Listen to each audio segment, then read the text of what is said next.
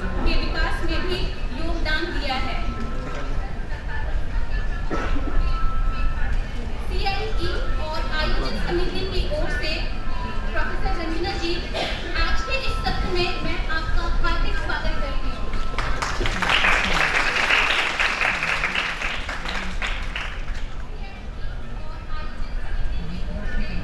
एक बार फिर से याद दिलाना चाहूंगी कि इससे पहले मैं CIE बेसिक स्कूल की छात्रा निधि से बुलाना चाहूंगी कि वो पंकज, हमारे head and dean professor Pankaj Arora को भी एक चित्र भेंट करें।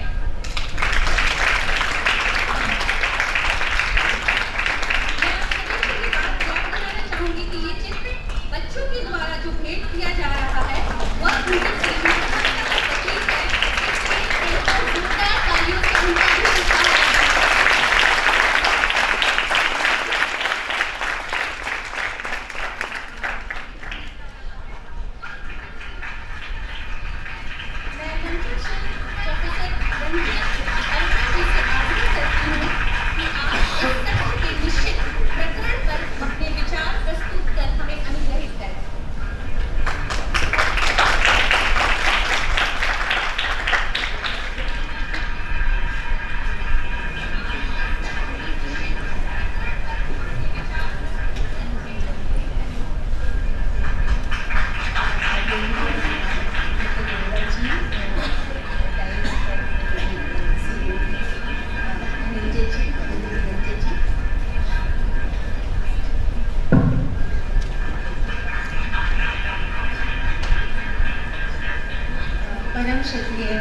प्रोफेसर रामचंद्रन जी, रघुनंदन जी, जॉइंट डायरेक्टर श्रीधर श्रीवास्तव जी, NCF, गोविंद जी और बहुत सारे आदरणीय प्रोफेसर्स, दिल्ली यूनिवर्सिटी, हमारे प्रिय teachers and students, this is really a very good opportunity for all of us that we are here for this kind of first seminar on National Curriculum Framework for Foundational Stage. It has been released on 20th October, and really I congratulate Delhi University, Central Institute of Education, that they are organizing this very important event, because if we percolate down this perspective as early as possible, this will be helping in early implementation of this. So बहुत ज़्यादा introduction में time ना लेते हुए जो हमें role किया जाए, we have to talk about pedagogy, approaches and learning outcomes. तो हम national curriculum framework for foundational stage, जब हम लोग की चर्चाएँ चल रही थी उस पर, जैसा कि अनुराग जी ने भी कहा, बहुत ही महत्वपूर्ण योगदान था हमारे प्रोफेसर रामचंद्रन जी का, जिन्होंने इनको डॉक्यूमेंट बनाया, और उस समय ये तमाम तरह की चर्चाएँ हुई, जिससे हमें भी बहुत सीखने का मौका मिला, और हम आपको उनकी एक ग्लिम्स आपको देने जा रहे हैं, उसकी समरी लेते हुए national curriculum framework for foundational stage. तो सबसे पहले हम लोग थोड़ी सी बात करेंगे करिकुलम लिटरेसी पर। ये जो पाठ्यचर्या की जो साक्षरता होती है, ये हमारे लिए बहुत ज़रूरी है। ये हम लोगों के सामने बहुत बार आता है जब हम लोग शिक्षकों से बात करते हैं और इस तरह की वर्कशॉप्स में जाते हैं। ये हमें देखने की बहुत ज़रूरत है कि किस तरीके से जो नेशनल करिकुलम फ्रेमवर्क आते हैं, या उसके बाद जो स्कूल लेवल तक जो ट्रांसफॉर्मेशन जाती है वो कैसे जाती है। यहाँ पर हमें ज़रूरी है ये एक लिंकेज देखें।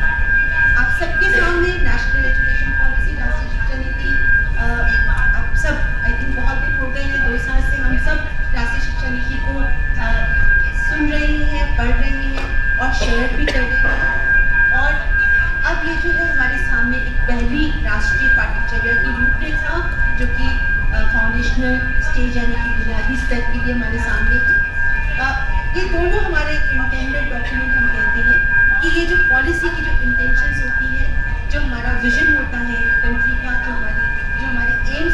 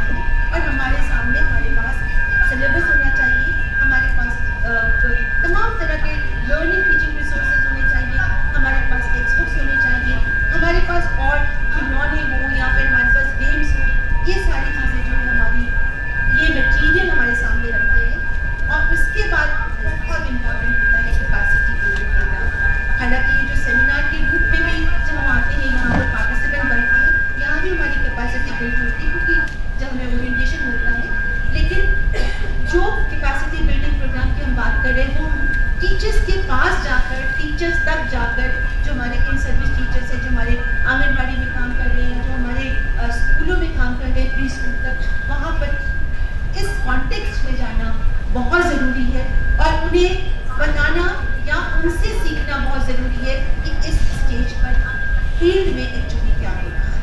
तो ये कैपेसिटी बिल्डिंग प्रोग्राम एक और इम्पॉर्टेंट कड़ी है कि उस करिकुलम लिटरेसी के प्रोसेस की, और उसके बाद the next is transformation at the school, जो आज अनुराग जी ने बहुत ही अच्छी तरीके से कहा कि हम जब तक उस तरह के चेंजेस को नहीं ला सकते तब तक हम ये नहीं कह सकते कि हमने अपना काम किया।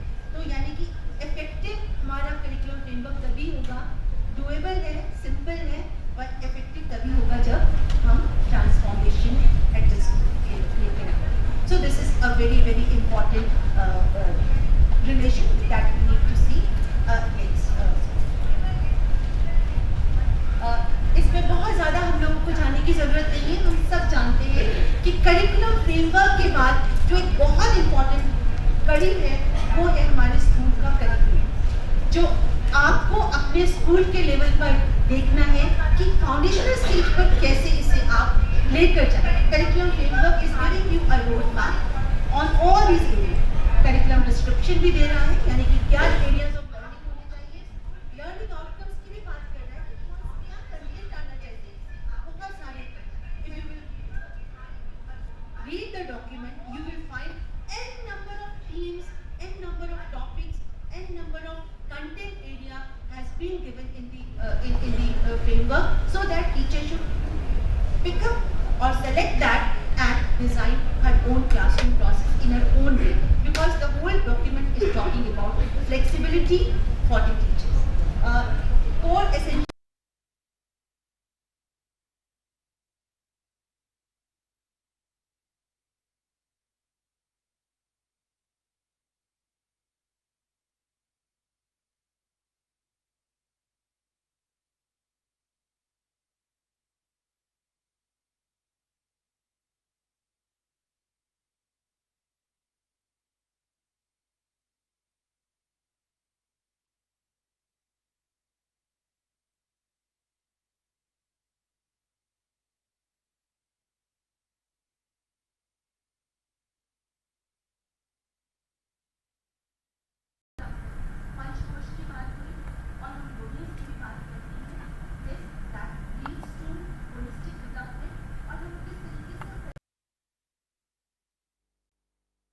we will be discussing here, and then teacher education of corresponding to all the stages. आपने जितनी भी स्पीचेस सुनी होगी, आज जितनी भी वक्ताओं ने आपके सामने अपने विचार रखे, सबने टीचर एजुकेशन को और टीचर को एक बहुत इम्पोर्टेंट कड़ी माना। और national curriculum framework for foundational stage के आप सभी पृष्ठों पर और सभी पेजेस में टीचर को आप एक इम्पॉर्टेंट रोल में देखेंगे। और रोल क्या, बच्चे के साथ एक अच्छी रिलेशन बनाने का और बच्चे को होलिस्टिक डेवलपमेंट लेकर जाने का। So which is very for all of Anurag ji ने तो बहुत ही अच्छी तरीके से ये बोल दिया कि हम सब यहाँ पर जो बैठे हुए हैं वो शामिल थे, लेकिन इससे भी बहुत ज़्यादा लोग इस एंडेवर में शामिल थे। हम ये एंडेवर बहुत ही बड़ा एंडेवर था।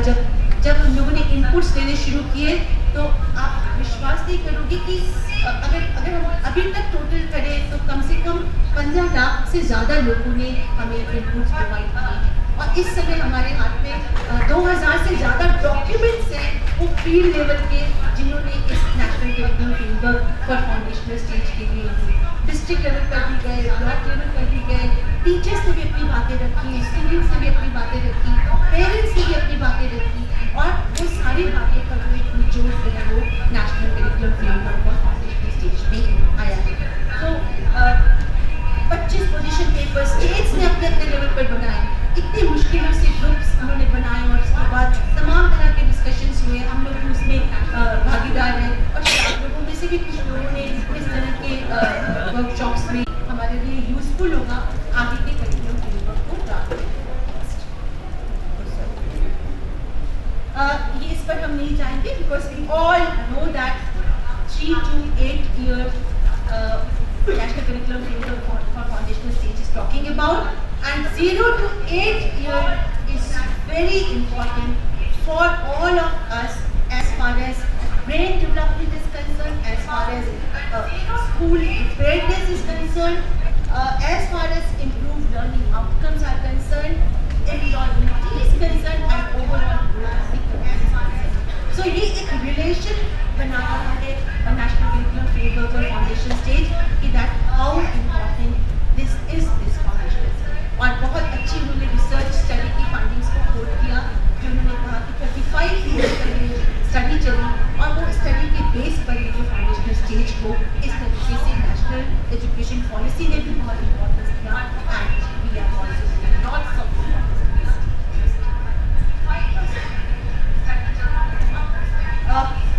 these are the transformative aspect of this curriculum framework. Flow and interconnectivity of aims, curricular goals, competencies and learning outcomes. I think all are here, all are responsible for taking education to the grassroots level. This first point is very important because this national curriculum framework is very meticulously talking about curricular goals. We will see that how it is making connectivity between among curricular goals, competencies and learning outcomes. And very important, now you will be observing the change in all the teaching learning material, textbooks, because those will be now competency based curricular material. Till now subject centric approach was there, till now chapter based approach was there, but now we will be moving towards competency based approach and how we will be looking at next slides. Holistic development of child Panchkosh Vikas is in focus, of course, along with the domains which we generally know and we are aware, physical development, social, emotional development, and aesthetic development. So, but those are now mapped with this Panchkosh Vikas, which is very important. Then conceptual development, then and introduction it is written Aditi, then Bodh, then Abhyas, and then Prayog, and then Prasar. So very nicely we are coming out with this pedagogic steps along with pedagogic principles. Then of course time is very important and very nicely this foundation stage curriculum framework is giving its perspective about organizing time. Lifestyle environment is in the focus, that we need to give children opportunity to observe environment, to listen to the sounds of birds, animals and river, so that a child learns from the nature, directly interacting with the nature. So that also is a focus in this. Early identification of disabilities, of course it is a very important area. As early as we will be identifying learning disability, other disabilities in our children, and as early as we will be giving them intervention through experts or how much it is required that we need to assess, as early as possible we will be taking our children towards holistic and strong development. Guidelines for curricular developers, syllabus and teaching learning material factors are there for that, and which are very important, and these are also helping us to make our syllabus and textbook for this foundation. Yes, this is very important. For all of you, this is very important because now this is a shift. We can say that because of this national education, 13 goals we have identified in this national curriculum framework for the foundation stage, and you can see, and those curricular goals are mapped with the domains. If we see that physical and motor development is a domain which you can also map to Annamay Kosh and Pranamay Kosh, and you see that what are the curricular goals we are going to take up here. Children develop habits that keep them healthy and safe. Children develop sharpness in sensorial perception. That these are the curricular goals. So whatever material we will develop, we will see that sensorial perception sharpness is taking place or not using that material. And children develop a fit and flexible body. So these are the curricular goals now we have to take up in that manner. अब हमें बहुत randomly कुछ भी ले लिया बच्चे को, कुछ भी एक्टिविटी करा दी और वो कुछ भी आपके ऊपर होगा, बट आप उसको मैप जरूर करें कि आप जो कुछ भी कराने जा रहे हैं वो मैप कैसे है. Flexibility is there. You can take up whatever activities as per the need and context of the child, but then you have to see that whether that is mapping the curriculum goals or not, that is mapping the competencies or not, or that is leading to because of that contribution or that we need to see. Social, emotional, technical development is very important area. And you see, we are getting all the goals: cognitive development, language and literacy development, and aesthetic and cultural development. And in addition to these 5 goals, we have also taken a focus on emotional skills. We felt that positive learning habits very developed. So that has also been taken care as an additional goal. Just some simple example I am just going to give, because our learning outcome is also the heading of this session.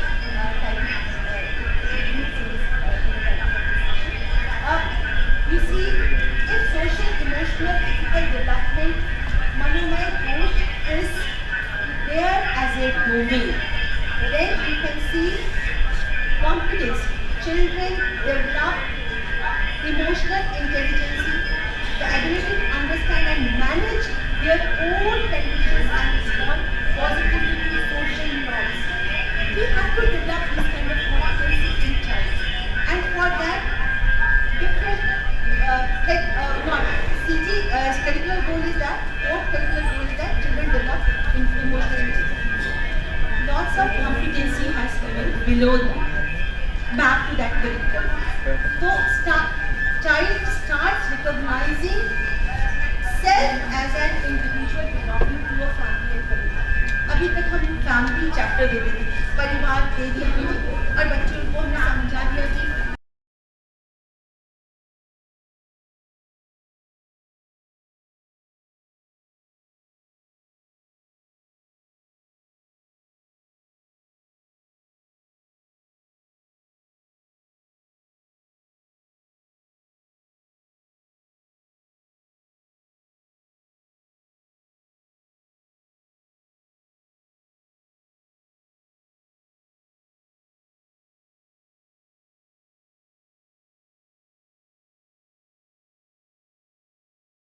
child is able to answer those 4-5 questions.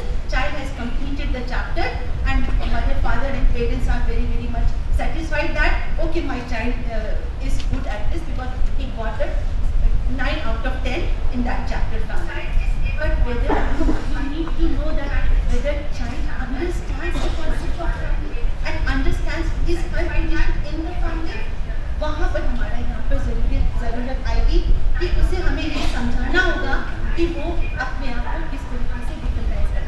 और शुरू में हमने बहुत छोटा सा गोल रखा, बहुत छोटा सा लर्निंग आउटकम रखा है कि वो केवल अवेयरनेस अपनी अवेयरनेस शो करता है कि उसके फेवरेट टॉय, क्योंकि ये सेल्फ बहुत धीरे डेवलप होता है.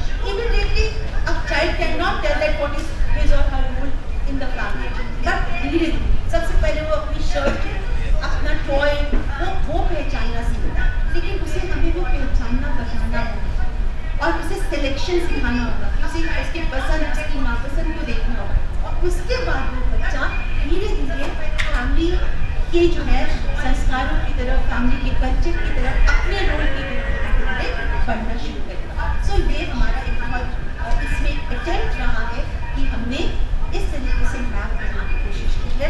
करिकुलर गोल्स, कॉम्पिटेंसीज, और कॉम्पिटेंसी आपको कॉम्पिटेंसी आप सब टीचर्स हैं, आप सब विद्वान भी हैं और जानते भी होंगे कि कॉम्पिटेंसी की अगर हम डेफिनेशन लेते हैं तो नॉलेज, स्किल एंड एटीट्यूड। लेकिन कई बार हम लोग क्या करते हैं, अपनी किताबों में और अपनी पेडागॉजिक बिहेवियर में नॉलेज पर बहुत ज़्यादा एम्फेसिस देते हैं, but not the skill and attitude part. Attitude पर तो बहुत कम, स्किल पर तो चलिए फिर भी हमने कुछ एक्टिविटीज दे दी, कुछ करवा दिया एंड कह दिया कि child is able to do that activity और not, but whether child has developed positive attitude towards whatever action you are anticipating from the child, ये हुआ कि नहीं हुआ, तो अब हमें ये बहुत ध्यान में रखना है। करिकुलर गोल्स के साथ, कॉम्पिटेंसीज के साथ आपको लर्निंग आउटकम्स देखने हैं, वो ऑब्जर्वेबल है, और वो लर्निंग आउटकम्स हमें competency. So this is one example which I want to give. I'm not going to give a great example because time this is impossible to see. Language and literacy, if it is a domain, then children develop effective communication skills for day-to-day interaction in two languages. This is our competence. And for that competencies, it is our curricular goal. And for that curricular goal, we have these kinds of competencies that child is able to listen to and appreciate songs right. और अगर ये बच्चा इस तरह की competency develop करता है कि वो राइम सुनकर, गाने सुनकर खुद भी गाता है और बहुत अच्छे गानों की सिलेक्शन करके सुनने की कोशिश करता है, तो इसका मतलब आपने ओवर द ईयर में ये कॉम्पिटेंसी डेवलप कर दी। म्यूजिक के लिए आपने इसके अंदर, और जो लिटरेरी सेंस है उस गाने का, उसके लिए आपने उसके अंदर एप्रिसिएशन डेवलप कर दिया है, और वो धीरे धीरे लैंग्वेज और लिटरेसी की तरफ वो अपना कदम बढ़ा रहा है। And that curricular goals we are going to achieve after maybe in later years that child is effective. So this we need to see that now we need to be very good evaluator and assessor of our children, that whether they are developing these kinds of competencies or not, whether they are performing on that learning outcomes or not. So rather than textbook oriented teacher or textbook focused teacher, now we have to move towards competency oriented teacher and curricular goal oriented teacher. So this is very important. बहुत साल पहले हमने doctrines की किताब पढ़ी थी, that is primary school curriculum, और उसमें उन्होंने बहुत अच्छी तरह से लिखा था कि there are two kinds of society, one is syllabus society and the other is curriculum society. So when syllabus society always talking in terms of we have to complete the syllabus, we have shortage of time, but curriculum society does not talk about completing the syllabus. They talk about developing competency in children, and the whole holistic approach that society take care of. So now we have to really move from syllabus society towards curriculum society, and I know this national curriculum framework of foundation will help, and coming frameworks will also help with the help of all. Learning through play. In the core of teaching learning process, play is there for the foundational stage. So whether conversation, children are very like curious to do conversation with each other, but we often don't have time, so that we always say that syllabus complete करना है, चलो बैठ जाओ अभी हम कुछ और बातें करेंगे, लेकिन वो syllabus, आपकी conversation should be the part of the syllabus, integral part of the curriculum.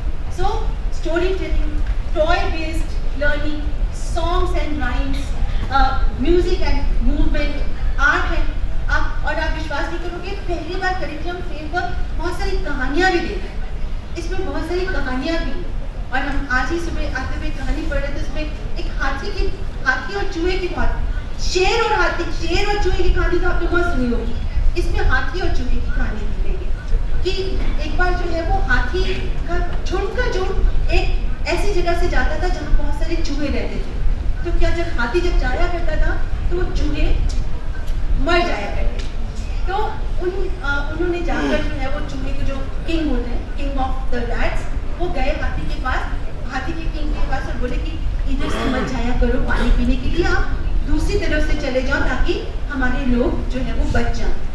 मान लिया उन्होंने कहा ठीक है हम नहीं जाएंगे उधर से, और वो उधर से जाना उन्होंने बंद कर दिया। और एक ऐसा दिन आया जब हाथी का कुछ एक झुंड जो है वो बहुत बड़े जालों में फंस गए, जो शिकारी जाल नहीं लगाते। अब तब उस किंग को याद आया कि हमने एक बार चूहों की मदद की थी, तो वो चूहों के पास गए, किंग के पास। उन्होंने कहा हमें आपकी मदद की जरूरत है, और उन्होंने बहुत सारे चूहे भेजे और हाथियों को जाल से छुड़ा। अब एक नए तरीके से इस स्टोरी को रखा गया। टीचर्स के पास तो बहुत सारे इनोवेटिव वेज है रखने के। अब इसकी तरह तरह की इंटरप्रिटेशन करवा सकते हैं बच्चे, अपने क्लास में इसको पूरा इनैक्ट कर सकते हैं। आर्ट इंटीग्रेटेड स्टोरी टेलिंग के बीच भी आप थिएटर इंटीग्रेट कर सकते हैं, ड्रामा इंटीग्रेट कर सकते हैं। और आप वो क्लास देखिएगा, वो बच्चे तो लर्न करते करते जो है वो थकेंगे ही नहीं, आप कब जाएंगे उनको लर्न कराने। So that much potential is there in this learning through play. So I'm not going to explain each and everything because my other speaker is also waiting for that. Then indoor games, outdoor games, spending time in and with nature. So these kinds of pedagogies and play-based learning are important. These are very important things. That we need to make relation. Teacher need to build positive relation with children. Very, very positive relation. Unless child will trust teacher, it is very difficult for children. So these are some of the pedagogic principles which foundational stage curriculum framework is giving, and many pedagogic principles we have already discussed while in earlier slides. Approaches to language and literacy for the foundational stage. So this is only when there are blocks. Blocks are given. Take first oral language, then take word recognition, then take reading, and then take writing. So use block approach for language literacy and learning. So don't start everything together, because at the foundational stage पहले आपको बच्चों के साथ बात करना है, और बात करते करते फिर उसको आप वर्ड रिकग्निशन की तरफ ले आएंगे, और उसके बाद आप उससे कहिए कि अब आप पढ़ना शुरू करो, और उसके बाद वो लिखना शुरू करो। इस तरह की अप्रोचेस की हम लोगों ने बात की है।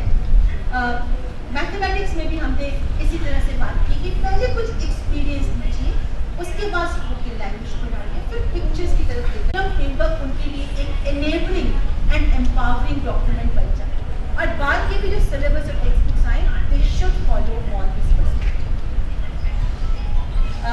बहुत ज़्यादा नहीं जा रही, क्योंकि आप सबके पास ही करिकुलम फ्रेमवर्क है, और आप सब ये देख लेंगे कैसे हमने मैथमेटिक्स को भी ब्लॉक वाइज लेने की बात की है, कि आप ब्लॉक पीरियड लीजिए, और उसमें जो है इस तरह के हम अपने कोशिश कर सकते हैं। ओरल मैथ कब देना है, कब हमें प्रोफिशिएंसी और स्किल्स की बढ़ानी है।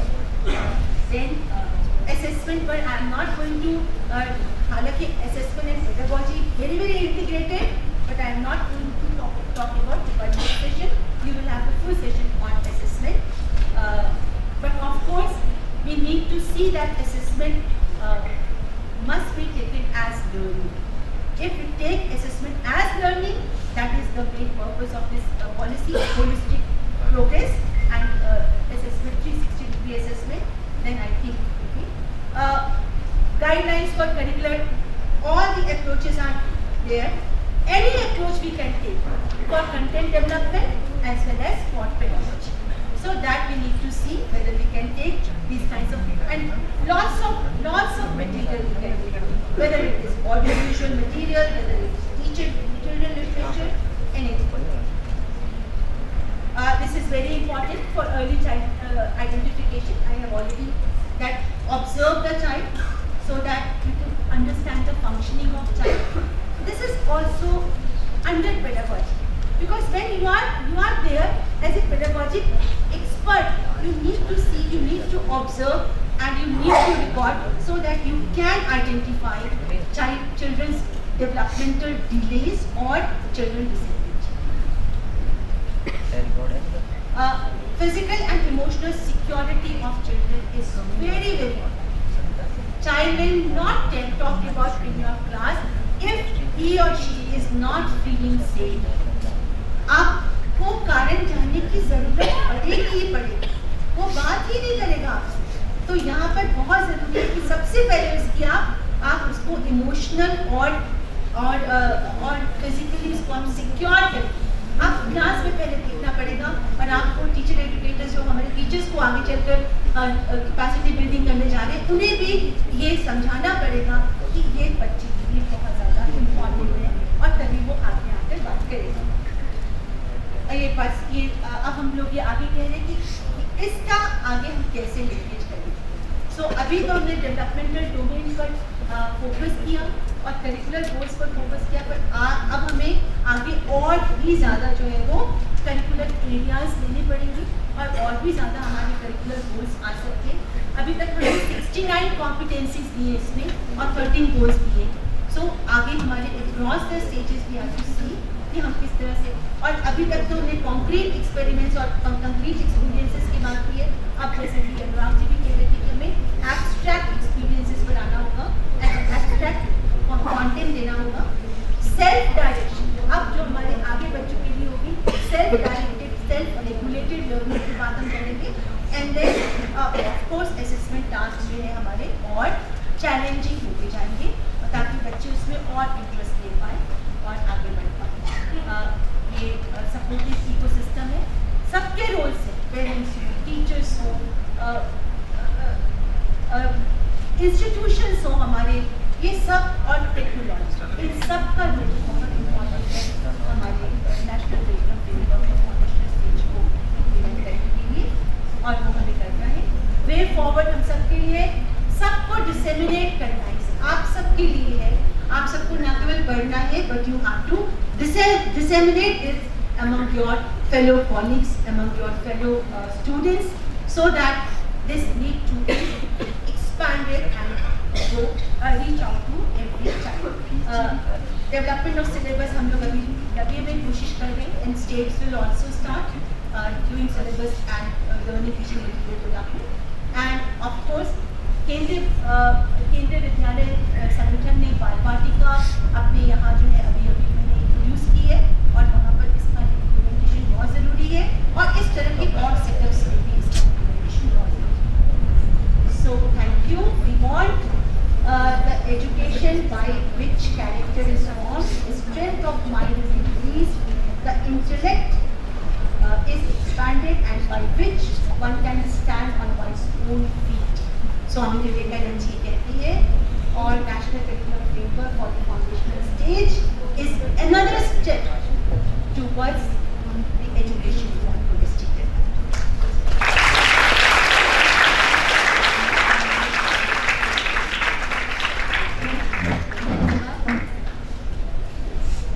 NCF फाउंडेशनल स्टेज के निर्माण और बच्चे को केंद्र में रखते हुए आपने जो सूक्ष्म विवरण दिया है, उससे निश्चय ही हम सभी आज बहुत लाभान्वित हुए हैं। इसके लिए आपको बहुत बहुत धन्यवाद मैम। इसके बाद मैं प्रोफेसर धनंजय सिंह जी से अनुरोध करती हूँ कि वह अपने ज्ञान से हमें लाभान्वित करें।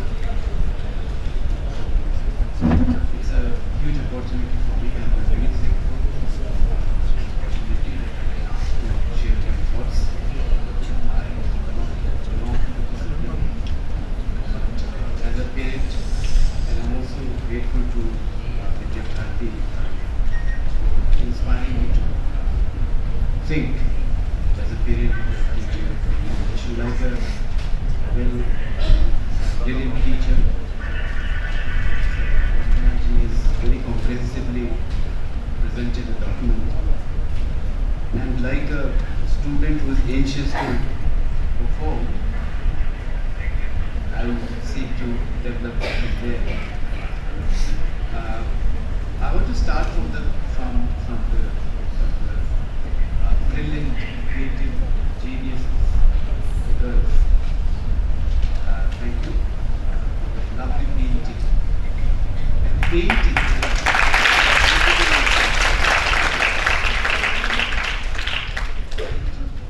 Painting pictures. I'm going to talk about some issues in this document.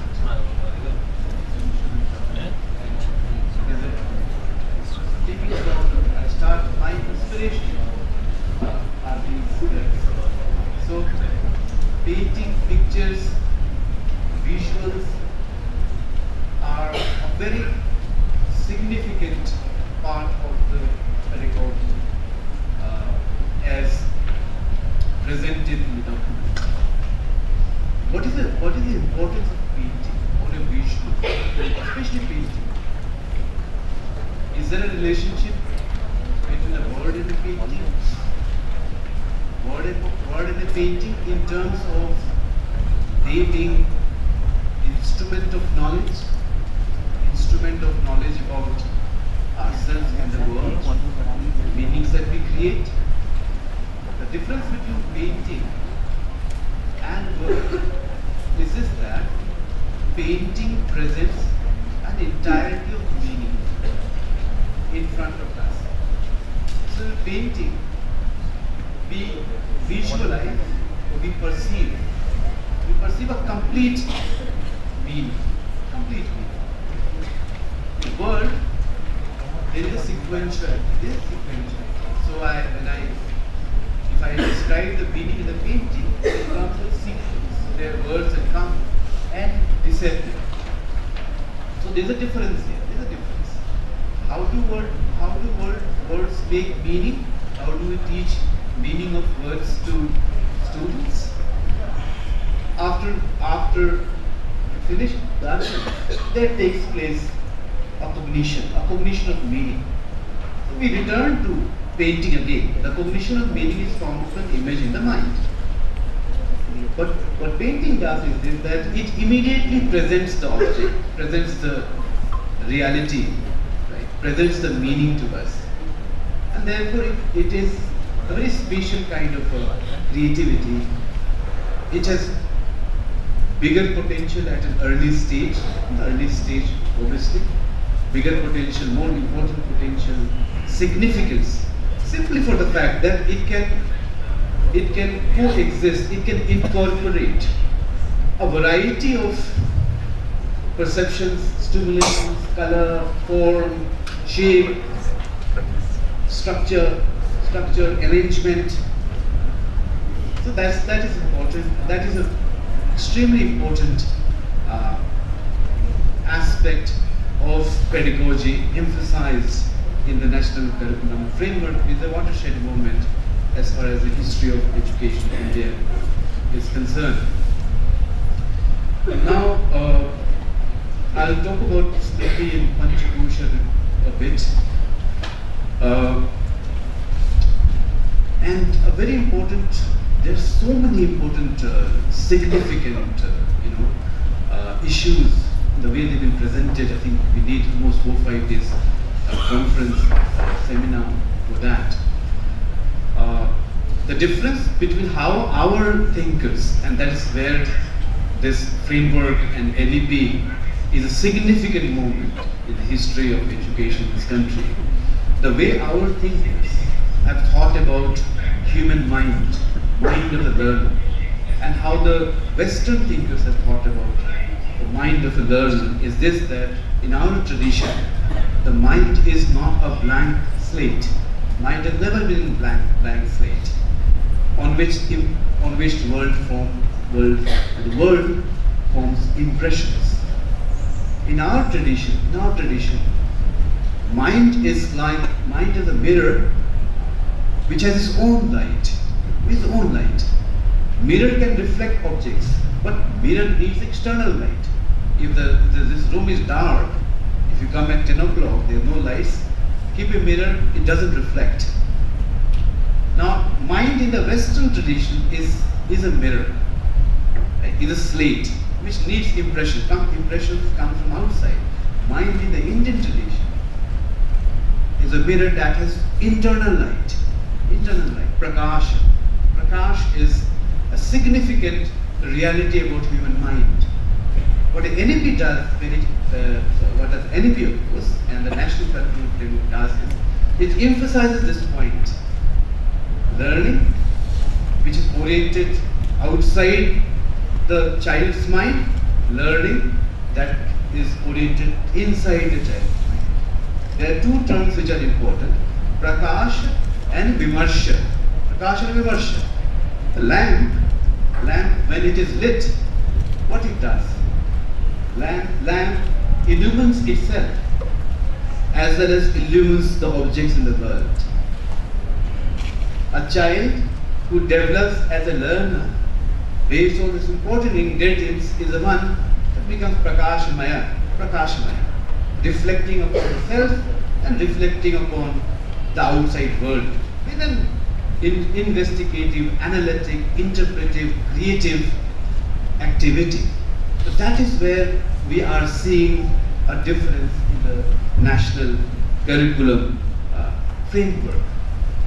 Now, so painting, visuals, activities, and what is termed as a release of responsibility.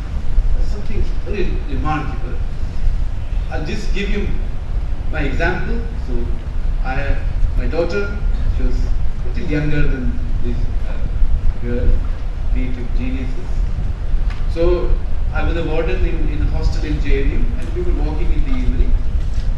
I was holding her hand, and I touched the leaf of a tree. She asked me, Papa, तुम तो छू सकते हो, मैं तो नहीं छू सकती.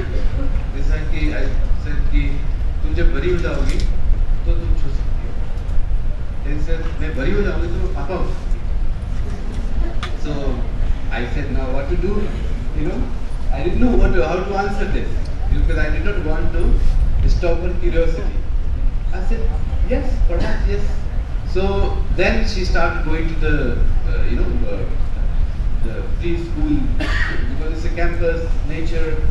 So then she came back after a month. She said, oh, she must have seen her teacher touching leaves and all. She said, no, I will become man when I grow up. When I was reading this, is such a wonderful document, and I'm so grateful to the respected professors, Srinivasanji, everybody, Professor Pastor, and Professor Ranjanji, everyone. It was such a great experience learning this. आपने पंचादी की बात की. हमारी tradition में questions और एक continual release of responsibility शुरू से. आप हमारी स्टोरीज को देखिए. Stories are very important. Stories को देखिए. इंद्र और विरोचन जाते हैं प्रजापति के पास पूछने के लिए कि हमें ये बतलाइए गुरु जी कि सेल्फ क्या, what is self. Now Prajapati does not answer. He could have answered theoretically, this is what is self. He doesn't answer. He gives first clue. The self is that which you see. Self is that you see reflected in a body of water. The body of water. And of course they go and they say there is a reflected body of water. They start thinking. The first thing he says is this, that go and meditate for 32 years and come back and then we'll discuss. Now 32 years is a bit of exaggeration now. 32, I mean, it's an exaggeration. Why exaggeration? Because it's a part of our narrative logic, if I can put it. Because so that we remember. अगर उन्होंने 2 महीने बोला तो remember नहीं करते. 32 पूरा तभी याद है. Exaggeration is not because there is no scientificity or rationality reason नहीं है. Because oral tradition, orality की बात कर रहे हैं आप लोग. Writing से पहले बहुत important. Orality. Oral तो part है ना अपना culture, upbringing का part. questions. I'll talk about it in a bit of time. So वो कहते हैं कि ठीक है आप लोग सोचो, अब पहला चीज बताते हैं कि जो आपको रिफ्लेक्शन दिखेगी ना आपको वाटर में, वही है self. Both of them go see the reflection. They say that then the questions come to them that listen, the body cannot be self because if the body is diseased, is the self diseased? No, the self is not diseased. The body perishes. Does the self perish? No, the self doesn't perish. The importance of questions. These students को सोचने के लिए प्रोत्साहित करना जो शिक्षक का कर्तव्य है. तो दोनों सोचते फिर जाते हैं, कहते हैं कि नहीं जी ये तो गलत है, ये लग रहा है ये. Then again the teacher does not give a complete answer. They say that listen, that which is seen in your dream is the self. Both of them again go think about it. They say, listen, this is better than the body. But then this self that I see in the dream is running here and there. It can be here today, in a moment it's in America, it's in Chennai. No, this can't be. So what I'm trying to say, this particular beautiful story, it goes on till that stage where they have responded to each and every question on the subject. And at the final moment, they say that listen, Prajapati says, now is the time to enter into a dialogue. And then there's a dialogue. This is our tradition. This is where our tradition is central to education, central to pedagogy, and therefore it's a brilliant document. Theatre की बात आपने की, theatre का बात किया, songs की बात की. They are all central. It's very central. Activity क्यों central? Why do we involve kids like toys? Toys, different types of toys. क्यों इम्पोर्टेंट? एक्टिविटी क्यों इम्पोर्टेंट? एक्टिविटी इसलिए इम्पोर्टेंट है क्योंकि जो शब्द है, शब्द जैसे कि इसे एक कंपैरिजन है वो थिएटर से हो सकता है, एक कंपैरिजन थिएटर से हो सकता है. थिएटर की बात है कि थिएटर में अभिनय की आवश्यकता क्यों है? अभिनय यांगिक अभिनय, वाचिक अभिनय, आहार अभिनय, सात्विक अभिनय क्यों आवश्यकता है? अभिनय की आवश्यकता इसलिए है कि जो शब्द है वो लिमिटेड है, शब्द लिमिटेड है. You see psychologically you will realize कि आप बहुत इमोशनल, एक अगर प्रेशर होता है, इमोशनल कॉम्प्लेक्सिटी होती है, तो अपने आप जैसे मेरा भी देखो हाथ चलता है ऐसा बोलते समय चलता है, या इमोशनल या इवन थॉट की प्रेशर में भी होता है, बॉडी का करता है बात करना शुरू करने का. क्यों? Because it's completing the limitation of language. तो जो लैंग्वेज है especially at that stage of 0 to 8 years, तो शब्द है वो पूरा नहीं है. शब्द cannot communicate the meaning, cannot develop the competence of thinking, understanding, interpretation in children alone. Unless and until we involve the children in different types of activities, involve the body as such, touching the leaves जैसे की बात है, और बहुत सारे examples दिए हुए हैं. ये important है क्योंकि आप जब जो बच्चा है वो जब जो बॉक्स बना रहा होता है तो क्या करता है? वो यही करता है कि जो उसके अंदर, जैसे विवेकानंद जी, स्वामी विवेकानंद जी का कहना था, वो प्रकाश विमर्श से तो उसकी जो परफेक्शन हमारे अंदर है उसी का मैनिफेस्टेशन एजुकेशन है. जो प्रकाश हमारे अंदर है उसका विमर्श है, प्रकाश का विमर्श है वो एजुकेशन है. विमर्श क्या है? विमर्श बहुत इम्पोर्टेंट बात है. जब हम क्रिएटर्स बनाते हैं, इनोवेटर्स बनाते हैं, ह्यूमन माइंड की एक और एबिलिटी है जो कि हमारे शास्त्र कहते हैं. एबिलिटी ये है कि हम जब हम कुछ सीख रहे होते हैं, ना ही हम सिर्फ सीख रहे होते हैं, बट हम ये भी जान रहे होते हैं कि हम सीख रहे हैं. All great innovators, all great innovators, they are they do not only create things, but they are at the same time conscious of this creation. That is what is needed as such, and that is what is being talked about. और जो different aspects, ये इसके एक part है. मैं एक चीज पे जो कहना चाह रहा था वो जो स्मृति की बात इस डॉक्यूमेंट में की है. हम लोग जब स्कूल में थे तो हमारे समय में थोड़ा सा डिफरेंट था. तो मैं तो गवर्नमेंट स्कूल में पढ़ता, मैं मैथ्स की बात की तो मैं घबरा गया क्योंकि मैं बहुत मेरा मैथ बड़ा पुअर था. तो the point is this that what I'm trying to say is this that जो रिपीटेशन जो है कि स्मृति मेमोरी अच्छी चीज़ नहीं होती है, मेमोराइज नहीं करना है. तो हमारे ट्रेडिशन में तो ये एक रिक्वायरमेंट थी कि आपको सारे ग्रंथ जो है कंठस्थ होने चाहिए, सारे ग्रंथ होने चाहिए. फिर आपका अभिनव कैसे हुए अगर मेमोरी इतना निगेटिव है तो सबसे जो इम्पोर्टेंट एस्पेक्ट है कि मेमोरी जो है स्मृति और मेमोरी में अंतर है. स्मृति तो हमारे ट्रेडिशन का पार्ट है. स्मृति ट्रेडिशन जो रामायण है, महाभारत है, पंचतंत्र है, नाट्यशास्त्र है, ये स्मृति ट्रेडिशन है. और ये जो स्मृति ट्रेडिशन वही स्मृति है. स्मृति क्या है कि भाई जो आपने श्रुति परंपरा में जो वेद है, ऋग्वेद है, सामवेद, श्रुति परंपरा में जो ज्ञान है उसका रिमेम्बरेंस से ज्ञान के रिमेम्बरेंस से, रूप के रिमेम्बरेंस से नहीं, उसकी आकृति, उसकी जो एसेंस है उसके रिमेम्बरेंस में जो आपने ग्रंथ बनाए वो स्मृति परंपरा है. So स्मृति और memory, remembrance is such an important part of one of the most glorious intellectual traditions of the world. And to say therefore that smriti is not important is something really ironical.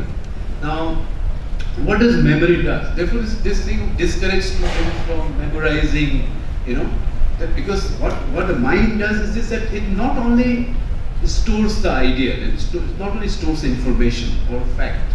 When we remember, basic example, I know my friend, I will give you a very basic example. I meet my friend after 15 years.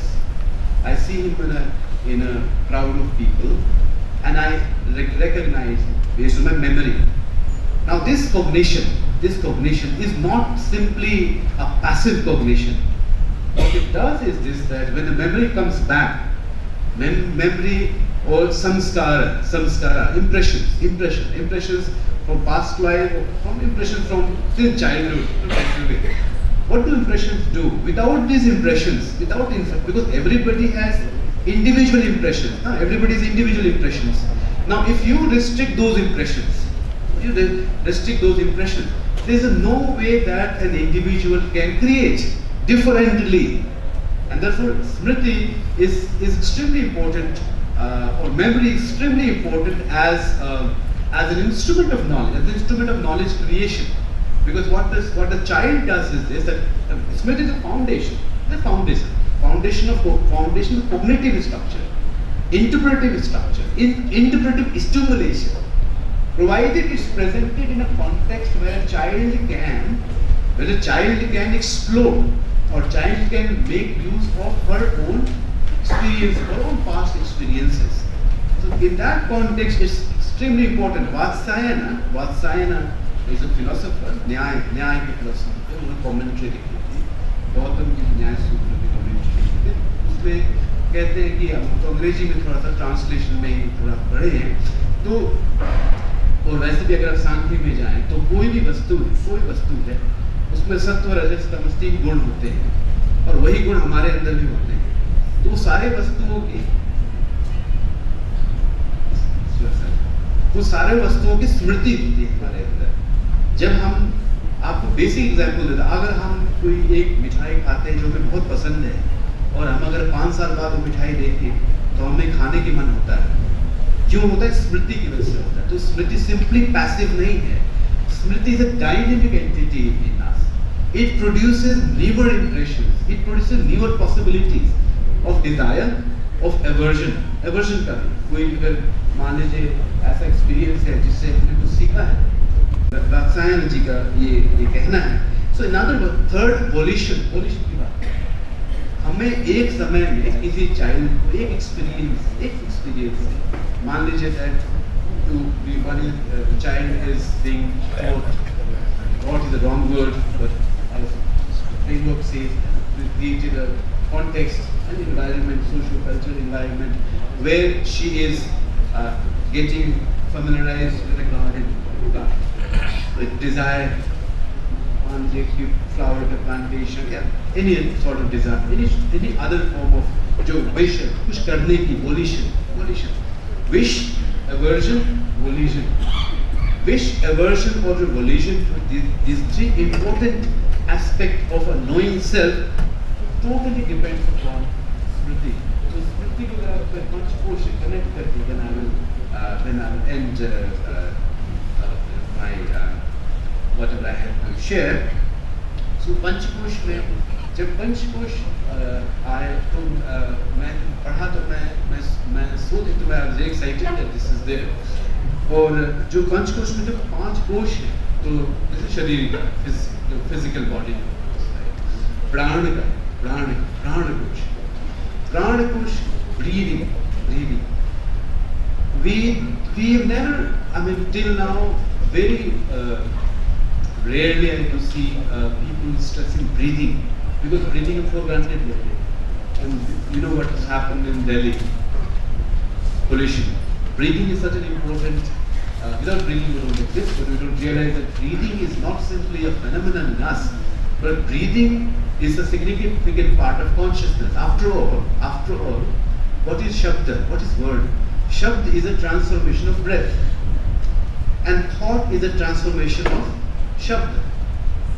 So Pran is at the core of linguistic cognition, and based on linguistic cognition is all different kinds of cognition.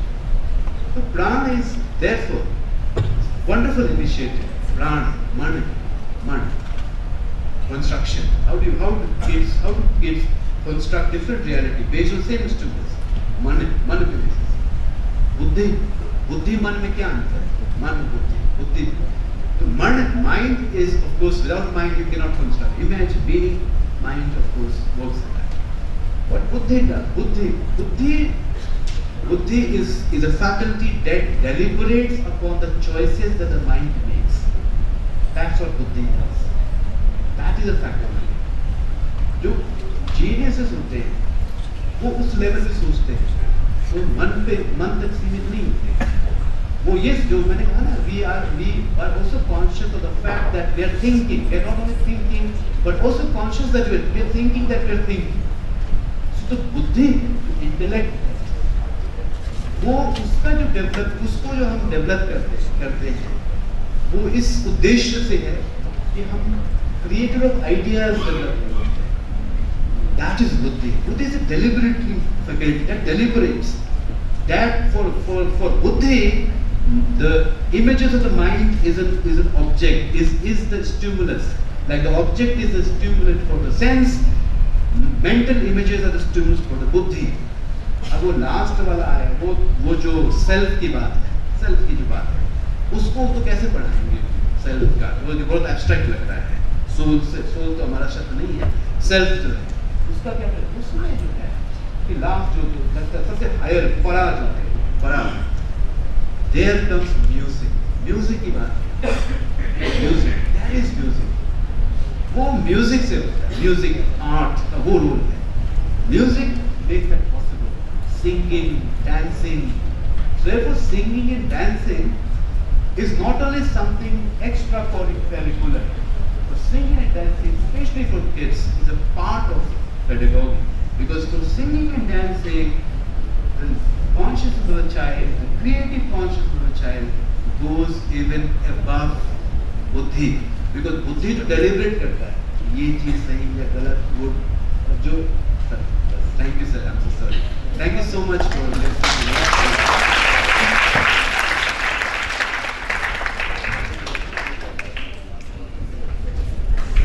Emphasizing painting as a center, how it depicts reality. A child's mind is also a state and that has inner life. Child is a learner that reflects in many ways.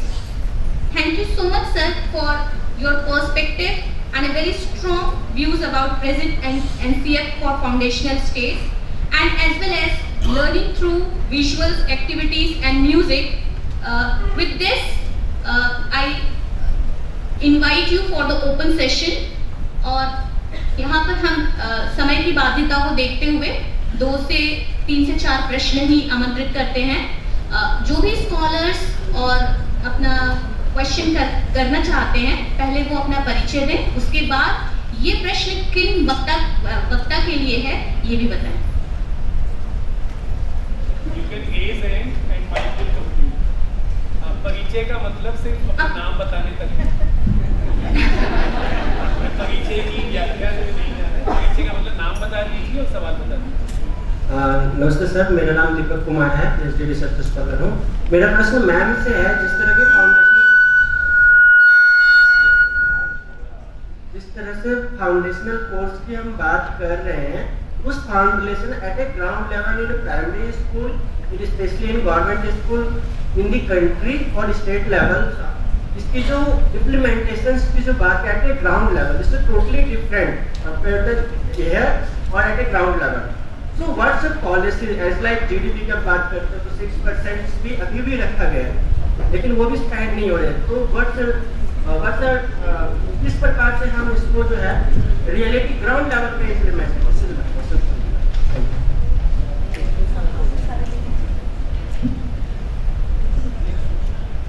Next question.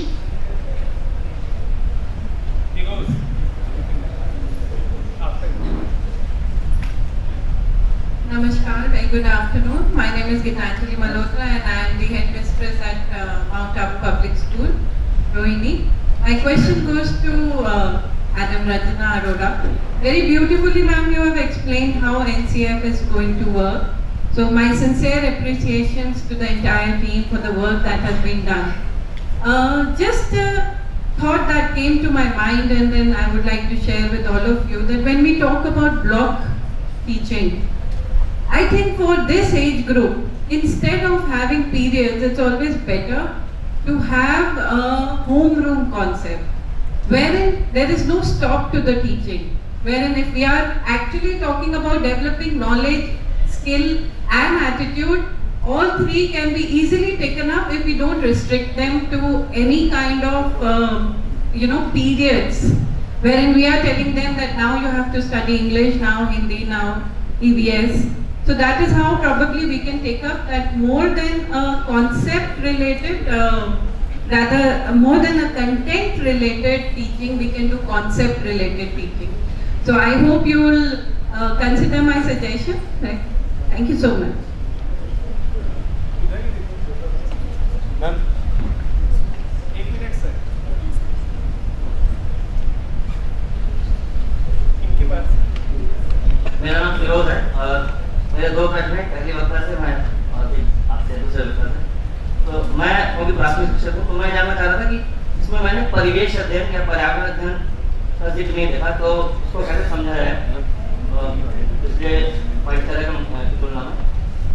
और दूसरा, pedagogy वाले हिस्से में ये जो play trips और field trips और HPC इनका जिक्र है, तो मैं जानना चाह मतलब मैं खाली बात करना चाह रहा हूँ कि PTR की बात किए बिना और टीचर टाइम की बात किए बिना ये कितना संभव हो पाता है, क्योंकि स्कूल में हम देखते हैं कि नॉन टीचिंग टास्क और सेंट्रलाइज जो एडहॉक इवेंट्स हो रहे हैं, तो उनकी वजह से उनकी संभावना थोड़ी सी मुझे मुश्किल लगती है। तो PTR की क्या बात हमें करनी पड़ी।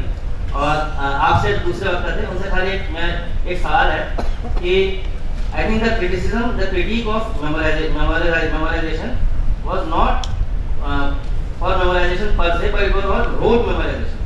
So will it be correct to say that memorization without understanding may have an aesthetic value, but without acquiring an intellectual value, without comprehension it cannot acquire an intellectual value. Will it be correct to say that? Thank you. And one last question, and then panelists will respond to those 4 questions.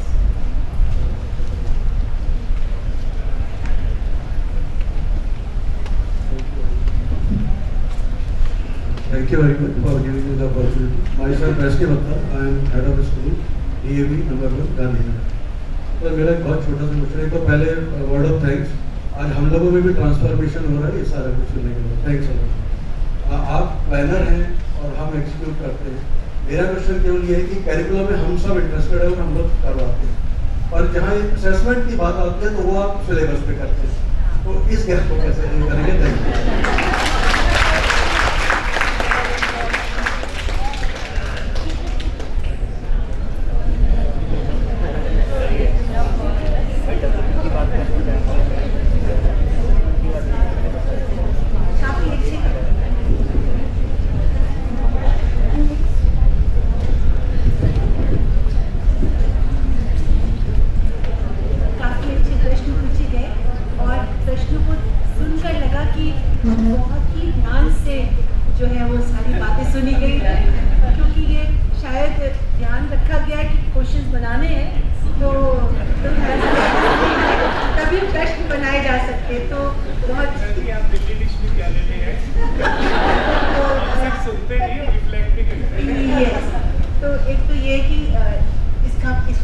ये भी है कि जितने भी आज वक्ता रहे वो बहुत ही अपने पर्पस में सक्सेसफुल रहे, कि आपके क्वेश्चंस बहुत अच्छे आए।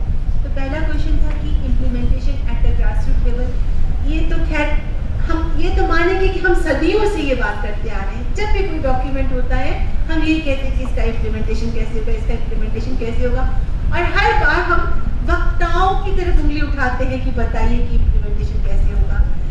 थोड़ा सा हमें अपनी तरफ भी देखना पड़ेगा, या तो आप प्रपोजल लेकर आइए कि हाँ हम इसको ऐसे इम्प्लीमेंट करना चाहते हैं, क्या आपको ये ठीक लगता है, तो हम लोग शायद और भी इसमें जुड़ सकेंगे। ये पूरा डॉक्यूमेंट इतना सिंपल और इतने डुएबल वे में लिखा गया है कि हमें नहीं लगता कि आपको बहुत सारे इक्विपमेंट्स और बहुत सारे इंफ्रास्ट्रक्चर, बस एक टीचर जो कि पॉजिटिव एटीट्यूड वाला हो, या फिर हमने तो पेरेंट्स की भी बात की है, बहुत बड़ा रोल है पेरेंट्स का, बहुत बड़ा रोल है कम्युनिटी का। तो हम सबको अगर मिलकर करना है तो रास्ते तो हमें खुद ही निकालने पड़ेंगे। हर वक्त जो है कोई इम्प्लीमेंटर ऊपर से नहीं आएगा, और अगर हम कन्विंस हैं इन आइडिया से तो we have to move ahead with our own plan, our own strategy. हाँ कि वहाँ हम सब हैं एक दूसरे का हैंड होल्ड करने के लिए, और ये इसीलिए कोशिश की गई है कि टीचर के हाथ में ये जाए, और इसमें कुछ ऐसी चीजें हैं जो कि टीचर बिना किसी मटेरियल के भी, स्टोरी टेलिंग में क्या मटेरियल लगता है आप बताइए। अच्छी अच्छी स्टोरीज अगर आपको आती है आप बनवा भी लीजिए, बच्चों से भी बनवा लीजिए, खुद ही बना लीजिए। आपके खिलौने बच्चों के पास तमाम अपने पास होते हैं या नहीं भी होते, तो बच्चे कागज से बहुत सारे जहाज, नाव, क्या कौन से मटेरियल इसमें लगते हैं। तो ये सब हमें ध्यान देने की जरूरत है कि हम कितना अपने लेवल पर इम्प्लीमेंट करें। पहले हम वो वाला रोल देख लें, फिर जहाँ दिक्कत आएगी हम सब बैठे और हम सब साथ मिलकर इसको करेंगे। दूसरी बात ब्लॉक टीचिंग की थी, तो ये केवल हमारे जो हमने इसमें जो दिया है वो कहीं भी प्रिस्क्रिप्शन नहीं है, ये सारे सजेशंस हैं आपके लिए कि इस तरह से भी हो सकता है, इस तरह से भी हो सकता है, इस तरह से। अगर आपको लगता है कि आप पूरे दिन एक बहुत अच्छी तरह से आप बच्चों को केवल लैंग्वेज लर्निंग ही देना चाहते हैं, तो ये आपको रोक नहीं रहा है। ये आपको ऑर्गेनाइजिंग टाइम में बहुत सारी बातें बता रहा है कि आप ऐसे भी ले सकते हो। ब्लॉक तो इसलिए बताया जा रहा है कि ये चीज़ पहले ले लीजिए, ये चीज़, क्योंकि ये आपको ज़्यादा सहायता करेगी अगर आप ओरल ब्लॉक पहले लेते हैं तो, या फिर बाद में राइटिंग वाला लेते हैं। बस ये इस तरह की सजेशंस हैं। लेकिन हाँ, ये इसलिए बार बार हर जगह लिखा भी गया कि इलस्ट्रेटिव एग्जाम्पल्स आर इलस्ट्रेटिव, आप अपने लेवल पर कितने भी एग्जाम्पल्स को बना सकते हैं। फिर तीसरी बात, परिवेश अध्ययन। अभी जो है हम लोग क्लास 1 और 2 में वैसे भी, और तो 3 से 6 साल तक हम कोई सब्जेक्ट परिवेश अध्ययन का लेते ही नहीं है, क्योंकि करिकुलम बर्डन भी कम करना है। तो हम क्या करेंगे, लैंग्वेज में ही इंटीग्रेट करेंगे और मैथमेटिक्स में ही इंटीग्रेट करेंगे। लेकिन परिवेशीय सेंसिटिविटी को यहाँ पर बार बार हर जगह बात की गई है कि कैसे आप बच्चों के अंदर ये जो परिवेश के प्रति सेंसिटिविटी कैसे डेवलप कर सकते हैं। तो ऐसा ही हम सिलेबस और टेक्स्ट बुक्स में भी करने जा रहे हैं। हम और 1 और 2 के लिए कोई अलग से नहीं दे रहे, पर दोनों किताबों में हम परिवेशीय अध्ययन को पूरी तरह से इंटीग्रेट करेंगे। जो थीम्स होंगे वो परिवेश से ही दिए जाएंगे। और चौथी बात, असेसमेंट सिलेबस पर होता है। ये शायद हमारे समझने की बात है कि हम असेसमेंट को समझते क्या है।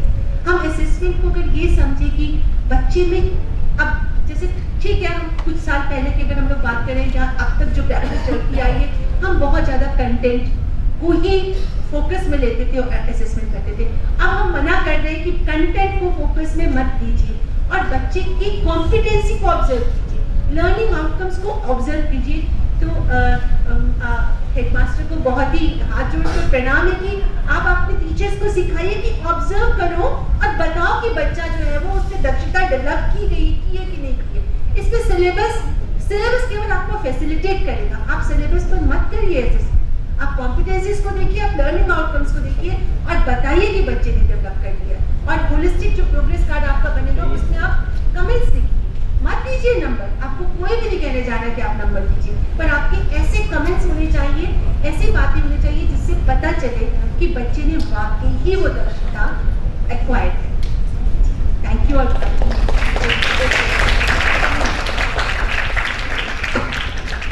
धन्यवाद। उम्मीद है कि हमारे वक्ताओं ने आपको अपने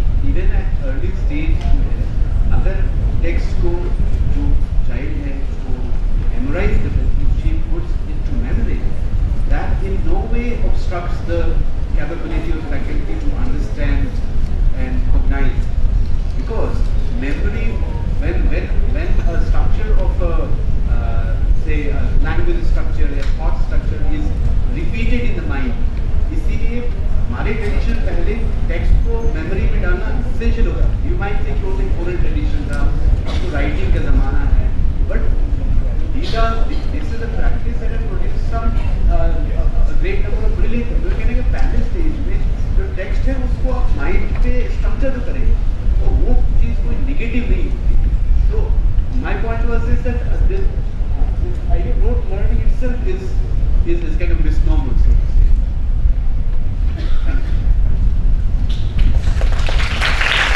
धन्यवाद। इसके साथ ही मैं विभागाध्यक्ष प्रोफेसर पंकज अरोड़ा जी से आग्रह करती हूँ कि वो अपना इस सत्र का कंक्लूडिंग रिमार्क दें।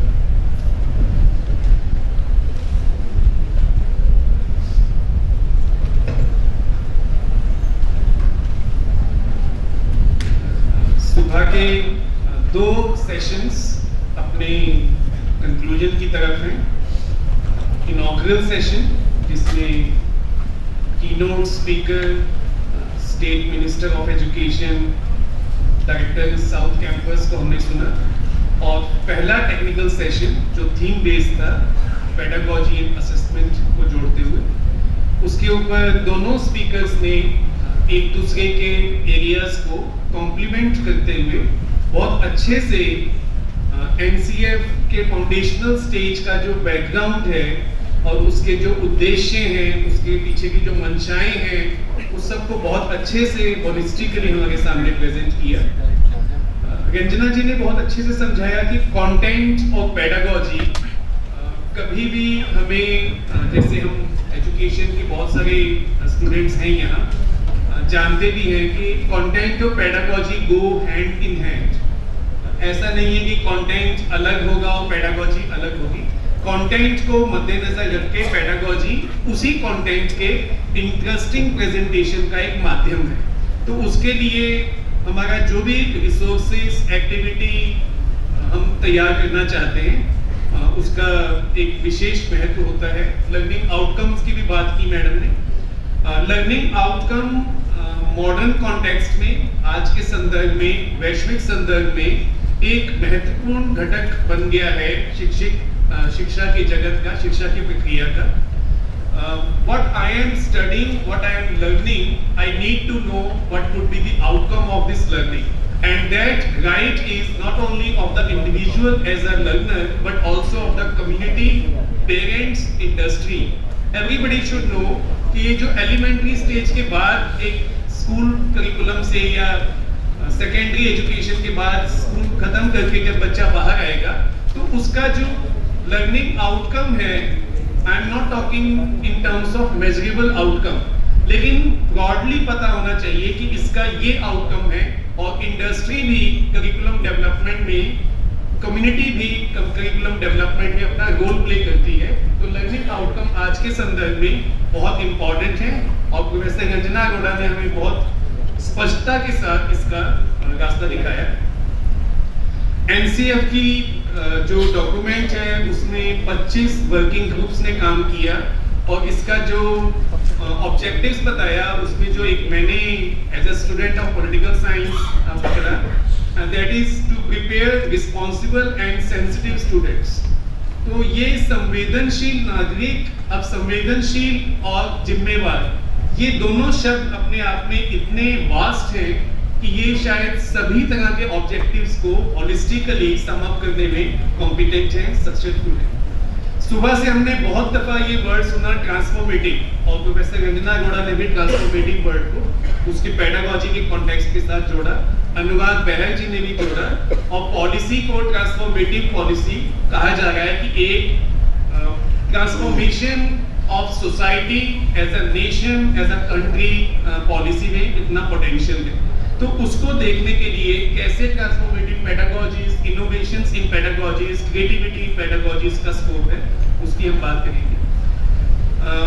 Friends, since morning we have been discussing this elementary stage curriculum, foundation stage curriculum, और joyful learning एक ऐसा उद्देश्य है जो अपने आप में एक साधन है। हम में से कुछ लोग इसको साध्य की तरह समझते हैं, एक साधन है। joyful learning is a process of learning which should be joyful. Care and love अपने दो पक्ष हैं, और as a student of education मैं मानता हूँ कि love is something which is essence of human life. अगर प्रेम के साथ, प्यार के साथ हम किसी भी कार्य को, किसी भी व्यक्ति को, किसी भी संस्था को नर्चर करना चाहते हैं, तो ये अपने आप में एक इतना पावरफुल टूल है जो ना सिर्फ यंग किड्स के लिए, चाहे वो हमारे CI एक्सपेरिमेंटल बेसिक स्कूल के बच्चों ने जो प्यार दिखाया और इस प्यार के साथ जो पेंटिंग्स बनाई, जो हमारे घरों में बच्चे हैं, जो हमारे समाज में बच्चे हैं, एक tool love is very powerful to transform them into a responsible information, knowledge और attitude की बात की। इंफॉर्मेशन एक्सप्लोजन का युग है, इंफॉर्मेशन बहुत है। गूगल के एक बटन के साथ 20 रेफरेंसेस हमारे सामने आते हैं। अब उन रेफरेंसेस में ठीक रेफरेंस का सिलेक्शन करना और उस रेफरेंस को कॉन्टेक्स्ट के साथ जोड़कर समझना, ये हमारा एक एटीट्यूड है, ये हमारा एक कॉम्पिटेंसी है। इंफॉर्मेशन नॉलेज में कैसे कन्वर्ट होगा और जो नॉलेज है वो एटीट्यूड को कैसे लिंक करता है, इसके ऊपर प्रोफेसर धनंजय सिंह ने हमें बताया और उन्होंने इंडियन इथॉस और वेस्टर्न इथॉस के साथ कैसे माइंड का एक जो कॉन्सेप्ट है उसको भी जोड़ा। We are grateful to you sir for this very enriching session. अपनी बात खत्म करते हुए इसी NCF फाउंडेशनल स्टेज के कॉन्टेक्स्ट को जोड़ते हुए मैं कहना चाहता हूँ, the first 8 years of child's life are extremely crucial because it lays the foundation for life long wellbeing. The pace of brain development in these years is more rapid than any other stage in person's life. Efforts to improve early childhood development should be thus seen as an investment and not as a cost. बहुत important है कि इन छोटे बच्चों के साथ जो development का काम, प्लानिंग में जो समय जा रहा है, जो ऊर्जा जा रही है, that must be seen as an investment and not as a cost. Quality early education will ensure that just the future success of individual but also promote long-term economic growth of the nation. With these words, I stop here and again thank both the speakers for this wonderful session. ना ज्ञान है, जो अनुभव आपने इस सत्र में दिया है, या यूं कहिए कि अनुभव के बिना नई पीढ़ी भटक सकती है। इसीलिए कोई भी समय हो, कोई भी सत्र हो, कोई भी जगह हो, बिना अनुभव के कोई आगे बढ़ नहीं सकता। इस अनुभव के लिए आप दोनों वक्ताओं का, प्रोफेसर रंजना अरोड़ा जी और प्रोफेसर धनंजय सिंह जी का धन्यवाद। श्वेता भट्ट जी का भी और धन्यवाद प्रोफेसर पंकज अरोड़ा जी का भी, जिन्होंने इस सत्र में का संचालन करके इनको बहुत अच्छा कर दिया है। और आप सबका भी धन्यवाद जिन्होंने इतने धैर्य से सुना है। और एक जो प्रश्न काल था वो बड़ा अच्छा रहा, बड़ा अच्छा प्रश्न पूछे गए और उतनी ही संजीदगी से उनका उत्तर भी दिया गया। इसके लिए भी आपका धन्यवाद। धन्यवाद सर, थैंक यू। और अगले सत्र में जो हमारे वक्ता हैं वो है professor K Ramachandran, member steering committee NCF, professor Sudhakar EFLU से हैं और प्रोफेसर सुमिति सानवाल वो NCERT से हैं। Thank you to all of you. और आप सभी लंच के लिए आमंत्रित हैं। 2:30 बजे हम फिर से मिलेंगे।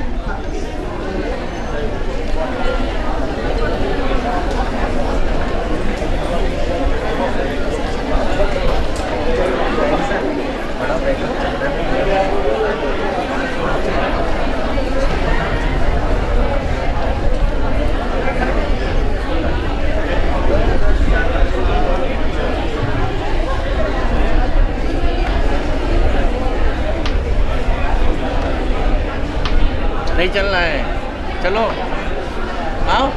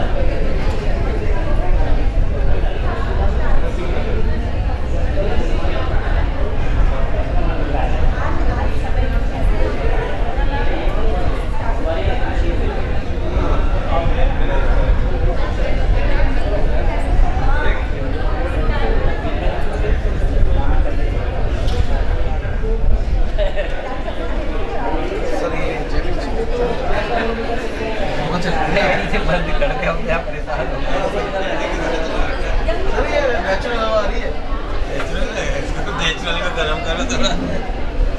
सर आप कर लो करके बाद में देख चले आपको लगा के खाना तो लगाया वो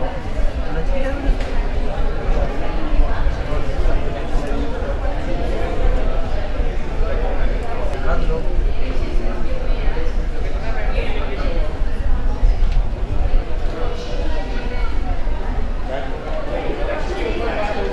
सबका सेशन के लिए कितनी दाव बात की आइए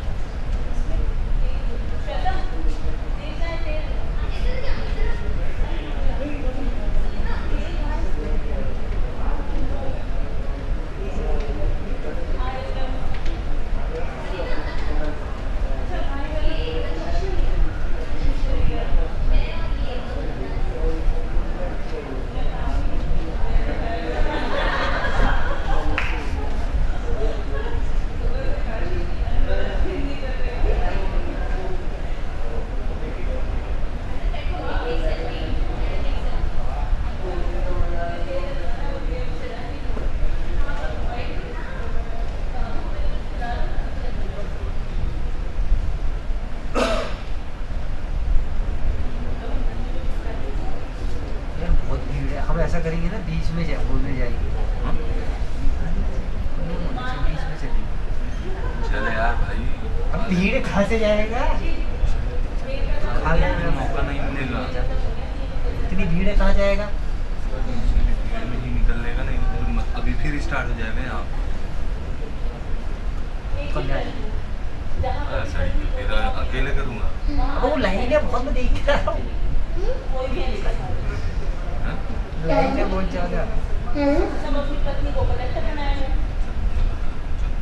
हेलो रुक जा, एक बार मुझे इसको कॉपी पे लगाने दे।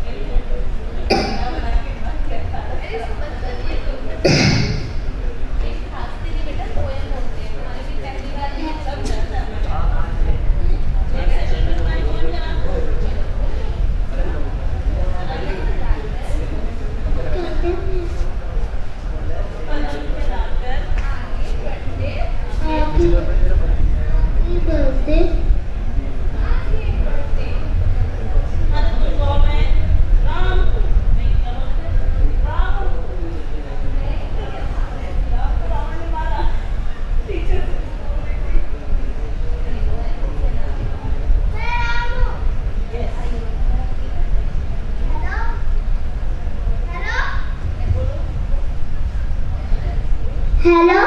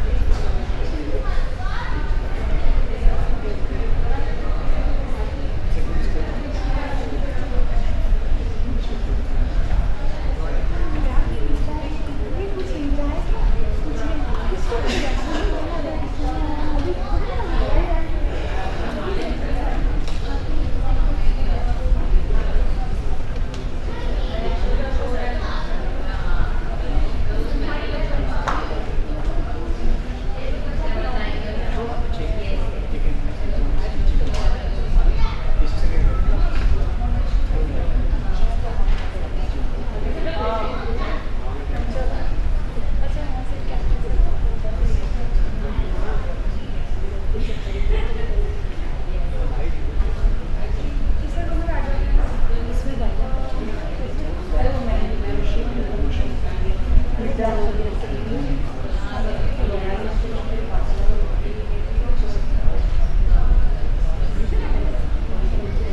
वहीं बैठ ये तो नहीं ये ना यही क्या पता क्या कहाँ रख के गई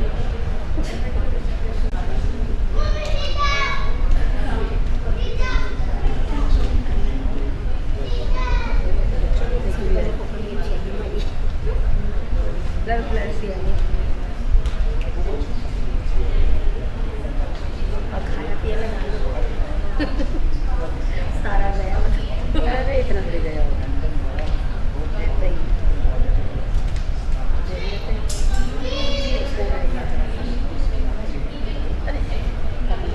खाना में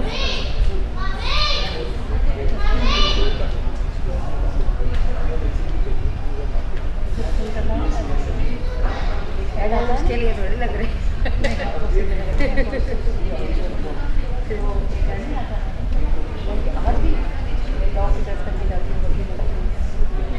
और क्या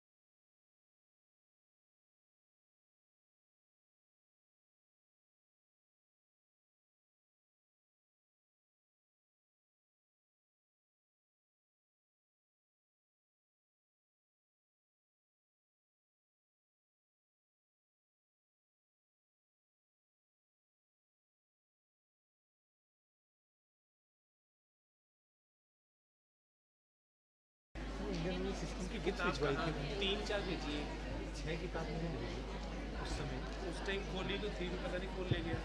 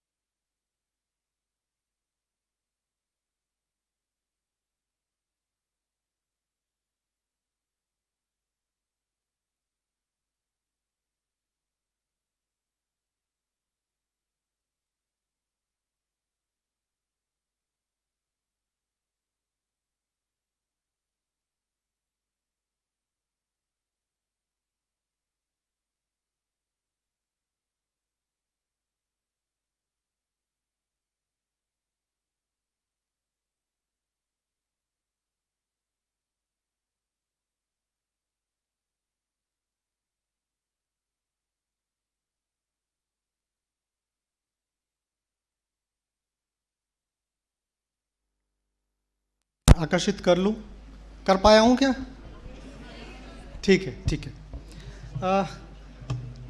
समय की मर्यादा को मैं शुरू से ही कंट्रोल में रखने की कोशिश कर रहा हूँ। और रामचंद्रन सर ने बोला है कि नो इंट्रोडक्शन, और जब नो इंट्रोडक्शन बोल दिया ना पहले से, मैं पहले से ही ये समझ करके आ रहा था कि सूरज को दीपक दिखाने का जो कृत्य है वो मैं कैसे कर पाऊँगा।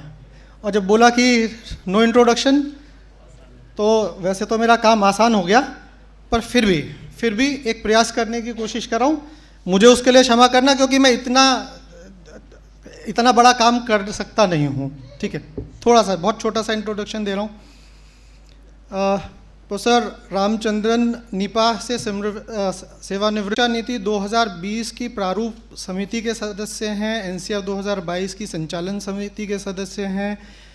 1990 से 2008 की अवधि के समय उन्होंने यूनिसेफ के साथ वरिष्ठ शिक्षा विशेषज्ञ और वरिष्ठ कार्यक्रम समन्वयक के रूप में भी अपना सहयोग दिया है।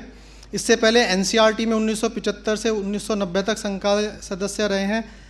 भारत सभी के लिए शिक्षा समानता के साथ गुणवत्ता की ओर और भारतीय शिक्षा प्रणाली में शिक्षक इस तरह की अनेक जो पॉलिसीज़ हैं उसके अंदर सर का मार्गदर्शन राष्ट्र को प्राप्त हुआ है। इससे ज़्यादा मैं कहूँगा ना तो फिर मेरे लिए दिक्कत हो जाएगी। ठीक है, ऐसा लगेगा कि उनकी बात को मैंने माना नहीं। प्रोफेसर सुधाकर हमारे साथ में हैं। हाँ, अब मैं माइक पे आया हूँ, कुछ थोड़ा सा ये मैं भी दिख जाऊँ कि मैं भी आया हूँ, थोड़ा सा समय मुझे भी दे दो। इसके अलावा ज़्यादा मौका मुझे मिलेगा नहीं, इसलिए मैं छीनने की कोशिश कर रहा हूँ। प्रोफेसर सुधाकर वेणुकपल्ली वर्तमान में centre for innovation and public system से जुड़े हुए हैं। Administrative staff college of India Hyderabad, central university of Karnataka में विजिटिंग प्रोफेसर, शैक्षिक और विकासात्मक अध्ययन के सदस्य रहे हैं। कम से कम 4-5 तो मैं देख रहा था कि इन्होंने स्नातकोत्तर उपाधियाँ ली हुई हैं। वैसे फिजिसिस्ट हैं और मुझे गर्व होता है ऐसा कहते हो कि फिज़िक्स का स्टूडेंट मैं भी हूँ। तो 2 PhD कर रखी हैं। हम सोचते हैं एक PhD करने में भी थोड़ा डर लगता है, 2 PhD करके बैठे हुए हैं। जो हमारे सामने श्रीवास्तव सर बैठे हुए हैं, हम सब का परिचय है, फिर भी बहुत शॉर्ट में मैं बताने का प्रयास कर रहा हूँ। संयुक्त निदेशक हैं NCERT के अंदर। सारी धाराओं में स्नातकोत्तर छात्रों के लिए सांख्यिकी इन्होंने अपनी सेवा प्रदान की है कि उसको समेटना भी मेरे लिए 3-4 दिन का काम होगा। तो ऐसे हमारे सामने वक्ता हैं, ऐसे एक्सपर्ट्स हैं, इनको फैसिलिटेट करने के लिए जैसा कि आपने सुबह से देखा है, हम बच्चों को आमंत्रित कर रहे हैं, बच्चों की पेंटिंग्स के साथ में आमंत्रित कर रहे हैं। पूर्वी क्लास 8th, मैं पंकज सर से रिक्वेस्ट करूंगा कि रामचंद्रन सर को फैसिलिटेट करें और साथ में पूर्वी आएँ। हम सुबह से ये बार बार बखान कर रहे हैं, हमें बहुत उत्साह है इस बात का कि ये पेंटिंग्स जो आप देख रहे हैं बच्चों ने खुद बनाई हुई हैं।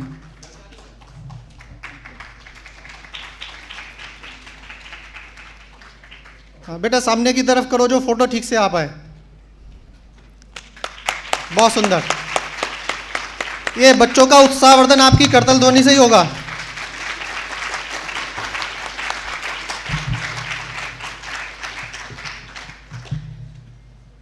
इसके बाद मैं बुलाना चाहूँगा चित्रेश को, class 8th CI basic school. Chitresh, okay Chitresh.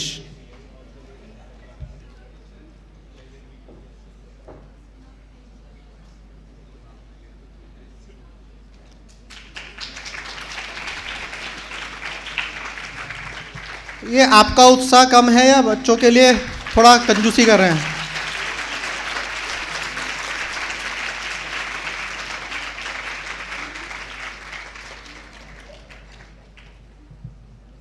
समीक्षा class 8th CI basic school. आ जाओ समीक्षा बेटा। श्रीवास्तव सर को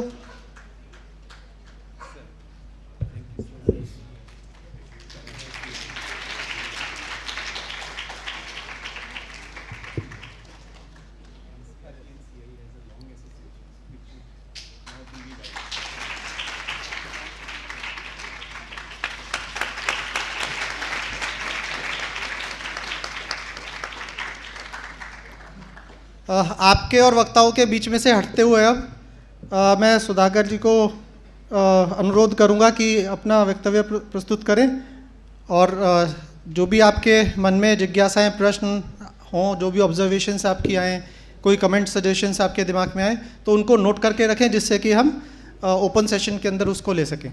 धन्यवाद।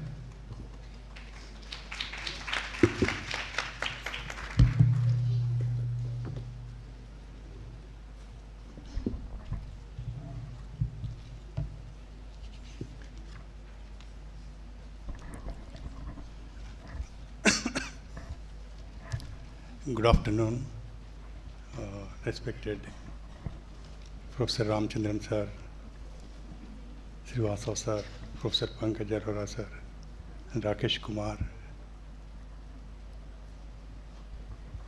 and respected members from Vidya Bharati and Institute for Educational Development Studies.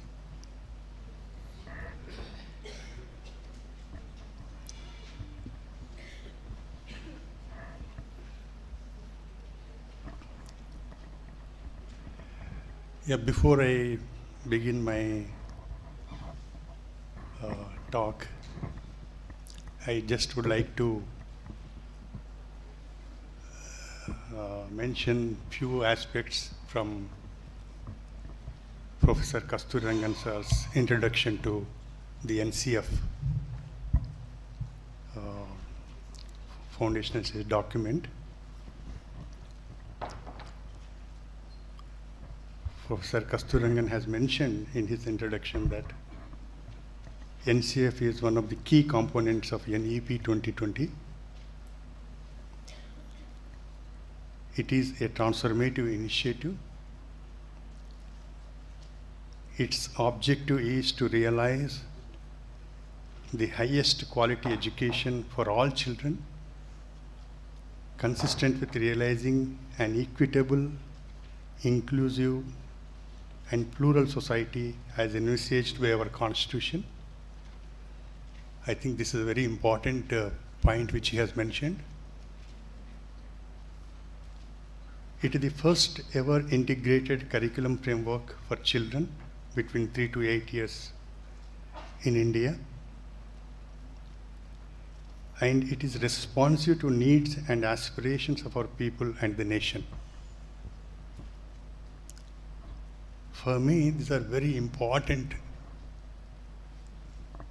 statements written by Professor Kasturirangan sir. Friends, before I touch upon my own reflections on this document, I would like to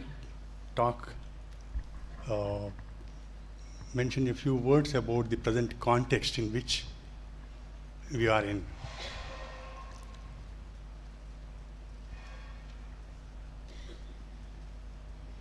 We are in the neoliberal environment, the market-driven environment,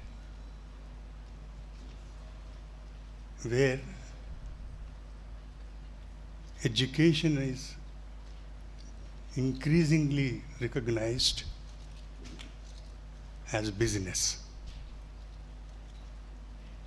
This is the model which is the market, repeatedly that image of education appears before us. And if we critically reflect on the situation, there are a couple of important aspects which I would like to problematize,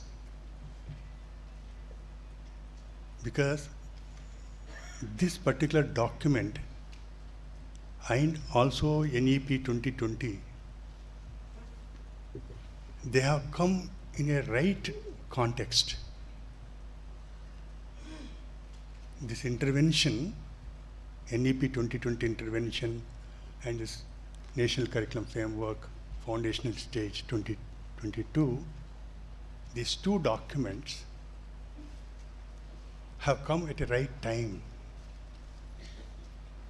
because we have, the market economy has taken us, swallowed us, all of us. The market is constructing our consciousness, our desires. This is very dangerous. Our tongues have changed. Ear has changed.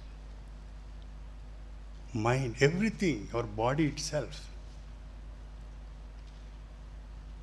The beauty is redefined.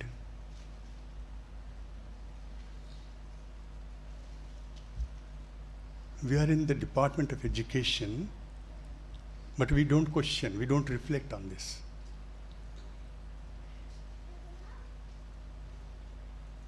Little children, their desires are constructed by market. Think about Kindle Joy. Kindle Joy, we have boys Kindle Joy, girls Kindle Joys. How the market so intelligently constructing children's desires to possess.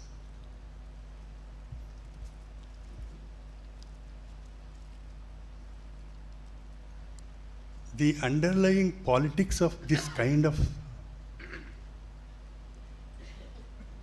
environment, reducing education to learning.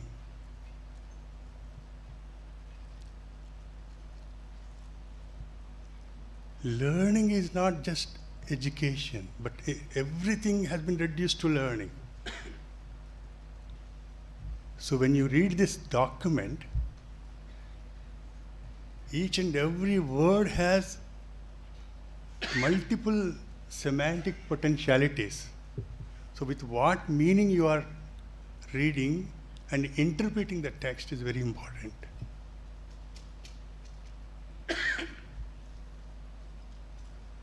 So learnification is happening everywhere.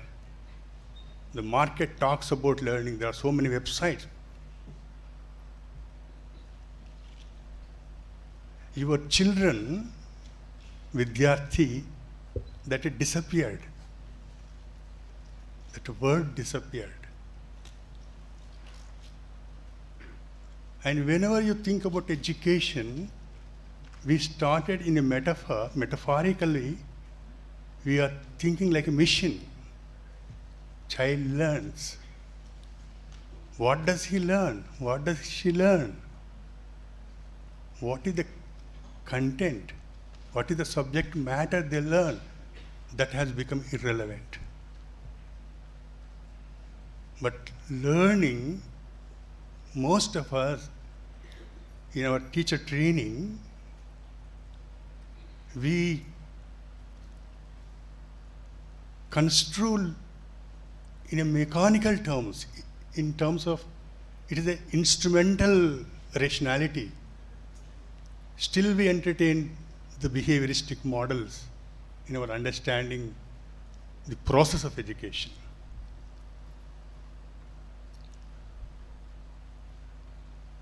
And one more dangerous thing which is happening, you might have noticed. The teacher has been reduced to facilitator. In Indian tradition, Indian ethos, the place which teacher has is totally different. As Professor Dhananjay sir has mentioned, that inner light, the divine soul, the teacher enlightens. Teacher has a different respectable position in Indian ethos. That has been totally disappeared today. So day-to-day discourse, when we talk about teacher as a facilitator, teacher as a mentor, teacher whatnot. But the idea of teacher which Indian ethos carries, it is not entering into our mind.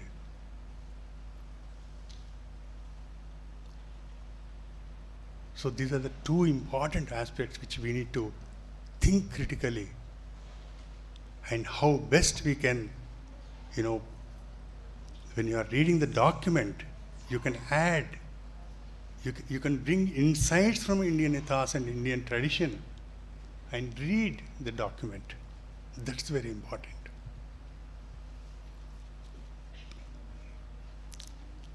Friends,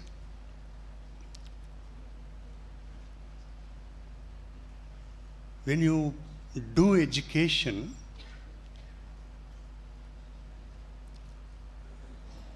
in our teacher training, we emphasize on cognitive development. We teach Piaget, we teach, developmental psychology and many other things.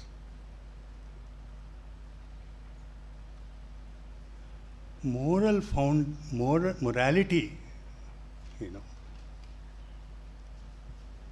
it's disappeared from our institutions.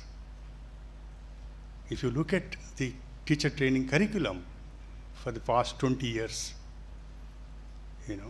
there is place for ethics and morality in our curriculum. When you talk about value-based education, it is very mechanical. It is very superficial kind of.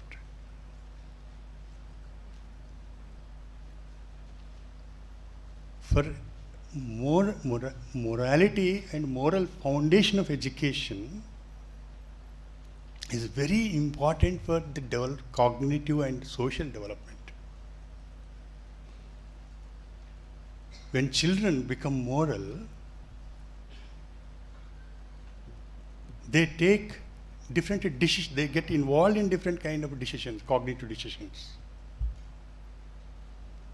So morality and cognition, they are not exclusive. But what we do, we only talk about cognition, cognitive development, and bracket out morality and emotions. This is another important, this is a very damage which we are doing in our institutions of learning.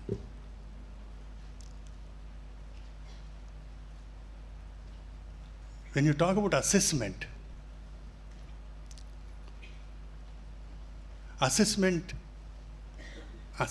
and evaluation of children, something it is very. Do you assess children? Do you evaluate children? Children in our tradition, they are divine souls. What do you assess? Children become something. See, in all our minds, linear logic operates because that is given by the Enlightenment colonial models. We always try to be deterministic. What are the cause and effect kind of relations we try to link? And that has come into our consciousness, and that it has become obsession. It has become our habituation in our institutions of learning. We never question that kind of linear logic. Some of you might have read Deleuze and Guattari's, a rhizomic kind of, Plato, different kind of platform, different kind of model, if you can think about.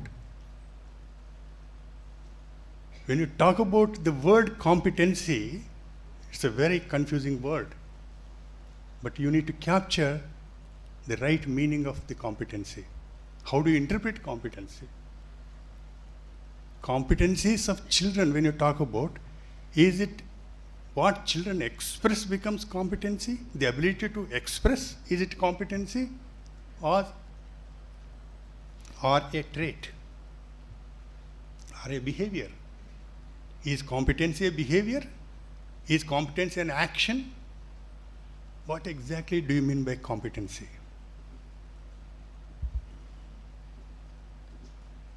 Competencies. When you talk about competencies of children, what children express only you want to measure. Children are becoming something.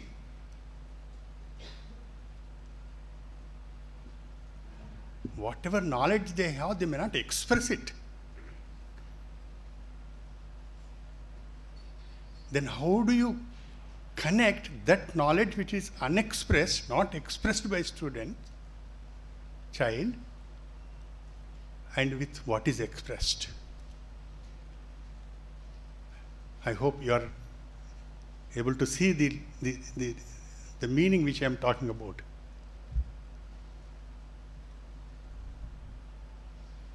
So if you talk assessment evaluation only in terms of what children express, that becomes the competency, and that becomes, when you talk about performance of children, how you are reducing performance of children into what they express. Children carry meanings, children carry emotions, children carry lots of things which they cannot express. But if education system, when you talk about system of education for children, what do you assess? How do you assess what children are becoming? Because children is a dynamic. It's not a static process, you know. Children always become something. That becoming process, how do you capture it?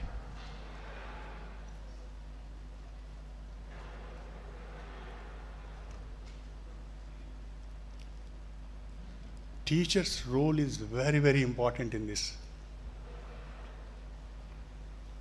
Who is evaluating? Who is assessing? We are assessing. What are we? What kind of knowledge I possess about children? What kind of theories and beliefs and attitudes I have about children? If I am not competent, so-called word if I use here also, if I am not competent to evaluate children, I don't have any right to be in the system.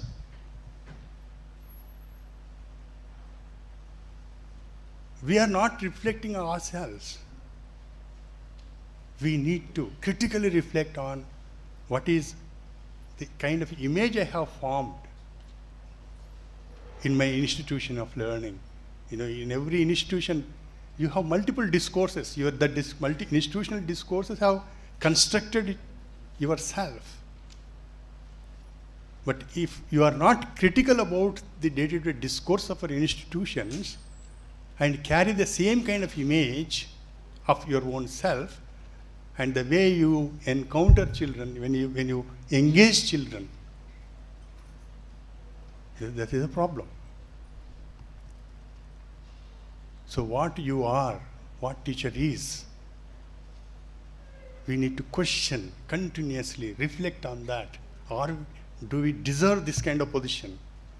Can I claim myself as a teacher for early primary childhood education? You know, I have to. Do I have that kind of, system? You know. For example, we need to learn how to watch children, how to listen to them, how to talk to them, how to converse with them, how to work with children. You know, these are difficult processes. Watching children, when you look at your gaze itself,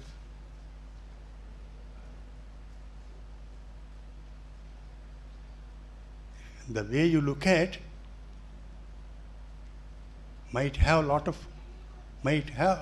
maybe with cognitive bias you may look at.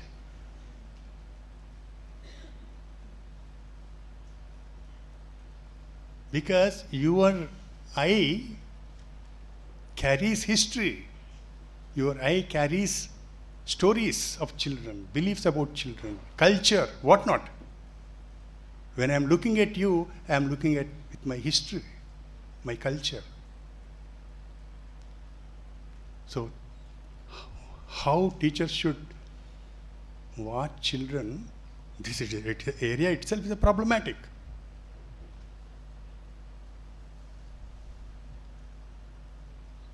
When children watch teachers, it is not just a sensory knowledge they get involved. They are not getting teachers, various parts of the body and trying to, where cognitive theories, talk about that kind of. No, it's not like that. Children also construct theory about you, about teachers. Little children, they have theories about teachers. They are theoretically loaded. So why I'm saying this is the teacher-student relationship, which Indian ethos talks about the spirituality of that that linkage, so sacred, so divine, that relationship, and how to bring that.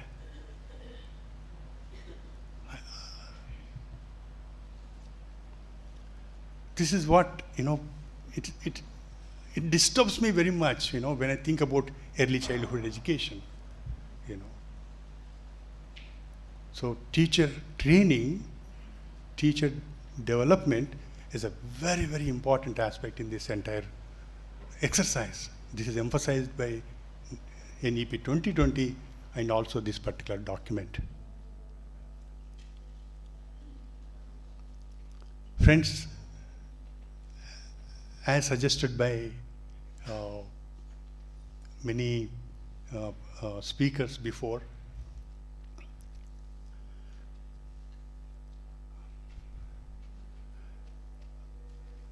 I would like to mention one more point which I forgot. See, there's a lot of commotion, or a lot of, people are talking about neuroscience, brain research. Oh, what lot of insights are coming from that. We must change early childhood education, blah, blah, blah, blah. Be careful about this. Again, they are talking about in a linear logic way, in a deterministic logic way. No doubt, nutrition, healthy environment that nurtures human brain, no doubt about it. But that is not the only cause. There are multiple situations, multiple activities in which we are all involved in, which contribute for the development of children. So, friends, I stop it here because it is disturbing me, this chit, always. Thank you very much. I thank the organizers for giving me this great opportunity. Thank you, sir.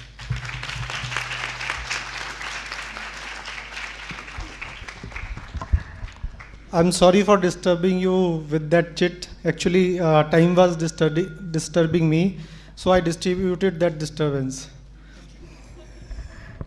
Okay. Sudhakar sir, thank you so much. हम wait कर रहे हैं अब Ramachandran sir को सुनने के लिए. Points friends कहीं लिखते रहें, आपके दिमाग में जो भी रिफ्लेक्शंस आ रहे हैं, जो भी ऑब्जर्वेशंस, कमेंट्स, सजेशंस, फीडबैक, जो कुछ भी आ रहा है उसको लिखते रहें, क्योंकि शायद अगले सेशन में हो सकता है आपके पास लिखने का मौका भी नहीं मिले. जब सुनने के लिए बैठे तो ये भूल गए कि कुछ लिखना है, और नोट्स बनाने के लिए बैठे थे और 5-10 मिनट बाद याद आया कि अच्छा कुछ लिखना भी था. तो इसलिए मैं पहले से ही आगाह कर रहा हूँ, पेन पेपर ले करके बैठें. जो चीज़ें सीधा निकल कर के आएंगी वहाँ से, जहाँ से ये सारा काम हुआ है, उसके रिफ्लेक्शन जो अंदर से निकल के आएंगे उसमें खो जाने का बहुत खतरा है. सर, मैं बिल्कुल बीच में नहीं आऊँगा. Thank you.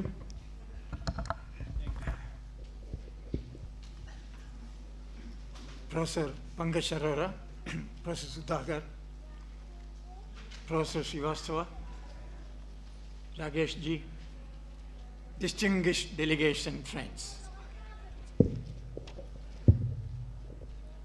excuse me for sitting and talking because I have some health issue. When we were drafting the policy in 2018-19, we used to recall an example from industrial and organizational psychology. That example went something like this. In the United States of America, in a company, a machine went out of order. The chief executive officer of the company invited a few engineers to find out what went wrong and what should be done to make the machine functional again. The engineers could not do it. Then came an ordinary mechanic. He said, "Sir, may I have a look at the machine?" He had a close look at the machine, tapped the machine a few places, and then asked the CEO, "May I have a hammer?" He was given a hammer. He hit the machine 3 times, and the machine started functioning. He went back and sent a bill for payment of $1,000. The CEO said, "For hitting 3 times, $1,000, that's too much." He said, "For hitting 3 times, I charge only $30, $10 per hit, $970 I charge to find out where exactly I should hit." So where exactly I should hit is more important than hitting. In other words, diagnostic ability to solve a problem and solving the problem in a real life situation. That's what we thought the national education policy and the national curriculum frameworks will start. Can we create a problem solver starting from the foundation stage? And that's the kind of thing we wanted. That starting from the foundation stage till throughout the course of education till higher education, can we have a student converted into a problem solver? And that is the beginning from the foundation stage. Some framework.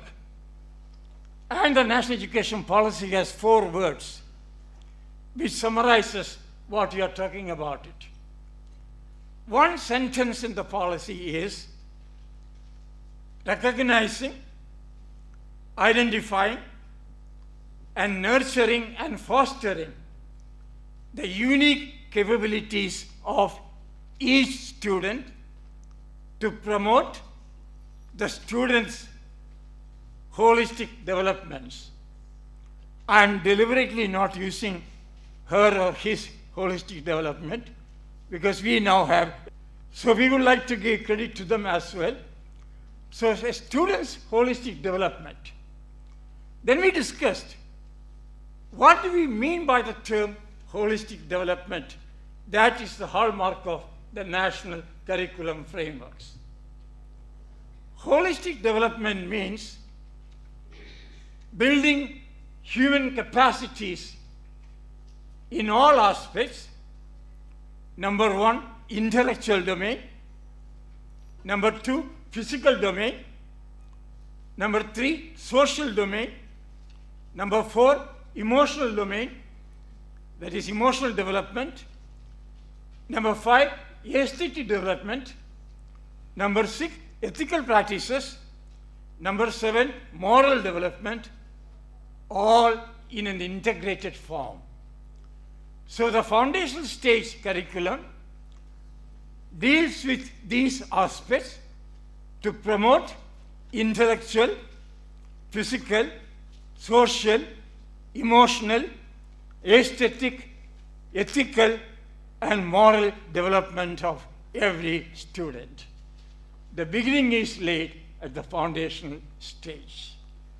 That's the kind of thing we are talking at the curriculum framework. So my topic is what you call contextualizing learning contents and assessment. The term contextualizing content means designing and selecting learning contents that would enable students to acquire and apply new knowledge in a real life situation. The term real life is very important. That comes in the context of holistic development. Second term in the curriculum framework, very important to us, flexibility. Flexibility in choice of what one wants to learn, flexibility in the pace of learning, flexibility in the trajectory of learning, flexibility in the mode of learning. We are sitting in the Institute of Lifelong Learning. I call it lifelong education because Hindi is easy, Ajivan Shiksha. And that's the place we are sitting here. Then I just happened to see a new book here, Indian Knowledge Systems. To test you have Indian knowledge system, I ask a question.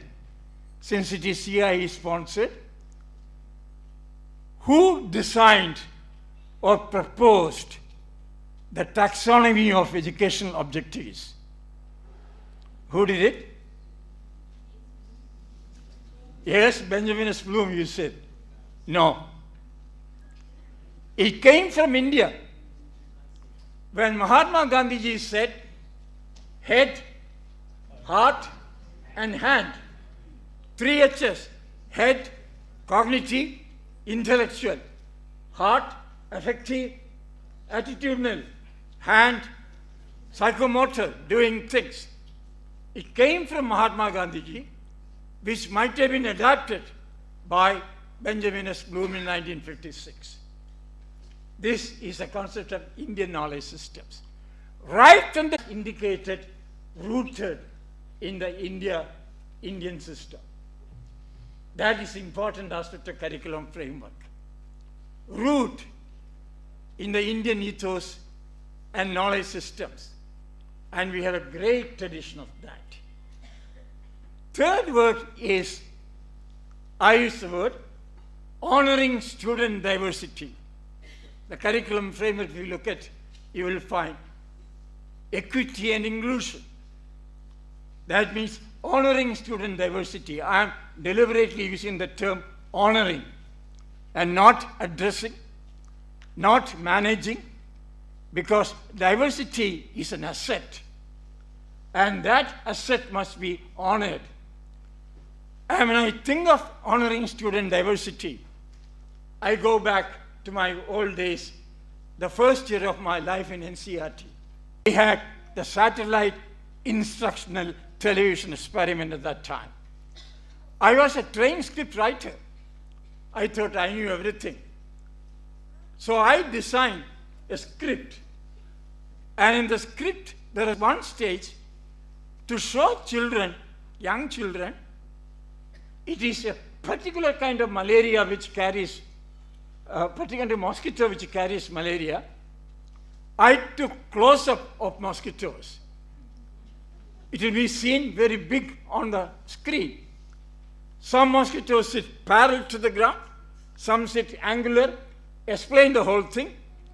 And at the end I asked a question, assessment, what steps would you take to prevent malaria? I took this program to Delhi Public School, Muzira Road, worked very well. I got the right answer. I took this program to Sambalpur in Odisha. Small children, I showed this. And I asked the question, what steps would you take to prevent malaria? Chote bache said, we don't need to take any steps because we will never get malaria. I said, why? Sir, we have only very small mosquitoes here. You know, the one I showed on the screen, close up, they thought big mosquitoes carry malaria. and not the small one. Diversity. That's the policy talks, honoring student diversity. And then there is one more word, autonomy. Autonomy of the learner. We must respect and respond to their needs. So, holistic development, unique capability of each student, flexibility in choice of learning activities and so on, then honoring student diversity and autonomy of the learner respected, that each having individual difference and so on. That is the spirit of the National Curriculum Framework for Foundation Stage. Content, the topic I have. How do you choose learning content? I think Ranjana ji mentioned this morning. Competencies and learning outcomes determine what kind of contents we can choose. Like for instance, I am basically a teacher. I can't talk without examples. I was once in a district in Tamil Nadu. They asked me a question in the Anganwadi. Sir, how do you make a child see the utility of mathematics learning? So we want to teach the child the importance of standard units of measurement. Sir, how do you do it? How do you contextualize that? I looked around. I found the parents of these children were making maths out of leaves. I asked them, what is the first decision would you make before you make a map? They said, sir, kitna logon ko, so sakte mat mein means size. They didn't say size. The idea was the size. I said, how do you do it? Sir, I take 3 arms length this way, 4 arms length this way. Then this small child told me, sir, my arm length is short. Your arm length is long. So you will make a big size and I'll make a small size. So I said, what shall we do? Sir, we must have something standard. Maybe a standard stick. They didn't say meter, centimeter. We want a standard. They didn't use measurement, but idea was we need a standard unit of measurement. I introduced in mathematics the need for standard units of measurement. Then came the question, I prolonged it further, how much money you spend on raw materials to prepare a mat? They gave me some 6 rupees or something at that time. Then how much time you take to manufacture it, prepare it? Sir, about 2 hours. So it means there must be some wage. So altogether, the wage plus the mat raw material became addition, mathematical addition. That is what we call contextualizing learning content. Sometimes children can think in a diverse way. Once I was again in a very remote area in Chhattisgarh. There, the child was being taught alphabets, English, grade 2 I'm talking. They were making words out of alphabets, A for apple, B for bat, C for this. I sat there for 20 minutes and I went and wrote on the blackboard the alphabet M. I asked a boy, he said, what is this? He said, sir, M for mother. Then I went and wrote the alphabet W. I asked a girl called Rama, what is this, Rama? Rama looked at it very carefully and said, sir, ये तो लिखती है इनका माँ है, लेकिन वो upside down है. Now look at the way the child thinks, very diverse nature. That the relation between M and W, mother and the inverted mother. Now then I thought, how did they teach alphabets? Fantastic content. The entire content was a bangle. Tribal area, they all wear bangles. The teacher asked the child, like our kids here, can you draw the picture of a bangle? They drew the picture of the bangle, a circle. Then teacher said, this is O alphabet in English, O. First alphabet taught was O, not A. Then she said, let us play with this bangle. If I break the right side of this bangle, what would it look like? C. Second alphabet was C. Then if I draw a line from the top to the C, B. Third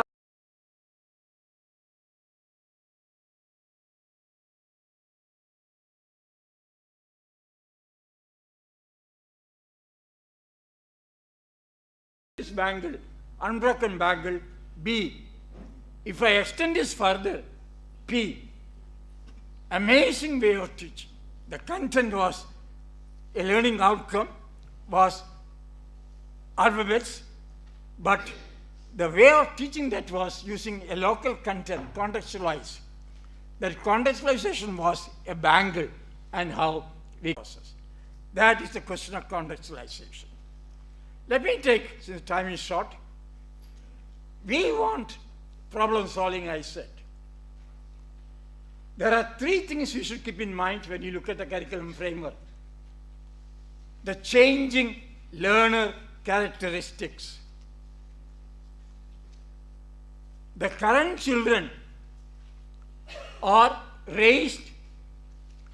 born and raised in a technology-rich environment.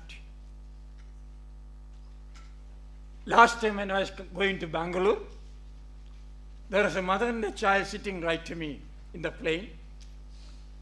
When the plane took off, the child started crying. And the mother asked me, sir, can you get my bag from the locker? I thought she wants to give milk to the child or something. She opened the bag and gave an iPad to the child. The child was only 2.5 years old. And the child started playing with the iPad games till she reached Bangalore, no crying. That's the kind of child we have. A child born and raised in technology-rich environment. 2, this child entering Anganwadi now will use technologies which have not invented so far. You don't know what will happen to this mobile phone after 5 years. 3rd, this child entering Anganwadi 1 will enter jobs which don't exist now. New jobs. Who thought 10 years ago we will have driverless car, driverless metro? This is a reality. The curriculum framework we are talking about is to prepare a child to ready for the future technological environment. So right from the beginning, my best teacher now is my 8-year-old granddaughter. 3 years ago, when she was 5 years old, she came to India from the United States. And we were checking into a hotel in Bombay. First question she asked the counter manager was, "Uncle, what is the Wi-Fi code of this hotel?" So he asked, "Why are you so keen?" Sir, if I have Wi-Fi using face mode Apple, I can talk to my friend in San Diego. Before she came, I asked her, where are you coming to? She said, Grandpa, India. Then I asked, which place in India? He said, that I don't know. My grandson told her, you are going to the capital city of India. The moment he heard capital city, he said, Grandpa, age 5, what is 10 plus 20 plus 30 equal to, the learning content? Said, Grandpa, give me 10 seconds, open the iPad, plus 10, plus 20, plus 30, Grandpa, 60. And the point made by Ranjanaji this morning, at the age of 5, she did not write English alphabets or anything, but she could read fluently. All the billboards at the airport, she could read fluently. Newspaper headings she could read. That's what Ranjanaji said. First listen, then of course read, then write. Writing comes at the end, not in the beginning. So, then my son asked, what kind of assessment we should do with this girl to find out what she can do? I gave a question. There is a river, like River Yamuna in Delhi. One side of the river, there is a village. The other side, there is a school. 3 children from the village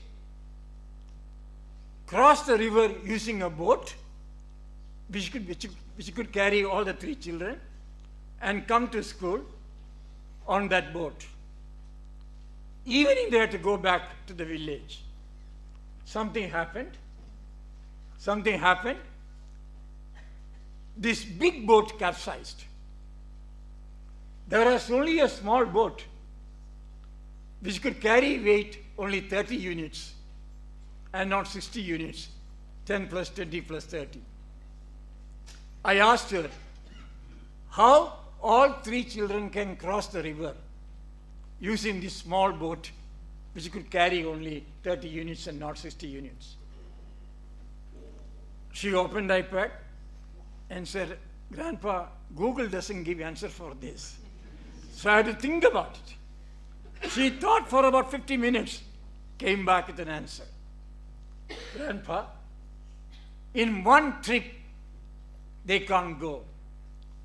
First, the child weighing 10 units and 20 units will take the boat and cross the river and go to the village. Then 20 will remain there, 10 will take the boat back to the school side, then 10 remains there, 30 takes the boat and crosses the river. Third trip, then 20 comes, and again 10 and 20 go. 50 minutes she took, but got the answer. Then next week I asked the question again. In 2 seconds she answered. I said, on that day you took 50 minutes? Now only very short, a few seconds? He said, my Grandpa, what you taught me on that day is my memory. Today I am producing my rote learning. Now solving problem. It is easy for me. A lesson for you and I. If you want to test problem solving, never repeat a question. It must be new, unfamiliar situations. That's the kind of content and assessment we should procure. The challenge for you and I, therefore, is preparing a variety of question banks of same difficulty level and testing the competence of problem solving. I know the time is getting short. Rakesh is looking at me. So now, look at this again. Now, that is contextualizing learning content and assessment. They go together. That what the curriculum framework talks, these competencies, there are 18 competencies listed in 4.23 of NEP 2020, paragraph 4.23. Problem solving, critical thinking, creative thinking, skilled communication, very important, as indicated, emotional intelligence. Ranjana ji indicated that. Then empathy, digitally literate and skill, very important for every child now. These competencies should be acquired and demonstrated in a practical real life situation. And that's why the learning outcomes ought to be done very well. When you talk about language, my own experience is this. When I reached RI Mysore after my grade 12, my English was not that very good, not bad at all, but I had a professor from Oxford, Professor Brown. He had a pedagogy of teaching English language. If a child makes a mistake, correct on the spot, don't delay, feedback. I reached 30 seconds late to his class. At the door I asked, Professor Brown, can I come in please? Reply came, Ramachandran, you can, but you may not. I didn't get what he said. And my friends were laughing at me. I thought I made a mistake in my tense. I changed tense and said, Professor Brown, could I come in please? Reply came, you could, but you might not. Then it struck me, seeking permission is not can I or could I. Seeking permission is may I come in please. When I said, Professor Brown, may I come in please? He said, please do come in. किसी ने पूछा हिंदी में क्या होगा? Can I come in please? मैं अंदर आ पाऊंगा क्या? May I come in please? मैं अंदर आ सकता हूँ क्या? Look at, मैं अंदर आ सकता हूँ is much more polite and he said, not मैं अंदर आ पाऊंगा, you can come without permission. This is a kind of language as a context you are talking. Now, दूसरी बात I think I should tell you, language itself is a context. Teaching place value to a child from Karnataka or Kerala or Tamil Nadu is much easier than teaching place value to a Hindi-speaking child. क्यों? You have 1, 2, 3, 4 up to 10. उसके बाद क्या आता है 11. 11 और 10 में कोई spoken relation नहीं है. If you go to Malayalam, 10 means 10, 11 is 10. It means 10 plus 1 automatically. Same thing is in Kannada, same thing is in Tamil. Teaching place value to a child from Kerala or Karnataka or Tamil Nadu is easier than teaching child to an English medium school or Hindi. English में क्या होता है? 10. There is no relation between 10 and 11. There is no relation between 21 and 22, 20 and 22. But there is relationship between 100 and 1.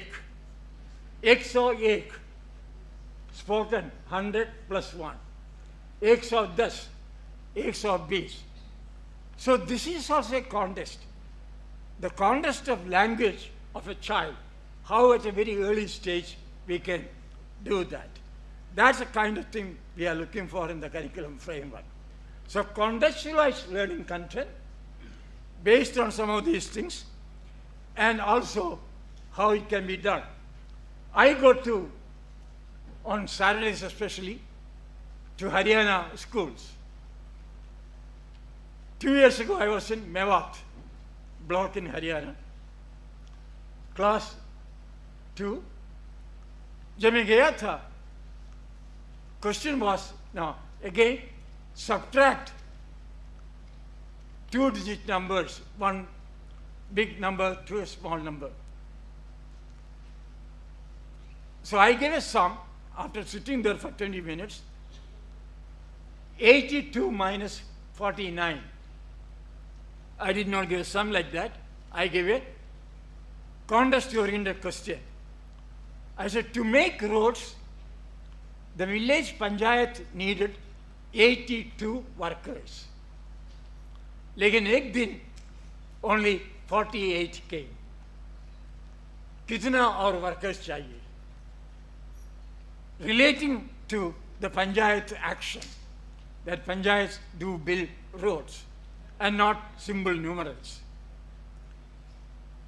18 students got it correct. There are about 60 students in the class, large number. Somebody mentioned this morning PTR. It was not adhered to. Then, those who got it correctly, मैंने पूछा, how did you get this answer? 82 minus 48, 34. Child said, sir, 2 से 8 हटा नहीं सकते, सो मैं उधार लिया. कितना उधार लिया? बोला 1 उधार लिया, 10 नहीं कहा. And therefore it became 12. Then 12 से 8 हटाने के बाद I got 8, then 7 minus 4, 3 tenths, 34. Then एक लड़की got up, sir, हमारे सोशल साइंस टीचर बोलती है उधार लेना अच्छी बात नहीं है, लेकिन मैथमेटिक्स टीचर बोलती है उधार ले लो. I got what I wanted. I told them, आप उधार नहीं लेते. What you do is something called regrouping. 82 is equal to 8 tenths and 2 ones. You regroup that into 7 tenths and 12 ones. Then 12 ones minus 8 ones, you get 4 ones. Then 7 tenths minus 4 ones, you get 3 ones. Now look at, there is an element of that. There is one more point made in curriculum framework. When you select learning content, avoid gender stereotyping or cultural stereotyping. The framework says, Ullu, बहुत खराब चीज़ है, that kind of a thing. And how it happens? Like when you do that, what happens is in the contest, I once asked children like this, excellent painters, class 2, can you draw the picture of a family? Around 12 students drew out of 22 at that time. What does family mean for them? Father, mother, 2 children, 1 boy and 1 girl. Very happy family. Picture में क्या दिखाया? Father is sitting on the easy chair and reading newspaper. Son is sitting on the table and solving mathematics problem. माँ kitchen में cooking कर रहे, बेटी cleaning the floor. Look at the stereotype that the role of mother and daughter distinctly different from role of the father and the son. Not that mother should not cook, but can that also be done by a male person? Why not? At least make a cup of tea. Gender stereotyping. We must avoid this. The curriculum framework clearly indicates that. Then I looked at mathematics textbooks class 2. Subtraction. Innocuous subtraction sum. Father had 18 toffees. He gave 8 to his son and 4 to his daughter. How many are left? 8 plus 4, 12. 18 minus 12, 6. But look at the distribution of chocolate. Son gets 8. Daughter gets 4. Half of what son gets. Again, gender discrimination without knowing comes in. That's why we are telling, while selecting learning contents, contextualizing content, avoid content that might stereotype a person. And that is a spirit we need to do it. So when we're selecting content and learning experience, make sure that it is contextualized to enable students to deal with a real life situation, a real life problem, and so on. I'll stop at this stage. I think there will be questions. Thank you for reminding me of this.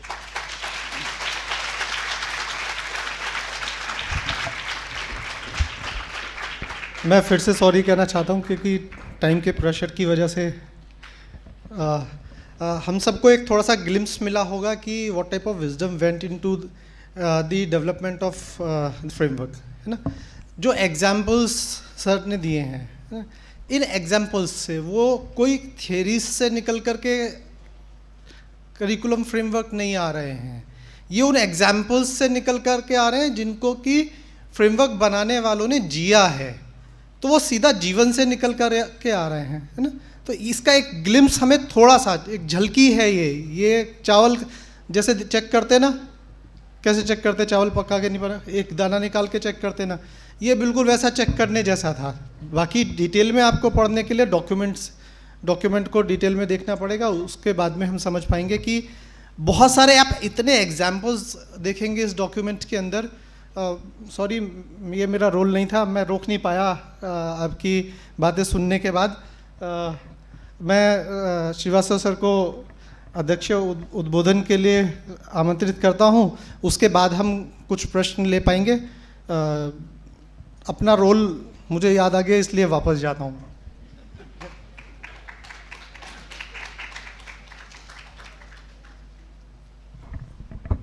Sorry, Professor Ramchandran, for putting that piece of paper to you. Honorable speakers sitting on the dais, other members of the organizers, very respected audience sitting before me. We are persons who are engaged in this in the whole realm. As a person associated with the organization, हम संस्थान से जुड़े हुए व्यक्ति के रूप में इन सारी विमर्श में अपनी भागीदारी करते हैं, लेकिन समाज से जुड़ के भी विमर्श और विचार करने वाले कुछ हमारे सामने व्यक्तित्व हैं. माननीय रघुनंदन जी, माननीय मोहंता जी और बाकी जो शिक्षा के क्षेत्र से जुड़े हुए हमारे ऑडियंस. अभी जो हम बातें सुन रहे थे, मेरा एक तात्कालिक जो ये कार्यभार मुझे दिया गया है, इसके लिए मैं पहले तो आयोजकों का धन्यवाद करता हूँ. और 2-3 बिंदु जो मैं इस आयोजन के संदर्भ में या जो अभी हमने वक्तव्य सुने इसके संदर्भ में कहना चाहता हूँ, वो समय के अंदर करना चाहूँगा. देखिए, ये आज का आयोजन जो हमने कहा कि this is the first national seminar post release of the NCF-FS on 20th October. You see, in my personal capacity, this is my observation that we often shy away from creating narratives. And what kind of narratives? Which is good, positive and just narrative.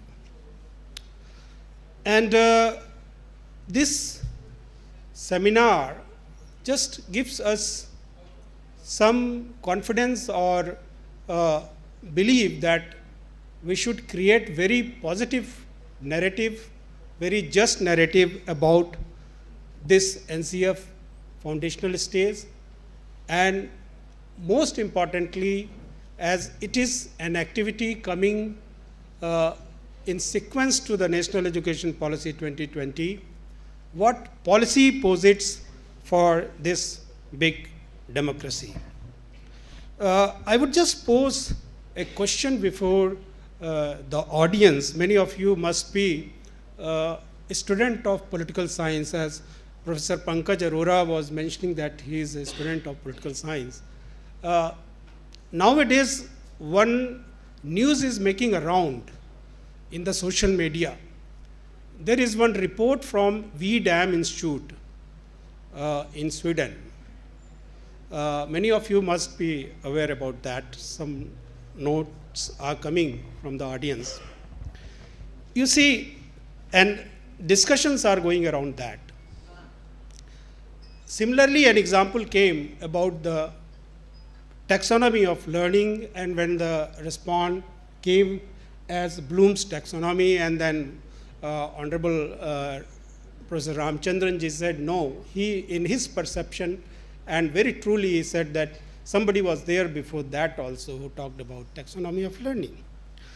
Similarly, I feel that the national education policy, and many speakers just spoke about that. In my personal capacity, I feel that this is a very right occasion for a country like us. I, being a student of statistics, the data also suggests that after 2012, there is a decline in the enrollment at primary stage, the stage that we had been till now. There in the education system, we had a definition: primary, upper primary, secondary, and higher secondary. Now we will be having foundational, then preparatory, then middle, and secondary. But it touches upon that the primary stage enrollment has started declining since 2012. The numbers suggest. So if we, as the largest democracy, and we aspire that the citizen of the young children from this country one day become the world leaders. So really we should be very grateful to this policy, which this policy brought the foundational stage or pre-primary education in the formal fold of school education. And that gives a way that not only a child in the urban area or for the length and breadth of this country would be able to find pre-primary education, would be able to have access to the pre-primary education in the formal system. And we should create positive narrative about that. And which came from the speaker's side today in this session was a very there were certain very interesting things which came, and I will not be taking much time because we have a few minutes and we should take questions. But surely, as Professor Sudhakar was mentioning, that children during the developmental stage is still undergoing a process, and it is very tough to assess a process. And it is really a very indicative point to be thought over by the young teacher educator who are coming out from CIE or from institution like Delhi University. And really one very important point that Sir mentioned, that even young child is also in the process of theory making. If I have got a little correctly, he was saying that the child is also having certain theory coming up in the mind. I will just give, at the cost of 1 minute, an anecdote. My wife, in a early childhood care center, she was involved with that. A child was there at age 3.5 or 4. Outside that, and sat behind my wife, and I was sitting behind my wife the other side. So while engaging with the child, wife was just looking towards me also and attending to me also, because I was in that environment of the school. So the child asked, "Ye tumhara papa hai?" I have a white hair, full white hair, and my wife is not having black. She is having full black hair, and she, because for a teacher it really calls for becoming friendly with the child. So ये तुम्हारा पापा है? Then my wife said, no. She was just dissuading herself from giving the correct relation or the right relation. She said, ये हमारा friend है. Oh, ये तुम्हारे साथ खेलता है? I was surprised that a 3.5 or 4-year child was so inquisitive and just trying to build the relationship, or something was going in that mind. So friends, it's very important that we should not take lightly the pathways for assessment that entails after this NCF-FS, and there are very good content in this framework. On that also, we should read that. And towards concluding, from the Professor Ramchandran's examples, I think the best way would be, I cannot comment on that because we have been learning a lot from him. So it is not a good reflection on my part that I comment on that right now.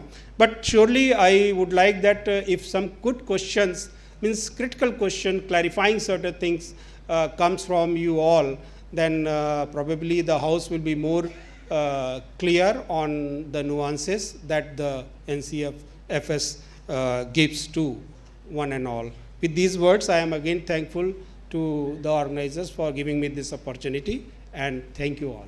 Namaskar.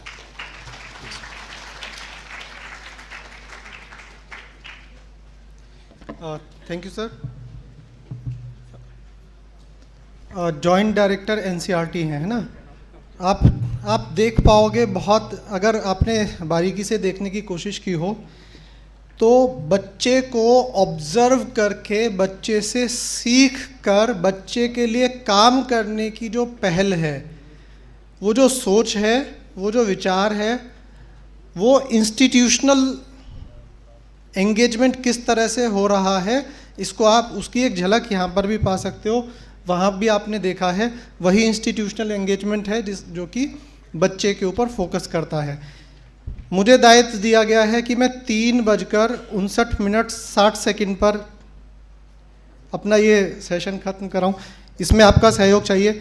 Crisp, short, छोटे रूप में अपनी observations को, suggestion को, questions को रखें, ऐसा मेरा निवेदन है। आपके सहयोग की अपेक्षा कर रहा हूँ। कुछ क्वेश्चंस है तो प्रियंका।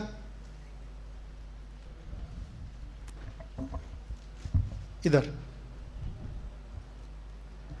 अपना परिचय दें और प्रश्न या ऑब्जर्वेशन किसके साथ जोड़ रहे हैं उसको भी साझा करें। Am I audible? हाँ, बिल्कुल। So I'm Mihir Keshri and I'm from Jawaharlal Nehru University and currently working with Institute of Education and Development Studies. My question is particularly directed to Professor Ramachandran. Since he referred to Indian knowledge system, I just wanted to him to clarify what is that system in that Indian knowledge system. What connects things to form a system? Like he referred to Bloom's taxonomy, and someone refers to Aryabhatta. So what connects these facets or facts into a system? Sir इकट्ठे कर लें पहले, फिर 2-3 आने देते हैं। ठीक।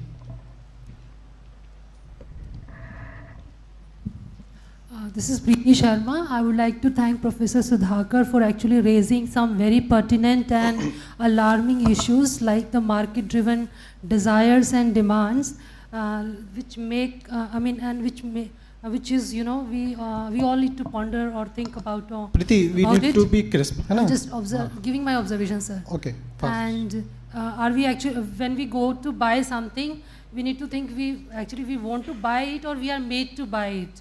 Now my question to Sir Ramchandran sir is that, sir, what about teacher educators? We are talking too much about teachers, that they need to be teaching in the schools like this, that and that. But what about the teacher educators? Those who are actually in the system right now, what about their aptitudes and their skills? Okay.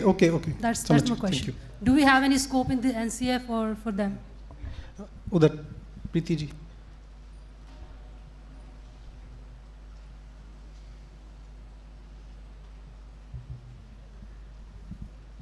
Thank you.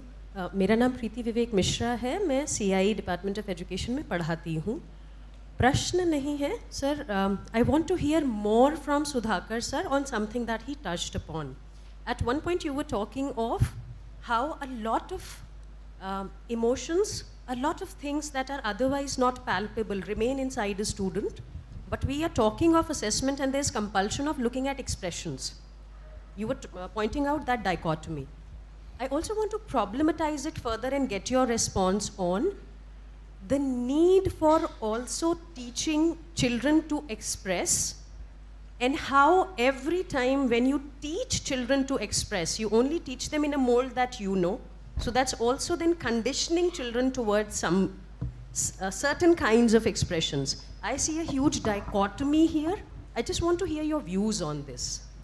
Thank you Priyanka, हम और questions ले नहीं पाएंगे, 2 minute 60 second बचे हैं हमारे पास. Thank you sir.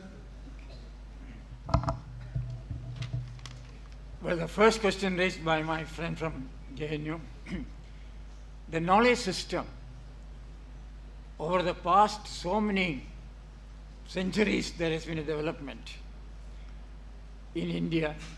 I only mentioned 2, 3. Like Aryabhatta was one of the original researchers, not replicating what is done elsewhere. And when we teach mathematics, link Aryabhatta's work, relate that, that gives a feel of the student that how the system developed, history of science and technology, how it came up. I had a course during my 4-year teacher program, history of science and technology, and that enhanced my breadth of knowledge substantially. There is a book, I think this came just now, only this, I saw it. There is also a pictorial book, The Pride of India. What we contributed in the field of chemistry, physics, astronomy, and so on. That gives a feel that they link the context with what is happening currently. So the Indian knowledge system, when we say, is something developed within India, which has global ramifications, global thing. Like, as I indicated, Mahatma Gandhi ji, those 3 H's had global impact in terms of taxonomy and so on. So that linkages makes the student realize that we had a very vibrant knowledge system in the past. Next question, madam, very correct. I make a joke. Don't take it seriously. There's a saying in the world, you begin as a great teacher, and when you cannot teach well, you become a teacher educator, a teacher trainer. And when you cannot do that well, you become an educational administrator, head of department, and so on. When that is not possible, when that is not possible, you become an educational planner. Then that is also difficult. You become, like me, an education advisor. When that becomes difficult, you become an education minister. No, the link is the teacher educator is the key person in the entire system. I think Professor Arora and I discussed that. The teacher educators, if they are not up to the level, then teachers suffer. When teachers are not good, students suffer. So I normally say, if you really want to have this circle complete, the teacher education, it should be the right thing. I also say, not only teacher educator, but also teachers. I go with the slogan, next 15 years, invest in faculty. Invest in faculty. Just last week, I was in an online live lecture with the 9,000 faculty members of this country. And I could see their apprehension and how it goes off. I think that's the kind of thing we are talking. The teacher educator it's a bit neglected now. The time has come to give great deal of priority to enhance, upgrade, upskill, reskill their competencies. I think that is where we need to really do it. I was telling Professor Arora, all students of PhD now will undergo maybe 6 to 8 credit program on pedagogy. If they want to become assistant professors, a well-trained in pedagogy is important. So Delhi University, all students of PhD will have to undergo an 8 credit program on pedagogy. That will help enhance the competence, capability of the teacher educator as well. So I think you are very correct. We need to do a lot of work on that, greater emphasis, invest in the faculty.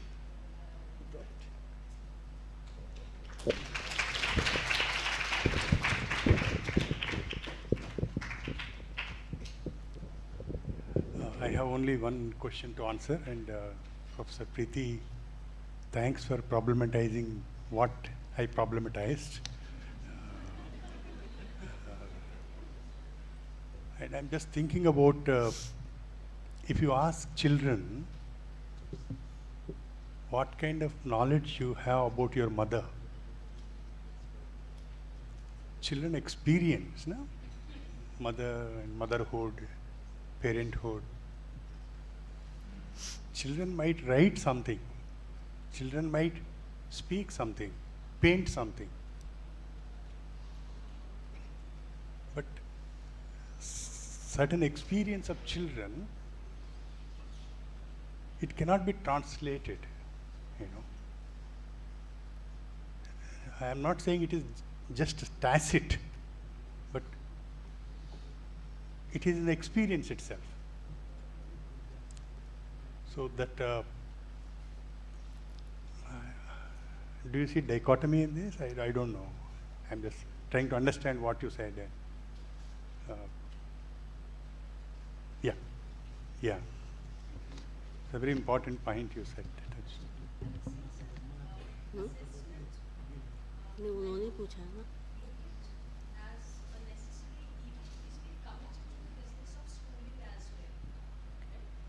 has to be a part and parcel of the schooling endeavor. How is what we need to deliberate upon, right? Now, I was just thinking of what you said. I totally accept, but then even if we take the Indian concept of knowledge, we don't just have jnana, we also have vijnana. So vijnana would mean lived knowledge, experience and lived knowledge. I was contextualizing what you said in that sense, that is it also the responsibility of the entire process of education and schooling to help children express what they feel in a manner that is customized for them and their unique personalities, right? This was the first part of my argument. Then I thought that because we are doing it in a contrived situation, you're doing it in schooling, if we agree that yes, we need to somewhere take them to Vijnana where whatever they are learning, feeling, they're also able to use it somewhere in life, express it in some form. If we take that premise, then as a teacher, the moment I take it as my role to help them express whatever their phenomenological world is, I'm constrained by my frames of expression. Right? I can only do it in a manner that I know. So this is the dichotomy if we commit to it, then we are limited by our own frames. And in this case, I don't see it either expression as something that we should not be trying for because the Indian system allows for it. Assessment, because we are planning to do something in an organized fashion, we do need to know whether we are doing it right or not. So assessment as learning for learning, again necessary for Preeti us. जी थोड़ा sir उन्होंने समझाने का हाँ कोई बात नहीं थोड़ा चाय पर और थोड़ी सी बात कर लेंगे ना this was, and Sudhakar sir, I wasn't looking for an answer as much as a deliberation. Thank you for adding a lot of value to what I said. Last sentence. Most of us, we think in terms of schooling, textbook.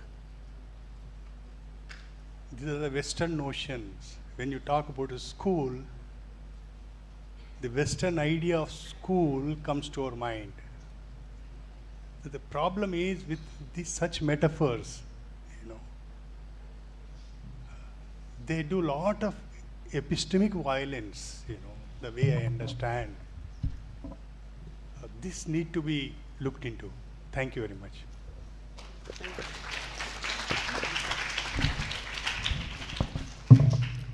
I take this opportunity to thank all the esteemed speakers of the session. We are honored to have you here, sir. Thank you for your precious time. On behalf of the organizing team, I express my gratitude to all the esteemed speakers here. Professor Sudhakar ji, our first speaker, who is with us from IFLU University. Sir, I thank you so much for your contribution to NCF 2020 and your reflections you shared with us. You also have metaphorically explained the definition and the ethos of education and how today we are engulfed with the market thing, the commoditization of education system. So you let us ponder upon this point. Our next eminent speaker, Professor K. Ramchandran ji, member steering committee of NCF 2020. Sir, your speech was truly inspiring, and I'm sure the whole delegate, they must have been inspired by your speech. I must mention here, जिस चमक से आप बातें कर रहे थे, जिस enthusiasm से आपने बातें की, एक नन्हा मुन्ना सा बच्चा मुझे आपके चेहरे में दिखा, और जो पैशन आपने जो दिखाया सर, I think हमें ये तो हम पढ़ लेंगे, but जो आपने कहा ना, where exactly to hit, वो आपने कर दिखाया, और ये हमारा टेक अवे है आज के सेशन के लिए sir. Thank you so much. Lastly, I would like to thank and express my heartfelt thanks to Professor Srivastav ji, Joint Director NCERT, who is here with us. Thank you so much, sir, for your observation, the nuances about the policy making that you shared with us, and for the wonderful speech. And thank you very much, sir. Okay, sir, over to you.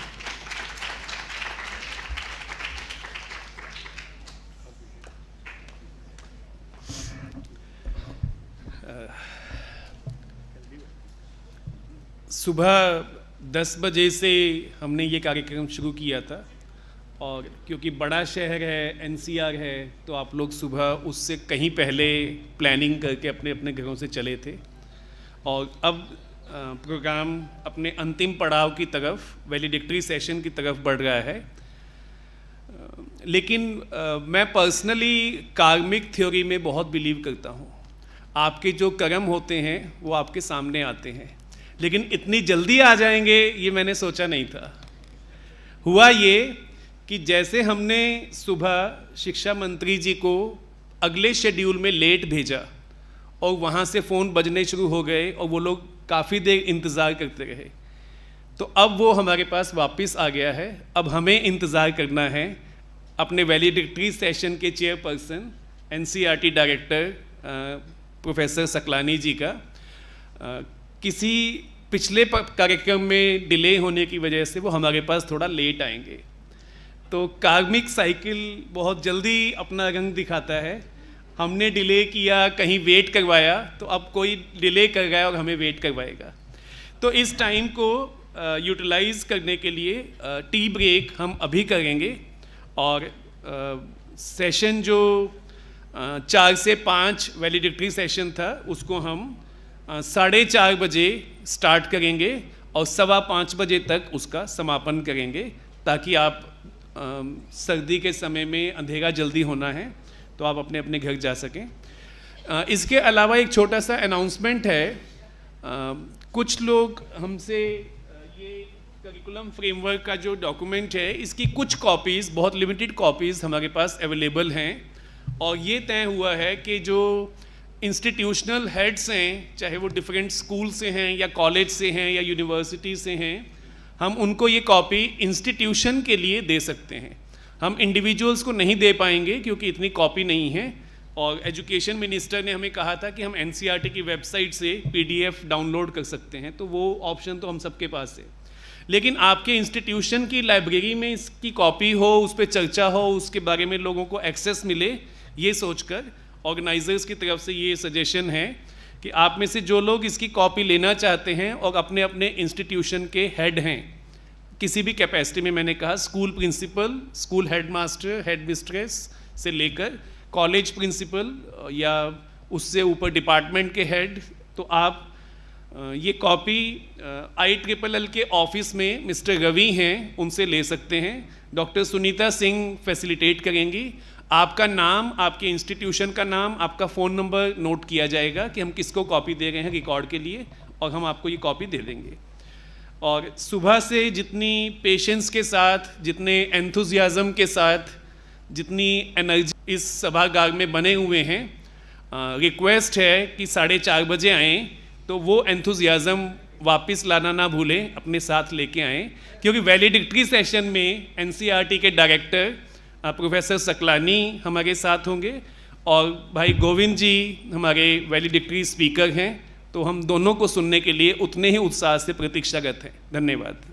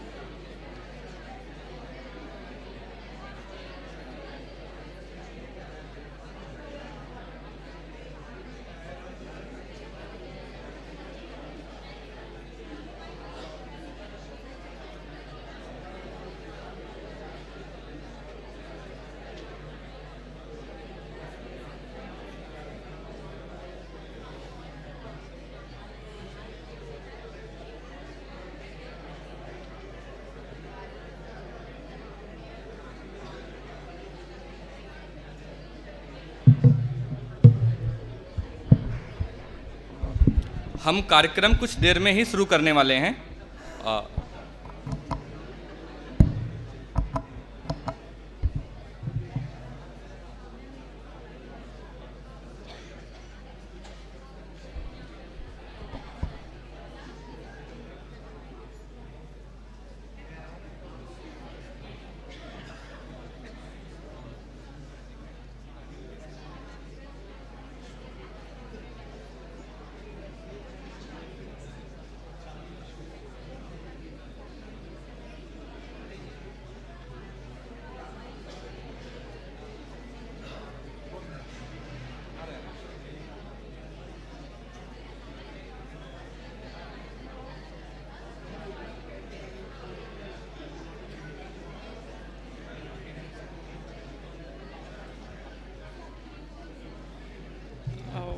Excuse me, just a housekeeping announcement. You all will be getting an e-certificate. I hope that you all have registered. If you have not registered, we are circulating the registration form. Please make sure that you have registered and you have written your email ID and your name very clearly. Thank you.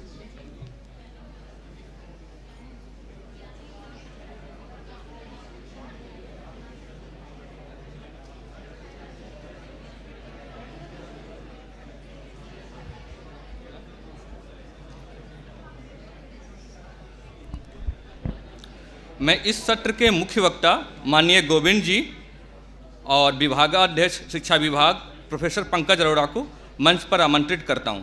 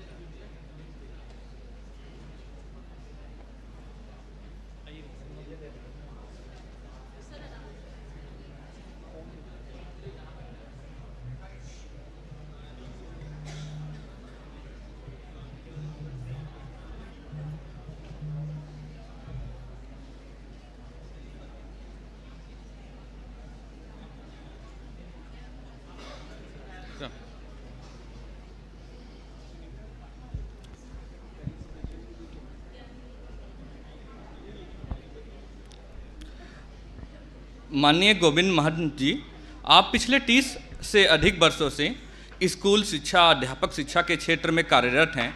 आप विद्या भारती के द्वारा सुदूर क्षेत्र के बच्चों के लिए school और अध्यापक की उपलब्धता सुनिश्चित करने के लिए सतत रूप से कार्यरत हैं। आप सामाजिक आर्थिक रूप से वंचित बच्चों के लिए गुणवत्तापूर्वक शिक्षा को सुलभ बनाने हेतु लगातार कार्य कर रहे हैं। आप अभी वर्तमान में विद्या भारती शिक्षा संस्थान के राष्ट्रीय संगठन मंत्री हैं। मैं शिक्षा विभाग के डॉक्टर ज्ञानेंद्र जी से अनुरोध करता हूं कि वह माननीय गोविंद जी को पौधा और अंग वस्त्र देकर सम्मानित करें।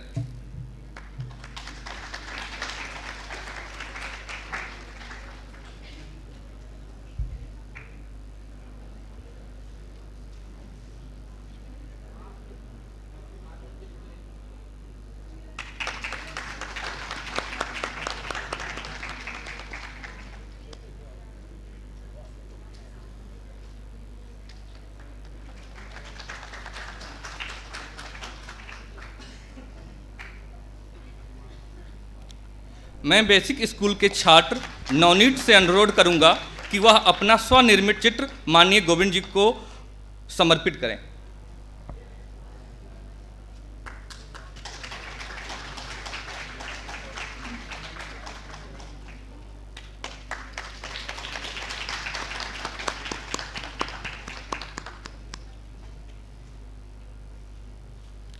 अभी जब तक हम लोग इस सत्र के अध्यक्ष प्रोफेसर दिनेश कुमार सकलानी जी का इंतजार कर रहे हैं, मैं माननीय गोविंद जी से अनुरोध करूंगा कि वो अपना मुख्य भाषण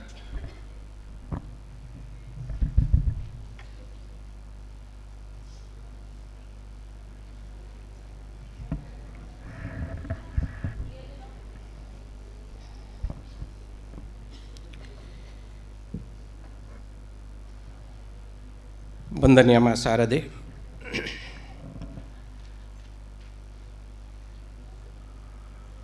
आज NCF ECCE का ये सुबह से हम सुन रहे हैं कि ये फर्स्ट सेमिनार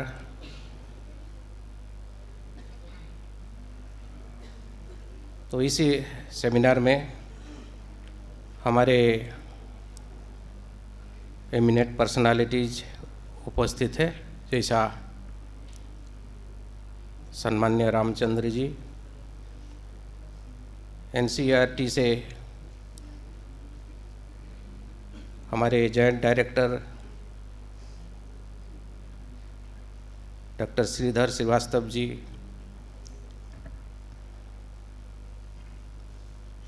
और डॉक्टर रंजना अरोरा जी,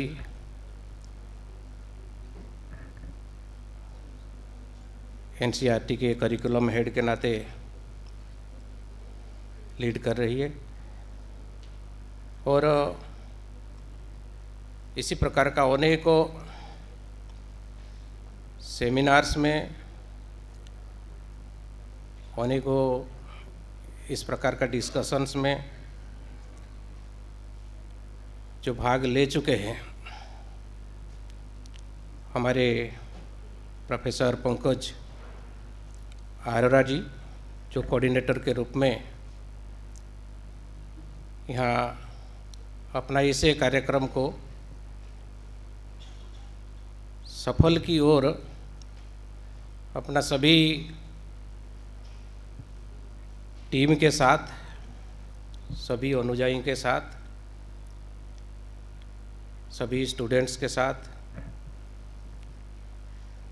ये सफलता की ओर ले जा रहे हैं। इस प्रकार सम्माननीय प्रोफेसर पंकज अरोरा जी, और इसी प्रकार इसे राष्ट्रीय शिक्षा नीति 2020 इसमें लगे हुए अपना काफ़ी कार्यकर्ता उपस्थित है, काम को आगे बढ़ा रहे हैं। इसी प्रकार के यहाँ अपना विद्यार्थी के जो इस काम में लगे हैं, इसी प्रकार सभी रिसर्च स्कॉलर्स जो इस क्षेत्र में काम कर रहे हैं, ECC में भी काम कर रहे हैं, एलिमेंट्री में भी काम कर रहे हैं, सेकेंडरी एजुकेशन में भी प्रत्यक्ष रूप से शिक्षादान दे रहे हैं, और उसी के ऊपर जो रिसर्च करते हैं, एक्शन रिसर्च करते हैं। इस प्रकार मैंने स्कूल से लेकर यूनिवर्सिटीज़ तक हम सभी जो शिक्षा प्रेमी और शिक्षाविद उपस्थित है, सभी को मैं नमन करता हूँ। और जो डिस्कशंस हमने किया है, विचार किया है, प्रश्नोत्तर का कार्यक्रम भी हुआ है, जो कि एक सिस्टमेटिक ढंग से अत्यंत व्यवस्थित रूप से अपना ये सेमिनार ये समाहित होने जा रहा है। इसमें सभी का सहयोग और सभी में भी साथ में ही हम सब मिलकर इस कार्यक्रम कर रहे हैं। सभी को फिर मैं अभिनंदन करता हूँ। वास्तव में एक बात बताया गया है भगवत गीता में, यद्यदाचरते श्रेष्ठ तत्तो देवे तोरो जनः सजत प्रमाणम कुरुते लोकस्तदनुवर्तते। तो हमारी जैसे लोग कुछ सोचने की आवश्यक है, कुछ रास्ता दिखाने की आवश्यक है। नीचे भी जैसा हमने ECCE का हम बात कर रहे हैं, अभी स्कूल एजुकेशन में ECC ही था नहीं। क्लास 1 से हम मतलब एट द एज ऑफ 6 ये करिकुलम हमने बनाया है। बाकी ECC का जो पार्ट हो आंगनबाड़ी में केवल हेल्थ न्यूट्रिशन का बात है, इतना ही ये काम चल रहा था। और अभी उसको हम शिक्षा में लाते, जैसा प्रोफेसर सुधाकर जी एक आशंका जताए कि बच्चों का एबिलिटी असेसमेंट, बाकी ये क्या करना है बच्चों का, इस प्रकार जैसा वो बोल रहे थे। तो इस दृष्टि अत्यंत सावधानी पूर्वक ये विषय को हमको अभी इम्प्लीमेंट करना है। राष्ट्रीय शिक्षा नीति आ गई, जैसा प्रोफेसर रामचंद्रन सर बोल रहे थे, कठिन परिश्रम किया। डॉक्टर कस्तूरी रंगन, बाकी सभी देश के शिक्षाविदों ने कठिन परिश्रम किया। स्टीयरिंग कमेटी, एनसीईआरटी के सभी पदाधिकारी सभी मिलकर बहुत परिश्रम किया। सबका सुझाव लेकर, देश भर का सुझाव, देश भर का एनजीओस का सुझाव, मैंने कंसल्टेशन, मोबाइल सर्वे, पोजीशन पेपर्स, स्टीयरिंग कमेटी, मैंने मैंडेट डॉक्यूमेंट्स, मैंने स्टीयरिंग कमेटी के, मैंने एनसीएफ, ये सारा ये विषय बहुत कठिन परिश्रम किया है। लेकिन तपस्या तो होती है, तपस्या रिसर्च तपस्या ही है। तो इसमें जो अभी जो ये अमृत ये निकला है, इसको हम समाज में कैसा पहुंचाएंगे। जैसा बोलते हैं कि भगीरथ ने तपस्या करके गंगा नदी को धरती पर लाए और समाज कल्याण में उसका उपयोग हुआ। सागर से गागर इस प्रकार का बोलते हैं। तो इस प्रकार ये है, तो इसका उपयोग करना सिखाएंगे। इसलिए मैं बोला कि यद यदाचरते श्रेष्ठ।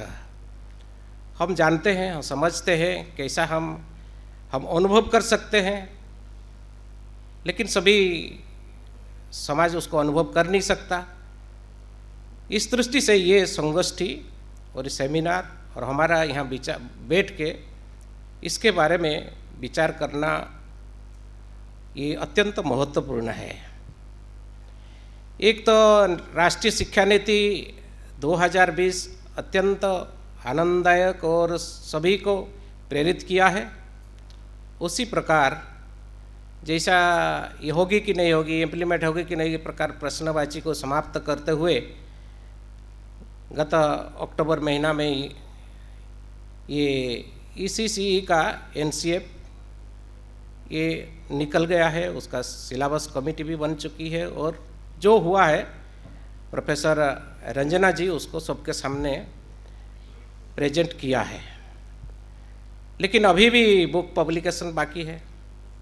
लोगों के पास जाना है तो टीचर्स के पास जब तक हैंडबुक नहीं पहुंचता है, हैंडबुक पहुंचने के बाद टीचर्स का ट्रेनिंग नहीं होता है, तब तक ये धरातल पर आने वाला नहीं है। धरातल पर तब तक आएगी कि अभी टीचर्स को ट्रेनिंग देना पड़ेगा। ऑल मैंने गवर्नमेंट एंड प्राइवेट्स जितने टीचर्स है सबको ट्रेनिंग देना पड़ेगा। ट्रेनिंग के बाद फिर उसको इम्प्लीमेंट करेंगे, इस प्रकार का ये विषय है।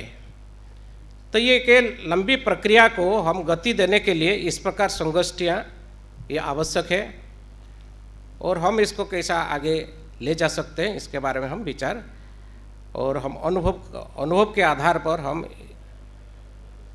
सभी के पास कैसा ले जा सकते हैं, कैसा हम जैसा रामचंद्रन जी बता रहे थे कि टीचर एजुकेटर बनकर, तो ये टीचर एजुकेटर बनने के लिए इसको अध्ययन करना पड़ेगा। ये भी ऐलान कर चुकी है अपना रंजन आर्य जी के, इसको पढ़े समझे इस प्रकार का विषय को। इस दृष्टि से बहुत सारे रिसर्च स्कॉलर होंगे, एजुकेशन के स्टूडेंट्स भी होंगे, साइकोलॉजी के स्टूडेंट्स भी होंगे, बाकी मैथमेटिक्स के, लैंग्वेज के स्टूडेंट्स होंगे, सभी तो होंगे ही। तो ये हम इसको फिर आगे चलकर इसको कैसा ले जा सकते हैं, कैसा हम एज ए टीचर एजुकेटर के नाते हम कैसा समाज में हम अपना दायित्व को निभा सकते हैं, इसके बारे में हम विचार करेंगे।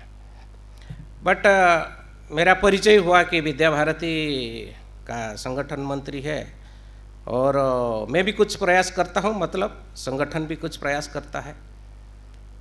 जब से राष्ट्रीय शिक्षा नीति 2020 से देश में लॉन्च हुआ है और लागू हुआ है, मैंने निकल चुका है, तब से विद्या भारती कुछ प्रयास कर रही है और तब से विद्या भारती इस प्रकार का ECCE जो चल रहा है पूरे देश में 10,000 प्लेसेस में विद्या भारती इसको करने के लिए प्रयास कर रही है पूरे देश में।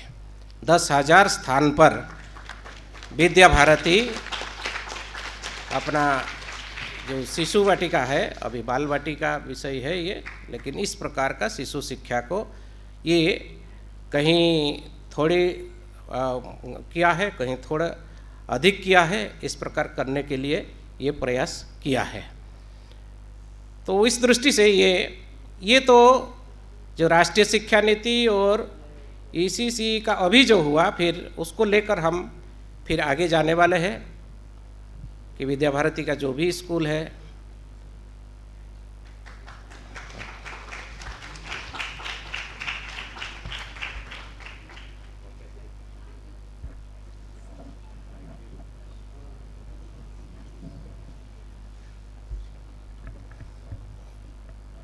ठीक है। कंग्रेचुलेसन सकलन जी।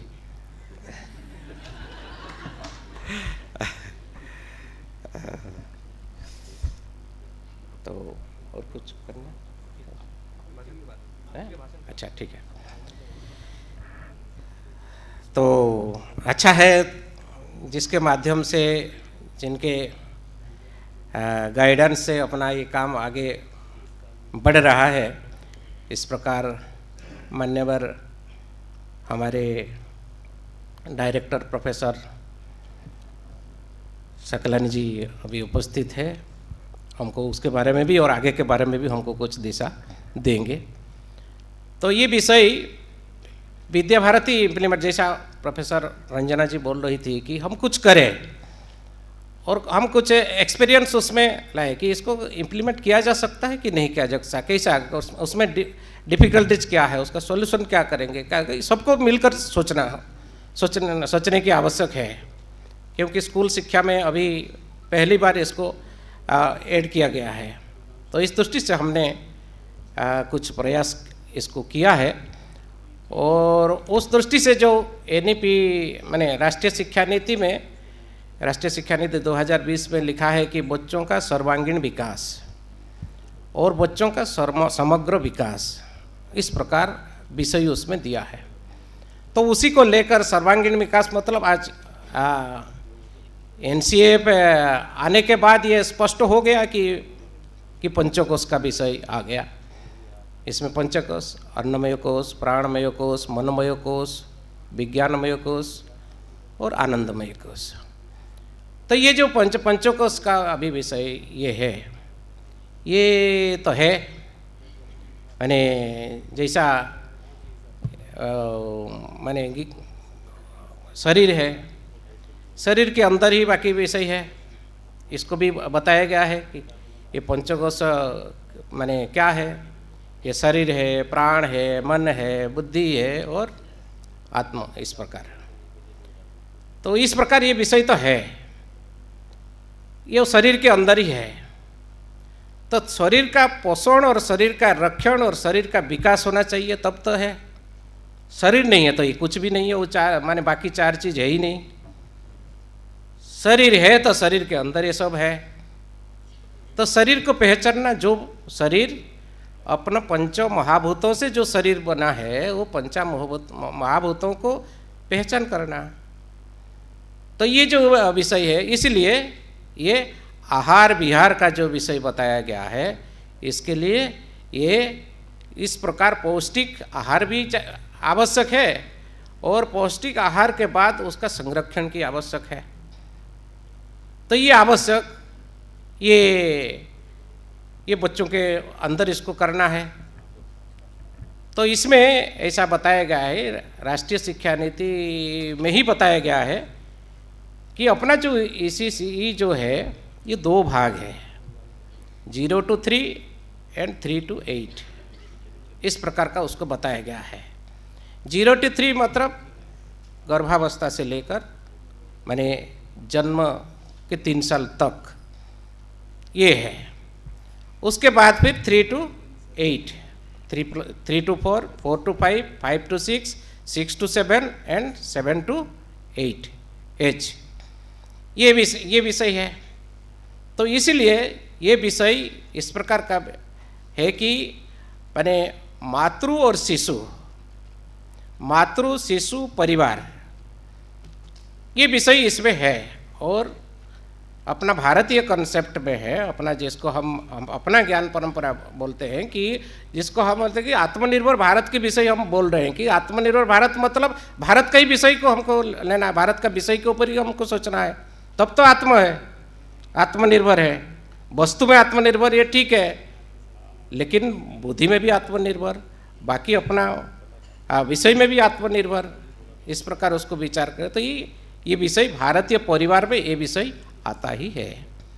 परिवार, ये परिवार भाव ये शिशु को ये विकास करने में सहायता होता है। और इसमें दादा दादी है, पिता माता है, बाकी परिवार है, इनसे शिशु सीखता है।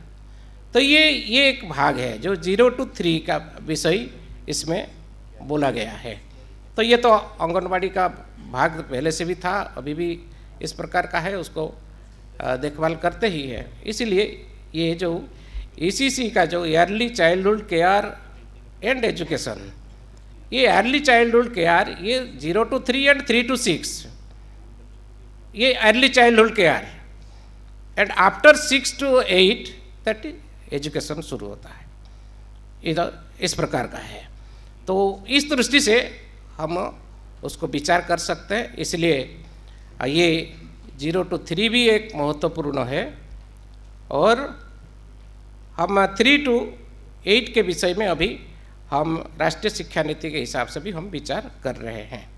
तो ये जैसा 0 to 3 women's and child development department माने ये भी क्या करेंगे, माने NCERT के गाइडलाइन के हिसाब से women's and child development department उसको कुछ करिकुलम हो कि कुछ उसका कुछ पॉइंट्स हो, कुछ उस प्रकार का करने के बाद फिर वो भी उसको उस रास्ते में जाएंगे। ये भी NCERT का गाइडेंस की आवश्यक है, ये राष्ट्रीय शिक्षा नीति में ये लिखा गया है।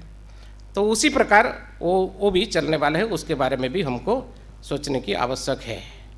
बट ये 3 to 6, 3 to 4, 4 to 5, 5 to 6 ये 3 साल है।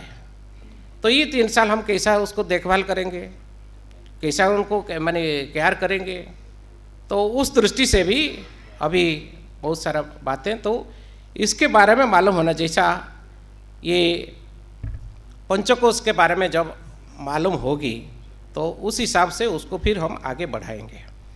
इस दृष्टि से इसको ये अपना सोच के हिसाब से हमने जो विचार किया है, 3 प्रकार का विषय, 3 प्रकार हम उसको 3 भाग में उसको बांटा है। एक है जीवन का घनिष्ठतम अनुभव, दूसरा है संस्कार और चरित्र निर्माण, तीसरा है क्षमताओं का विकास, जिसको एक्सपीरियंशियल बोल सकते हैं कि बाकी एटीट्यूड, बाकी कैरेक्टर, बाकी मोरल ये विषय बोल सकते हैं। देन हम कॉम्पिटेंसीज का विषय बोल सकते हैं। तो इस प्रकार का विषय उसमें है। तो इसीलिए ये जो विषय है, ये विषय अच्छा से मालूम होना चाहिए, मूलभूत चीज़ को मालूम करना चाहिए। यही अभी राष्ट्रीय शिक्षा नीति का मूल हेतु है कि जैसा एक प्रोफेसर NCERT का ही एक प्रोफेसर एक जगह पर मैंने उसका एग्जाम्पल दे रहे थे कि अभी यहाँ मैंने क्या वो जो जहाँ उदाहरण दे रहे थे वहाँ वो मैंने चलता है, इसलिए वो नॉनवेज का उदाहरण दिया था। तो मछली खाना ये टेस्ट ही बच्चों को नहीं सिखाना, मछली कैसा पकड़ना ये बच्चों को सिखाना, मैंने वहाँ का एग्जाम्पल है, बाकी सब जगह पर ये एग्जाम्पल नहीं दिया जा सकता है। तो ये जो मूलभूत विषय, ये मूलभूत विषय कहाँ से आया, क्या जैसा मैंने क्रिएटिव हम वैसे रिसर्च एंड क्रिएटिव हम बनाने के विषय बात कर रहे हैं। तो ये वहाँ तक ले जाना है, इसलिए उसको मालूम करना कि क्या है विषय। इसलिए शरीर क्या है, शरीर किस में बना है, किस प्रकार ये, फिर प्राण क्या है, प्राण के बारे में बोल ही रहे थे, किस प्रकार बिना प्राण में हम तो बात भी कर नहीं सकते हैं, बिना शक्ति में, बिना प्राण में मतलब आवाज़ भी कर नहीं सकते। तो चलना में माने चलना ही कैसा है, वही निकल जाएगा तो फिर रहेगा क्या। तो इस प्रकार का विषय, लेकिन छोटे समय में तो उसको कोई समझा नहीं सकते, बड़ों को समझे, बड़े समझते हैं, इसलिए इस विषय में भी उसको कैसा ठीक किया जा सकता है। तो ऐसे मन बुद्धि ये क्या विषय आ रहा है, तो इसमें फिर नैतिकता का विषय आ रहा है। तो इस प्रकार का इसके ऊपर फिर ये माने अच्छा से जानकारी होना चाहिए, उस प्रकार का उसका है। इसलिए क्या करना, उसके लिए एक्टिविटीज करना, एक्टिविटीज देना, तो एक्टिविटीज उसी के आधार पर उसको एक्टिविटीज का व्यवस्था करना, तो उसी आधार पर उसका एक्टिविटीज का व्यवस्था होगी। तो उसी हिसाब से ये जो अपना पंचकोश का विकास, उसी हिसाब से जो क्षमताओं का विकास है, उसी का विकास। क्षमताओं का विकास माने क्या है, ये करणों का विकास है, ज्ञानेंद्रियों और कर्मेंद्रियों का विकास है, बहिर्करण और अंतकरण का विकास है। बहिर्करण माने ज्ञानेंद्रिय और कर्मेंद्रिय। जब माने जैसा माने सीखने का विषय है, ये सुनना, बोलना, लिखना, पढ़ना, लिखना, यही बताया गया है। तो जब सुनेगा नहीं वो बोलेगा नहीं, जो ठीक से बोलेगा नहीं वो ठीक से पढ़ नहीं पाएगा, जब ठीक से पढ़ेगा नहीं, सटीक नहीं पढ़ेगा तो वो लिख नहीं पाएगा। तो ये जो विषय है, ये इसी दृष्टि से उसी दृष्टि से ये अपना इसका विकास कैसा हो सकता है, ये कर्मेंद्रियों और ज्ञानेंद्रियों का विकास कैसा हो सकता है, उसके लिए एक्टिविटीज करना पड़ेगा। ये एक करण है। दूसरा करण है, अंतःकरण जो है, ये मन, बुद्धि, ये चित्त, अहंकार, ये विषय जो है। तो इसको भी ये हमें टीचर्स के लिए इस दृष्टि से तो ये भी समझने की आवश्यक है। जब इसका विकास नहीं होता है, इस अनुरूप हम उसका कोई एक्टिविटीज नहीं देते हैं, वो समझेगा तो बाद में समझेगा, लेकिन इसके बारे में होगा। इसलिए जो टीचिंग लर्निंग माने provide the teaching learning materials हम बोल रहे हैं, ये teaching learning materials these are the उपकरण, नटकरण। तो वो करणों को ठीक करना पड़ेगा। करणों मतलब ये सुनने का अभ्यास, इसका ठीक करना पड़ेगा। ये देखने का मतलब पढ़ने का, अपना आई के बारे में उसको ये करना है। जैसा टेस्ट के बारे में उसको ये करना है।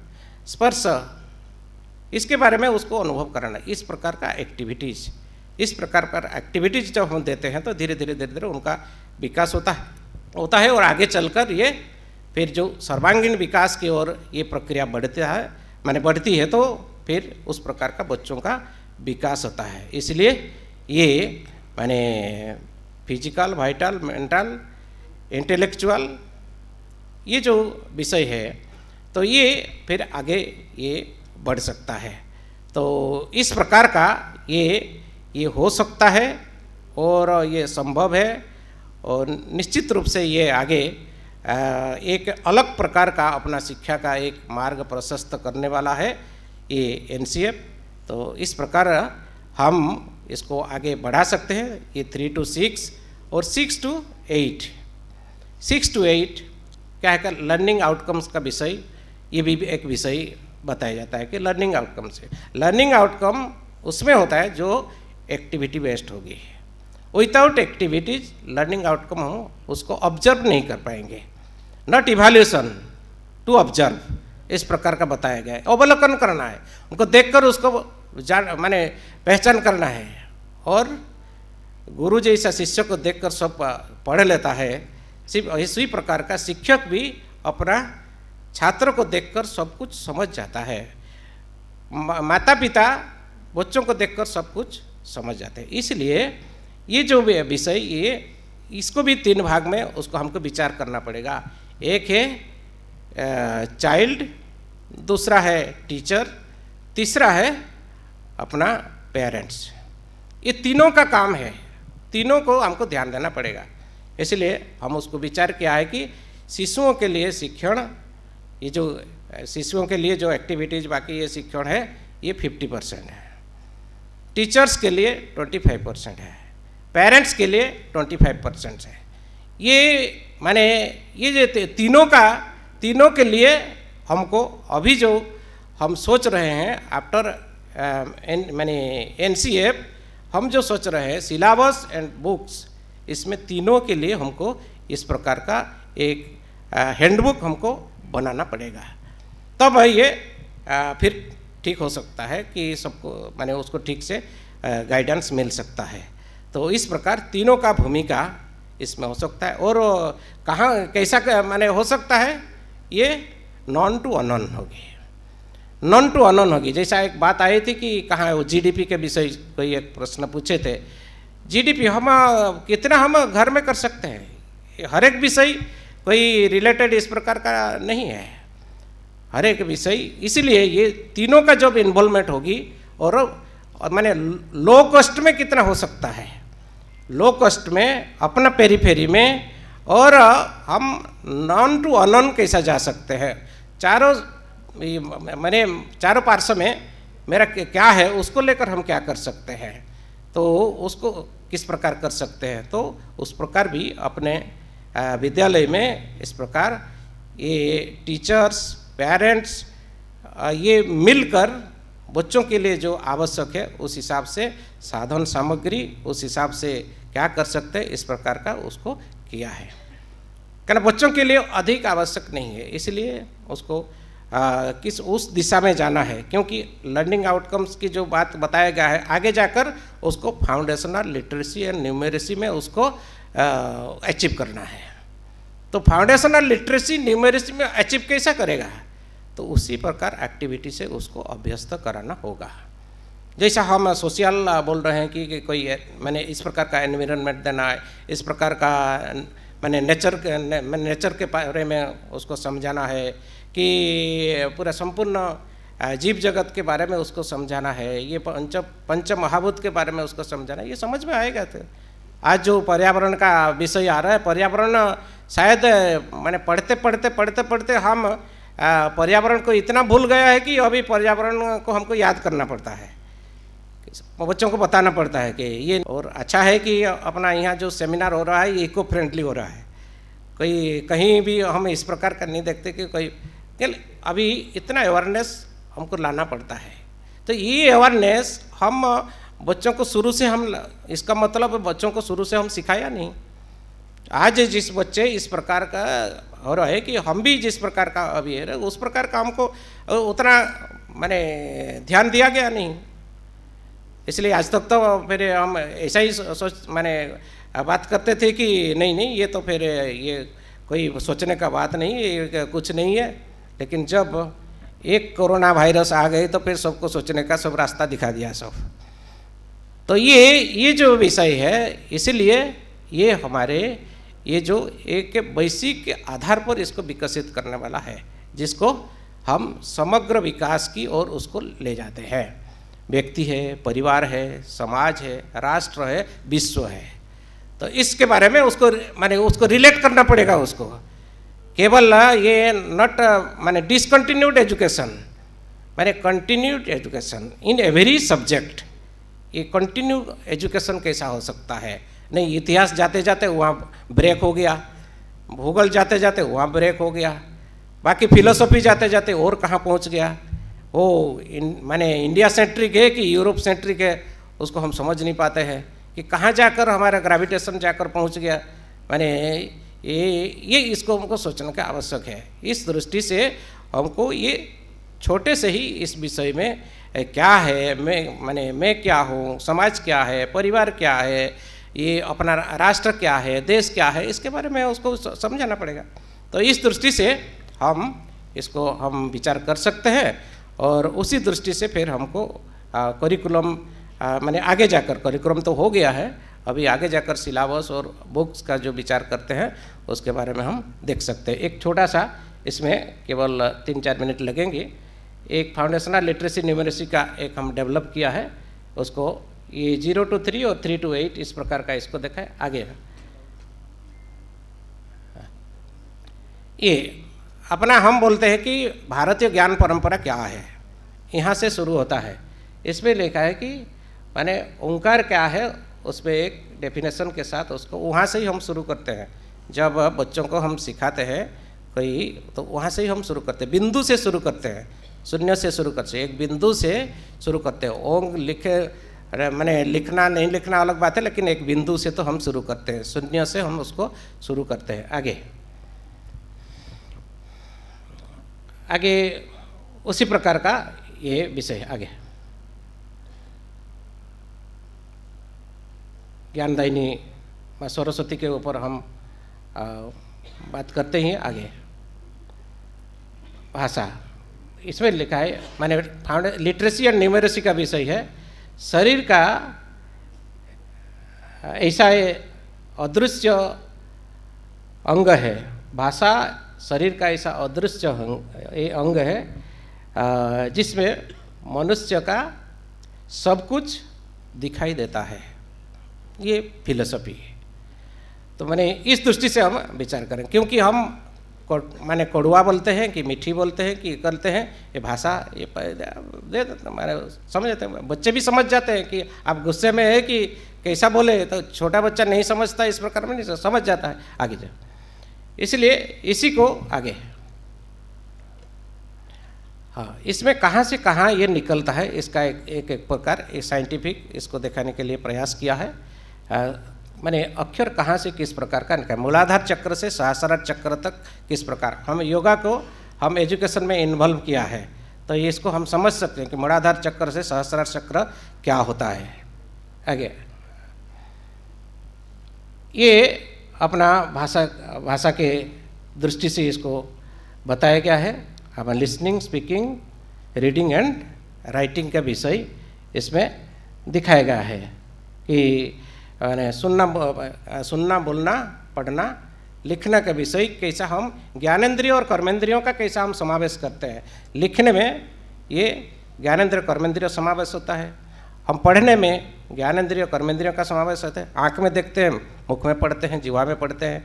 तो ये सारा ये साइंटिफिक विषय ये हम इस दृष्टि से भी हम आगे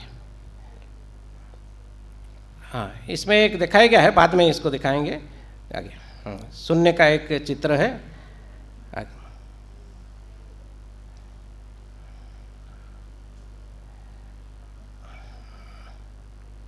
नेक्स्ट कट गया, फॉरवर्ड है, नहीं आगे है।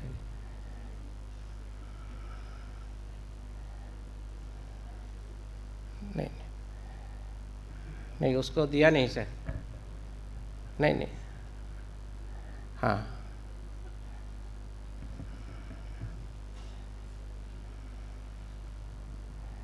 हाँ ये एक बार देखेंगे हाँ फास्ट बार नहीं वो नहीं दूसरा हाँ छोटा वीडियो है, केवल ये आनंद माने जयपुर लर्निंग भी होना चाहिए, इसलिए माने उसका सिंगिंग का एक विषय है उसमें। हाँ वीडियो है ना,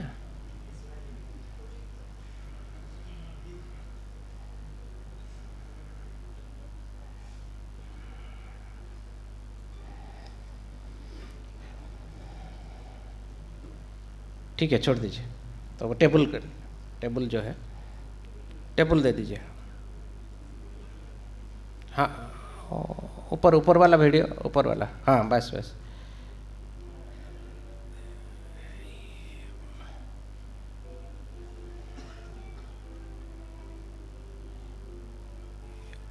वो बोलना कितना है लेकिन वो समझती है, तो इस प्रकार का ये है। ठीक है स्टॉप, आगे का आगे का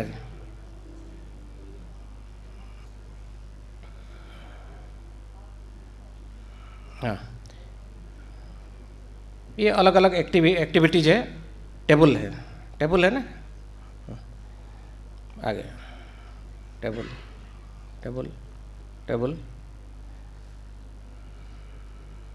और हाँ, ये भारतीय माने उसका माने जो न्यूमेरेसी का विषय है, जो मैथमेटिक्स का विषय है, उस दृष्टि से हम कैसा उसको गणना करना, कैसा उसको एक माने 1 to 9 जीरो पे उसको पहले नहीं बताना, जीरो बाद में बताना।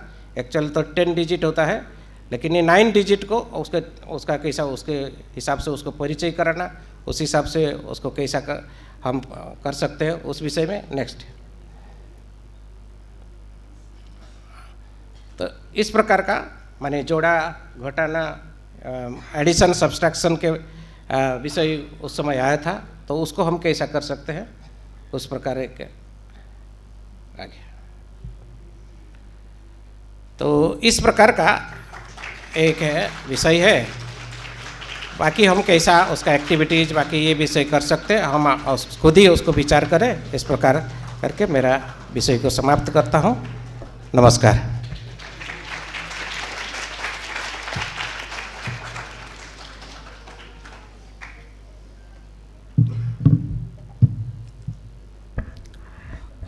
धन्यवाद गोविंद जी।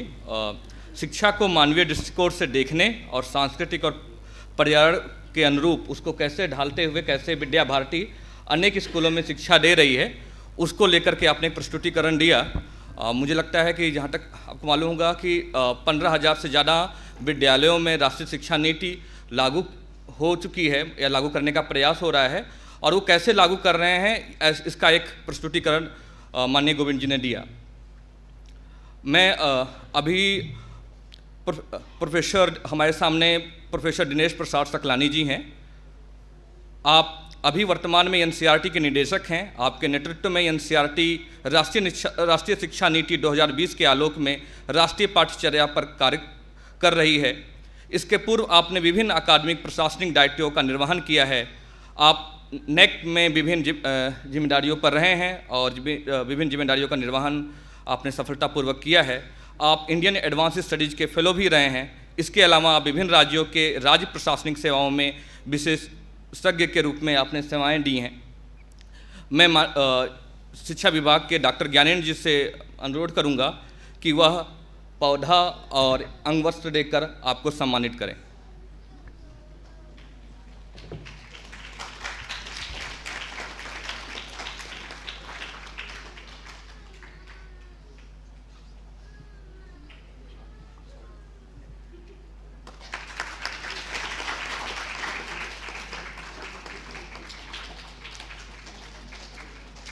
मैं बेसिक स्कूल की छात्रा अमटिका से अनुरोध करूंगा कि वह अपना स्वनिर्मित चित्र प्रोफेसर सकलानी सर को समर्पित करें।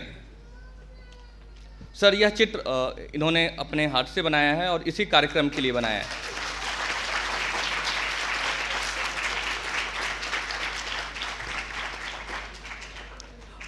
इसी कड़ी में मैं पंकज सर से अनुरोध करूंगा कि वह बेसिक स्कूल के ईशांत का स्वनिर्मित चित्र सलूजा सर के स्थान पर लें, क्योंकि ईशांत काफ़ी समय से प्रतीक्षा में थे कि उनका नंबर आएगा और वो अपना भी चित्र किसी जो हमारे सम्मानित अतिथि प्रोफेसर सलूजा सर आने वाले थे उनको देने के लिए प्रतीक्षा कर रहे थे। चूँकि सर नहीं आए हैं तो उनके स्थान पर प्रोफेसर पंकज सर लेंगे तो अच्छा रहेगा।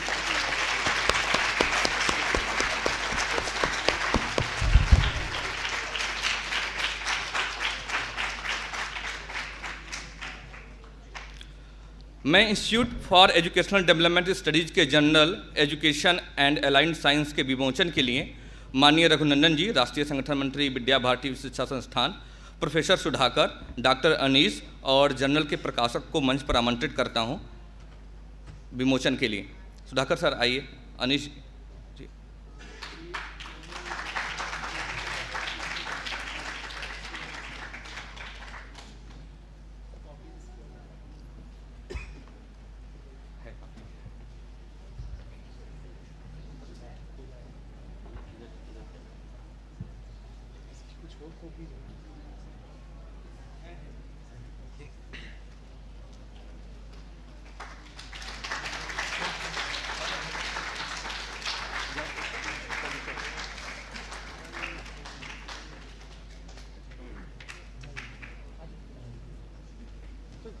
कोई नहीं, डर नहीं।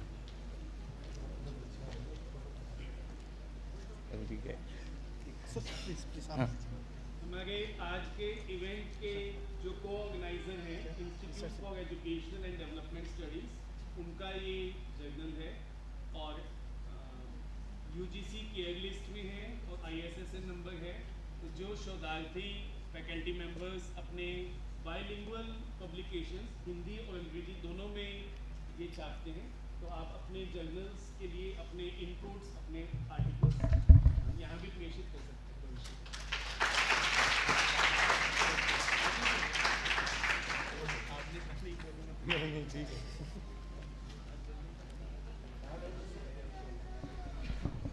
अब मैं प्रोफेसर दिनेश प्रसाद सकलानी सर को अध्यक्षीय भाषण के लिए आमंत्रित करता हूँ।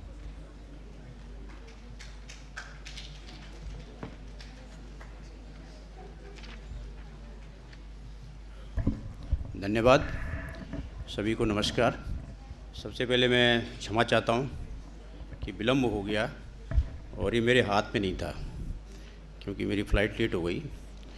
इस महत्वपूर्ण कार्यक्रम में उपस्थित माननीय रघुनंदन जी, माननीय गोविंद महंत जी, प्रोफेसर पंकज अरोड़ा जी, प्रोफेसर रामचंद्रन जी, प्रोफेसर सुधाकर जी और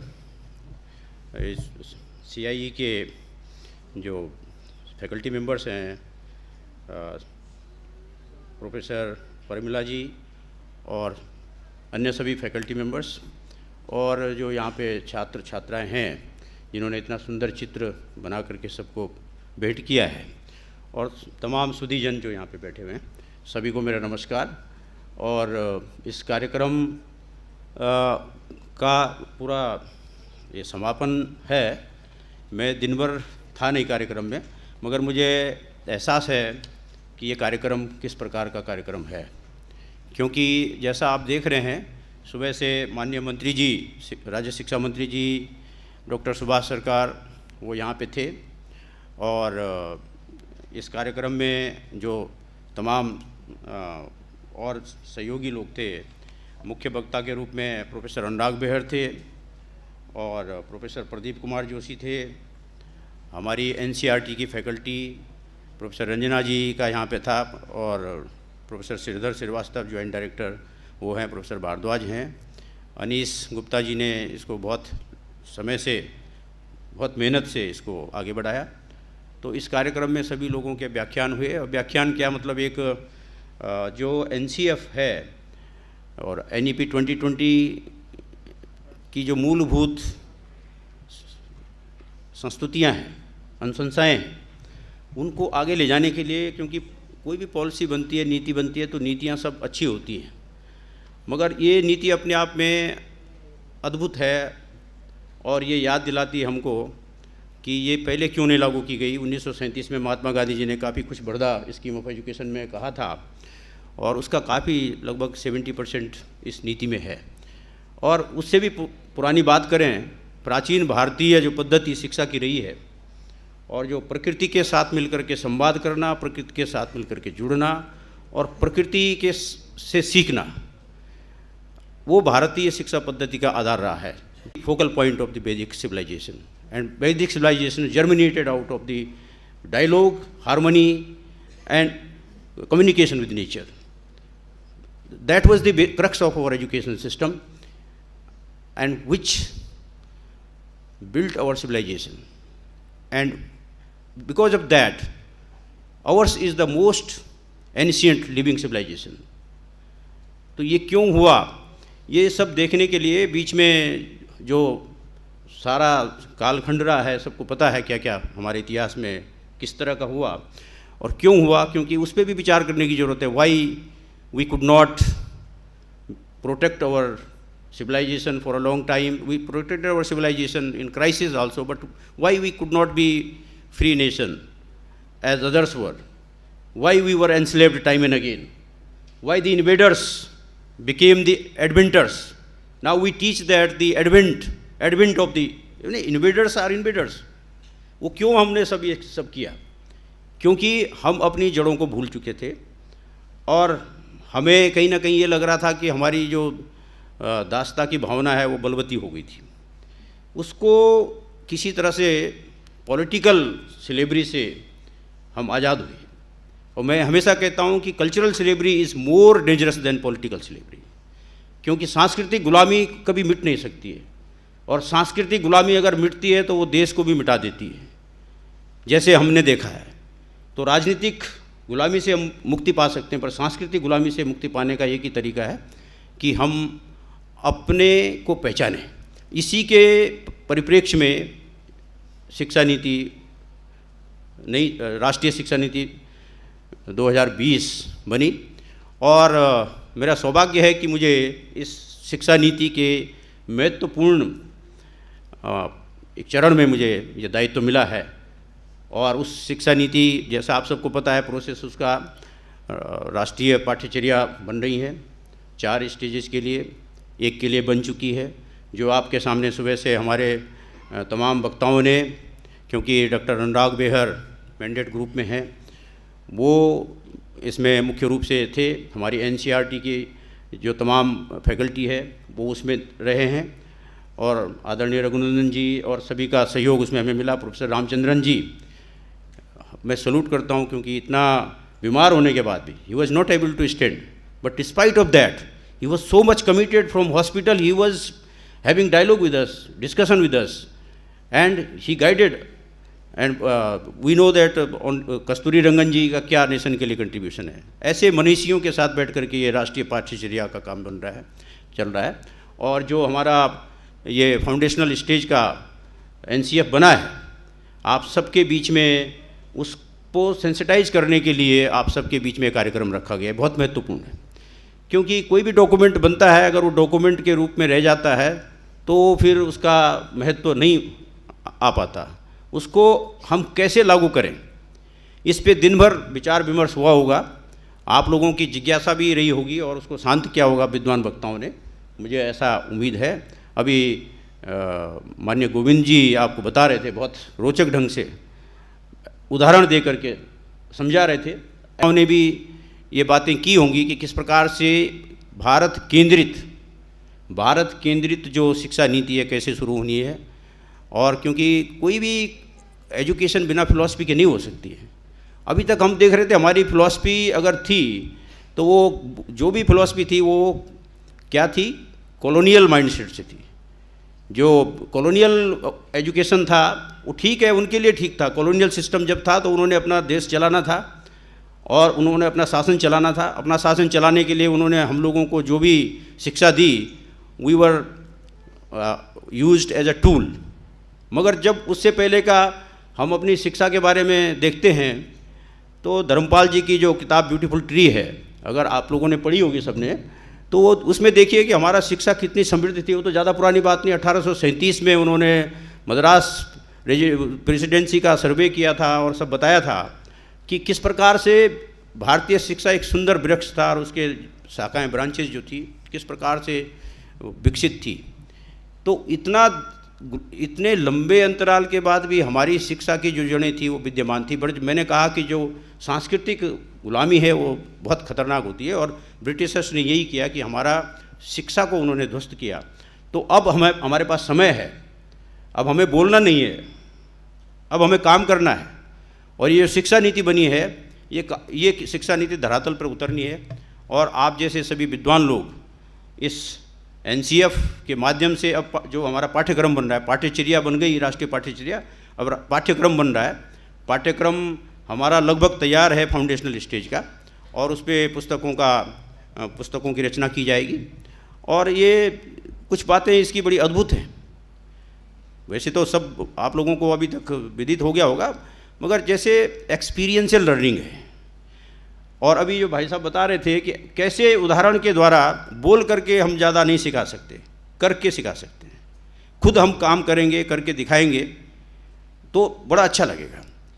इसी परिप्रेक्ष्य में मैं डिस्ट्रिक्ट लेवल कंसल्टेशन में उत्तराखंड गया था।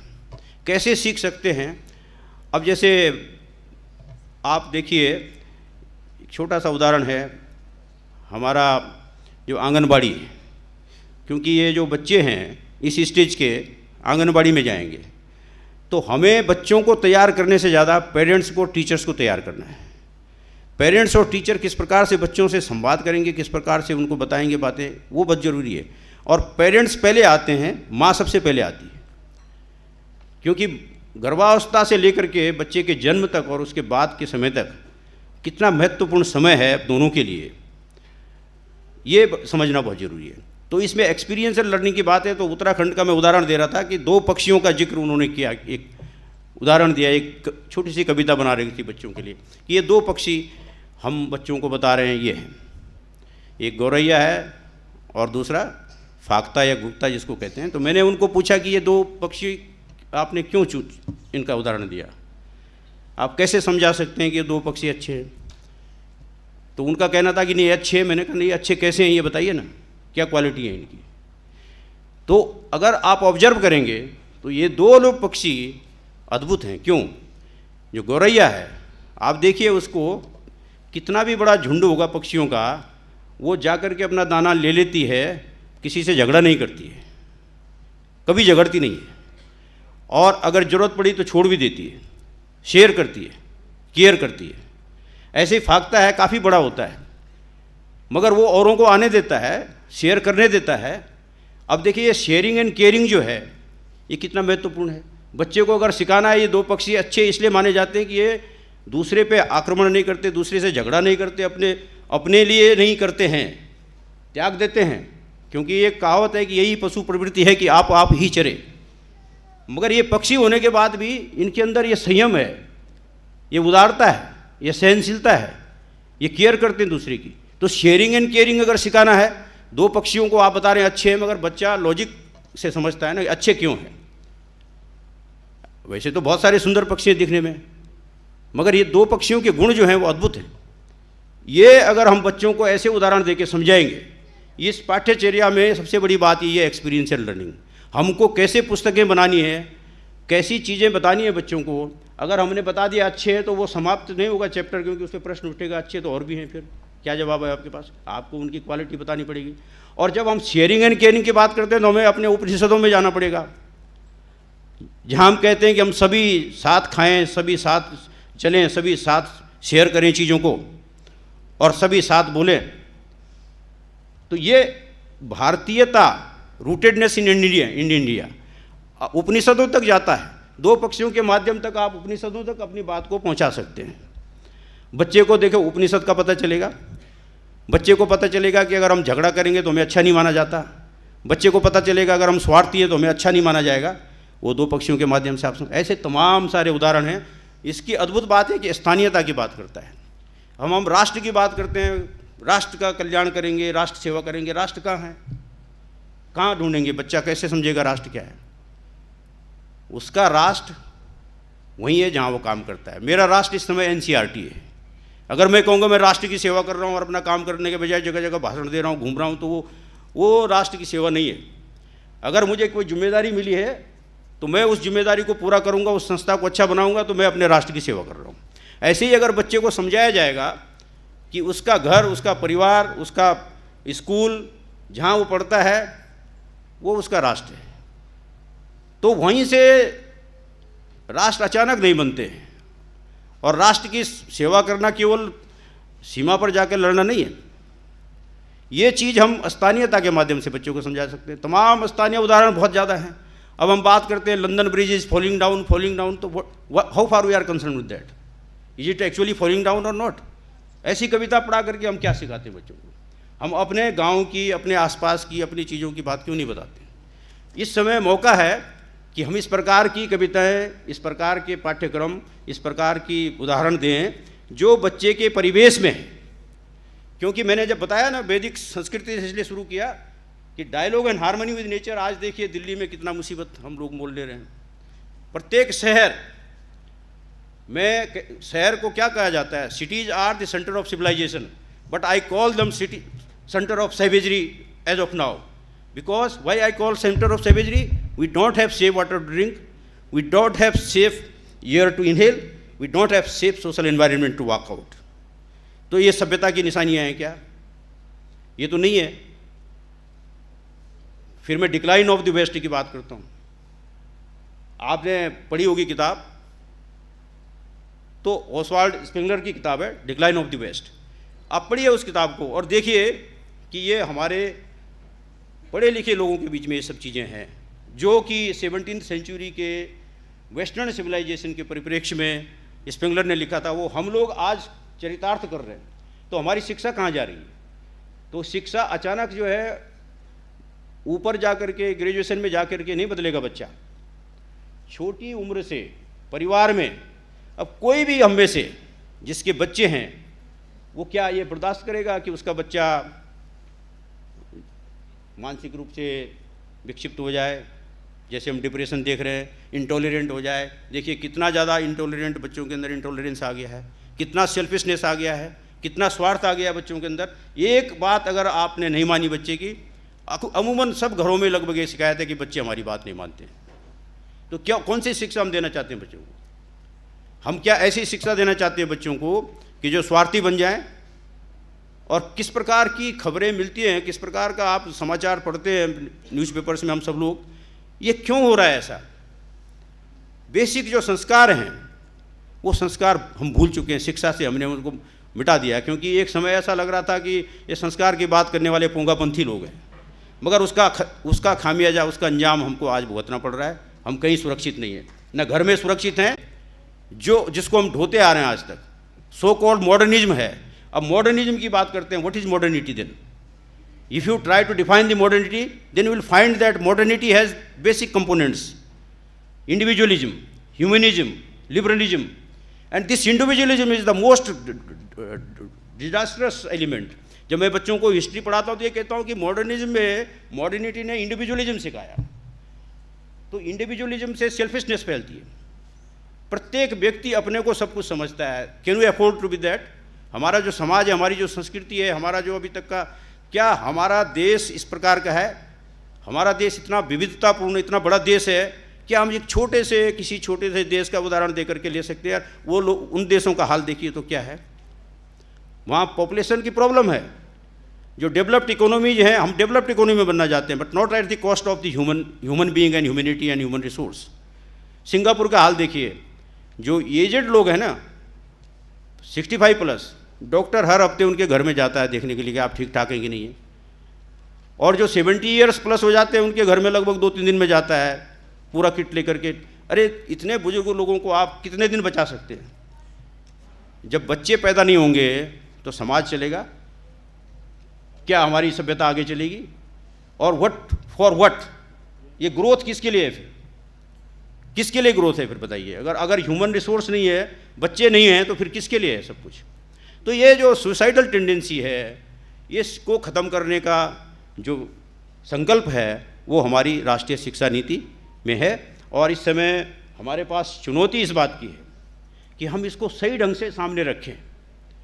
इतने बड़े बड़े विद्वानों ने इसमें भूमिका निभाई है बनाने में, और हम लोग दिन रात इसको लगे हैं करने में, पुस्तकें भी आएंगी। तो ऐसे उदाहरण हम दें। आंगनबाड़ी में अगर बच्चे को रंगों के बारे में बताना है तो क्या हम वहाँ 3-4 किस्म के सुंदर फूल नहीं लगा सकते? उन फूलों के माध्यम से नहीं बता सकते?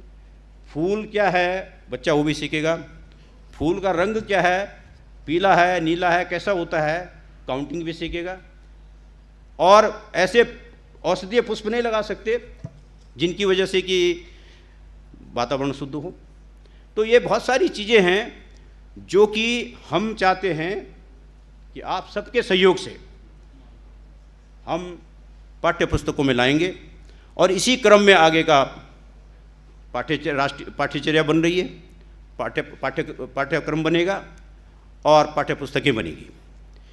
मैं इस समय एक और अपील आप सबसे करना चाहता हूँ, निवेदन करना चाहता हूँ। ये जो प्रोसेस है ना, this is highly fully democratic process, and with due consultation of all citizens of India, we are going ahead. But I see the negligence of people.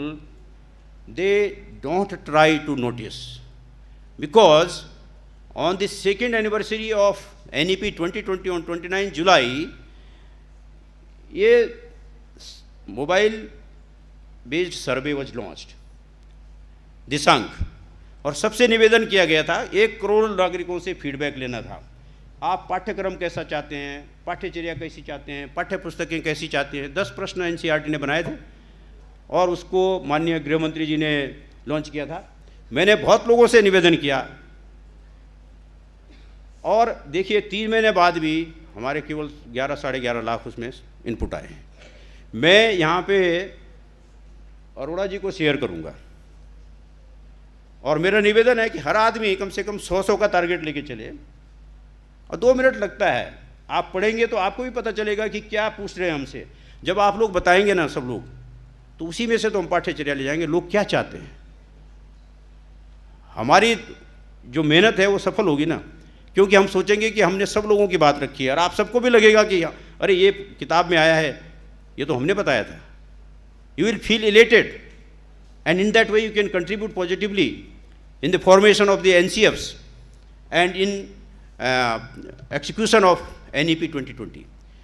तो समय की कमी है, मैं अभी वो शेयर करूँगा और मैं उम्मीद करता हूँ कि इस मंडल में, कक्ष में जो लोग बैठे हैं, कम से कम 1 लाख फीडबैक आपके माध्यम से सब लोगों की तरफ से इसमें आएंगे तो हमारा उत्साहवर्धन होगा और हमारी ये जो राष्ट्रीय शिक्षा नीति है, सचमुच राष्ट्रीय शिक्षा नीति की संकल्पना अवधारणा हमारी मूर्त रूप लेगी।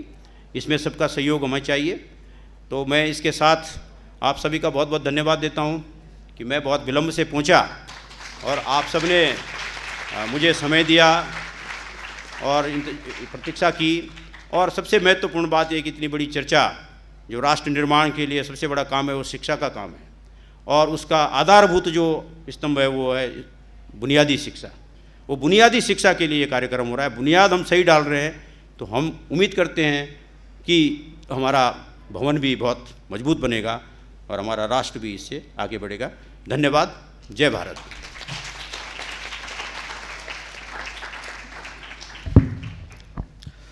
धन्यवाद सर आपके अध्यक्षीय संबोधन के लिए।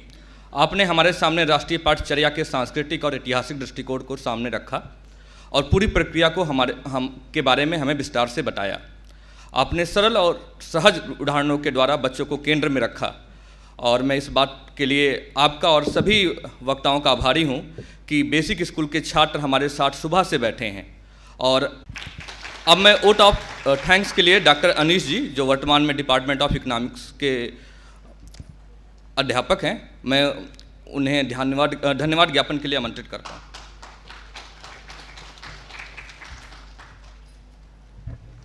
Namaskar to all present at the seminar. I extend my heartfelt gratitude to our guests of honor, the dignitaries, the academicians, and the organizer in their effort in making the event a success. Today's seminar has been organized with the kind help of Department of Education, University of Delhi CIE, along with IEDS, Institute for Educational and Developmental Studies, Noida.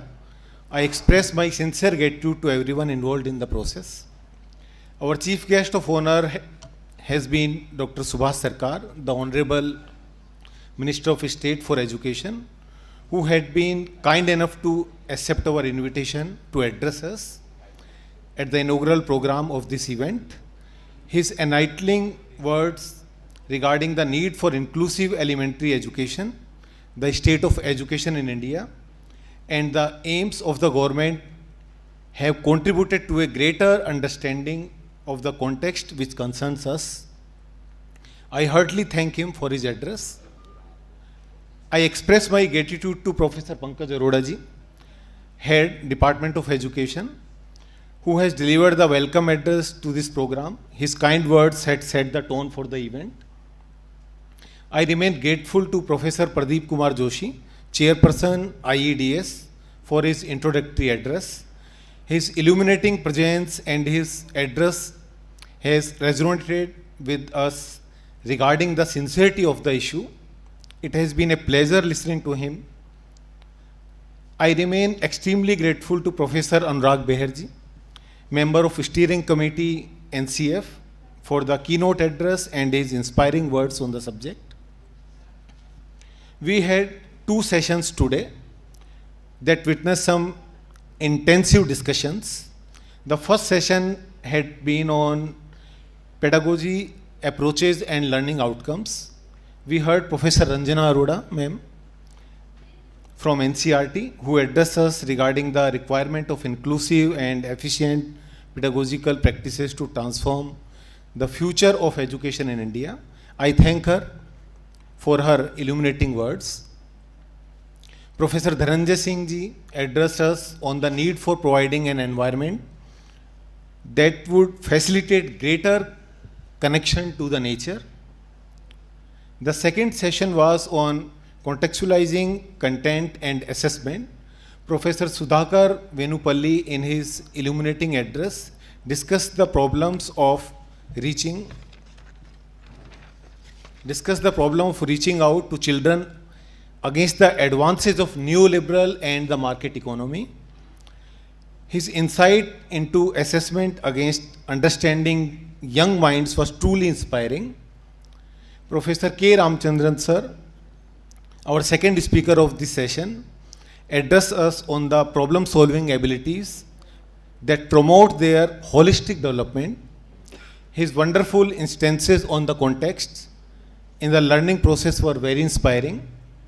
Professor Sridhar Srivastav sir shared his valuable thoughts on the requirement of inclusive and plural education to take India to greater heights. I thank him for chairing the session wonderfully. I remain grateful to Sri Govind Mehnt ji and Professor D.K. Saklani sir for their valedictory address. It is always enriching to hear both of them. This event would not have been successful without the organizational team and their sincere efforts.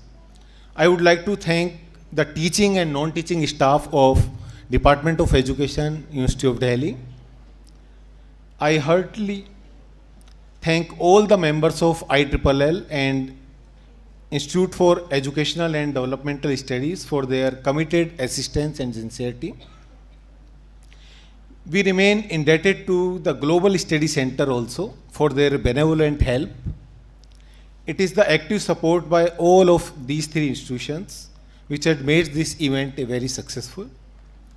I would also thank all the volunteers, research scholars, our helping staff and our Sulabh staff for their immense dedication and help.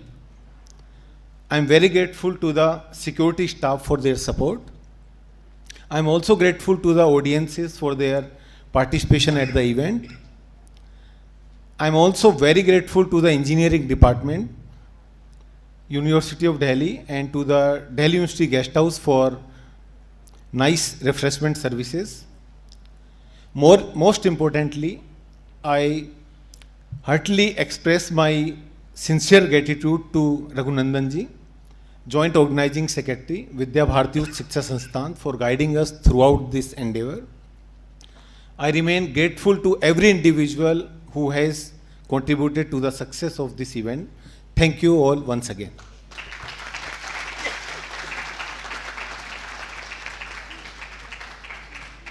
राष्ट्रगान के लिए हम सब खड़े होंगे।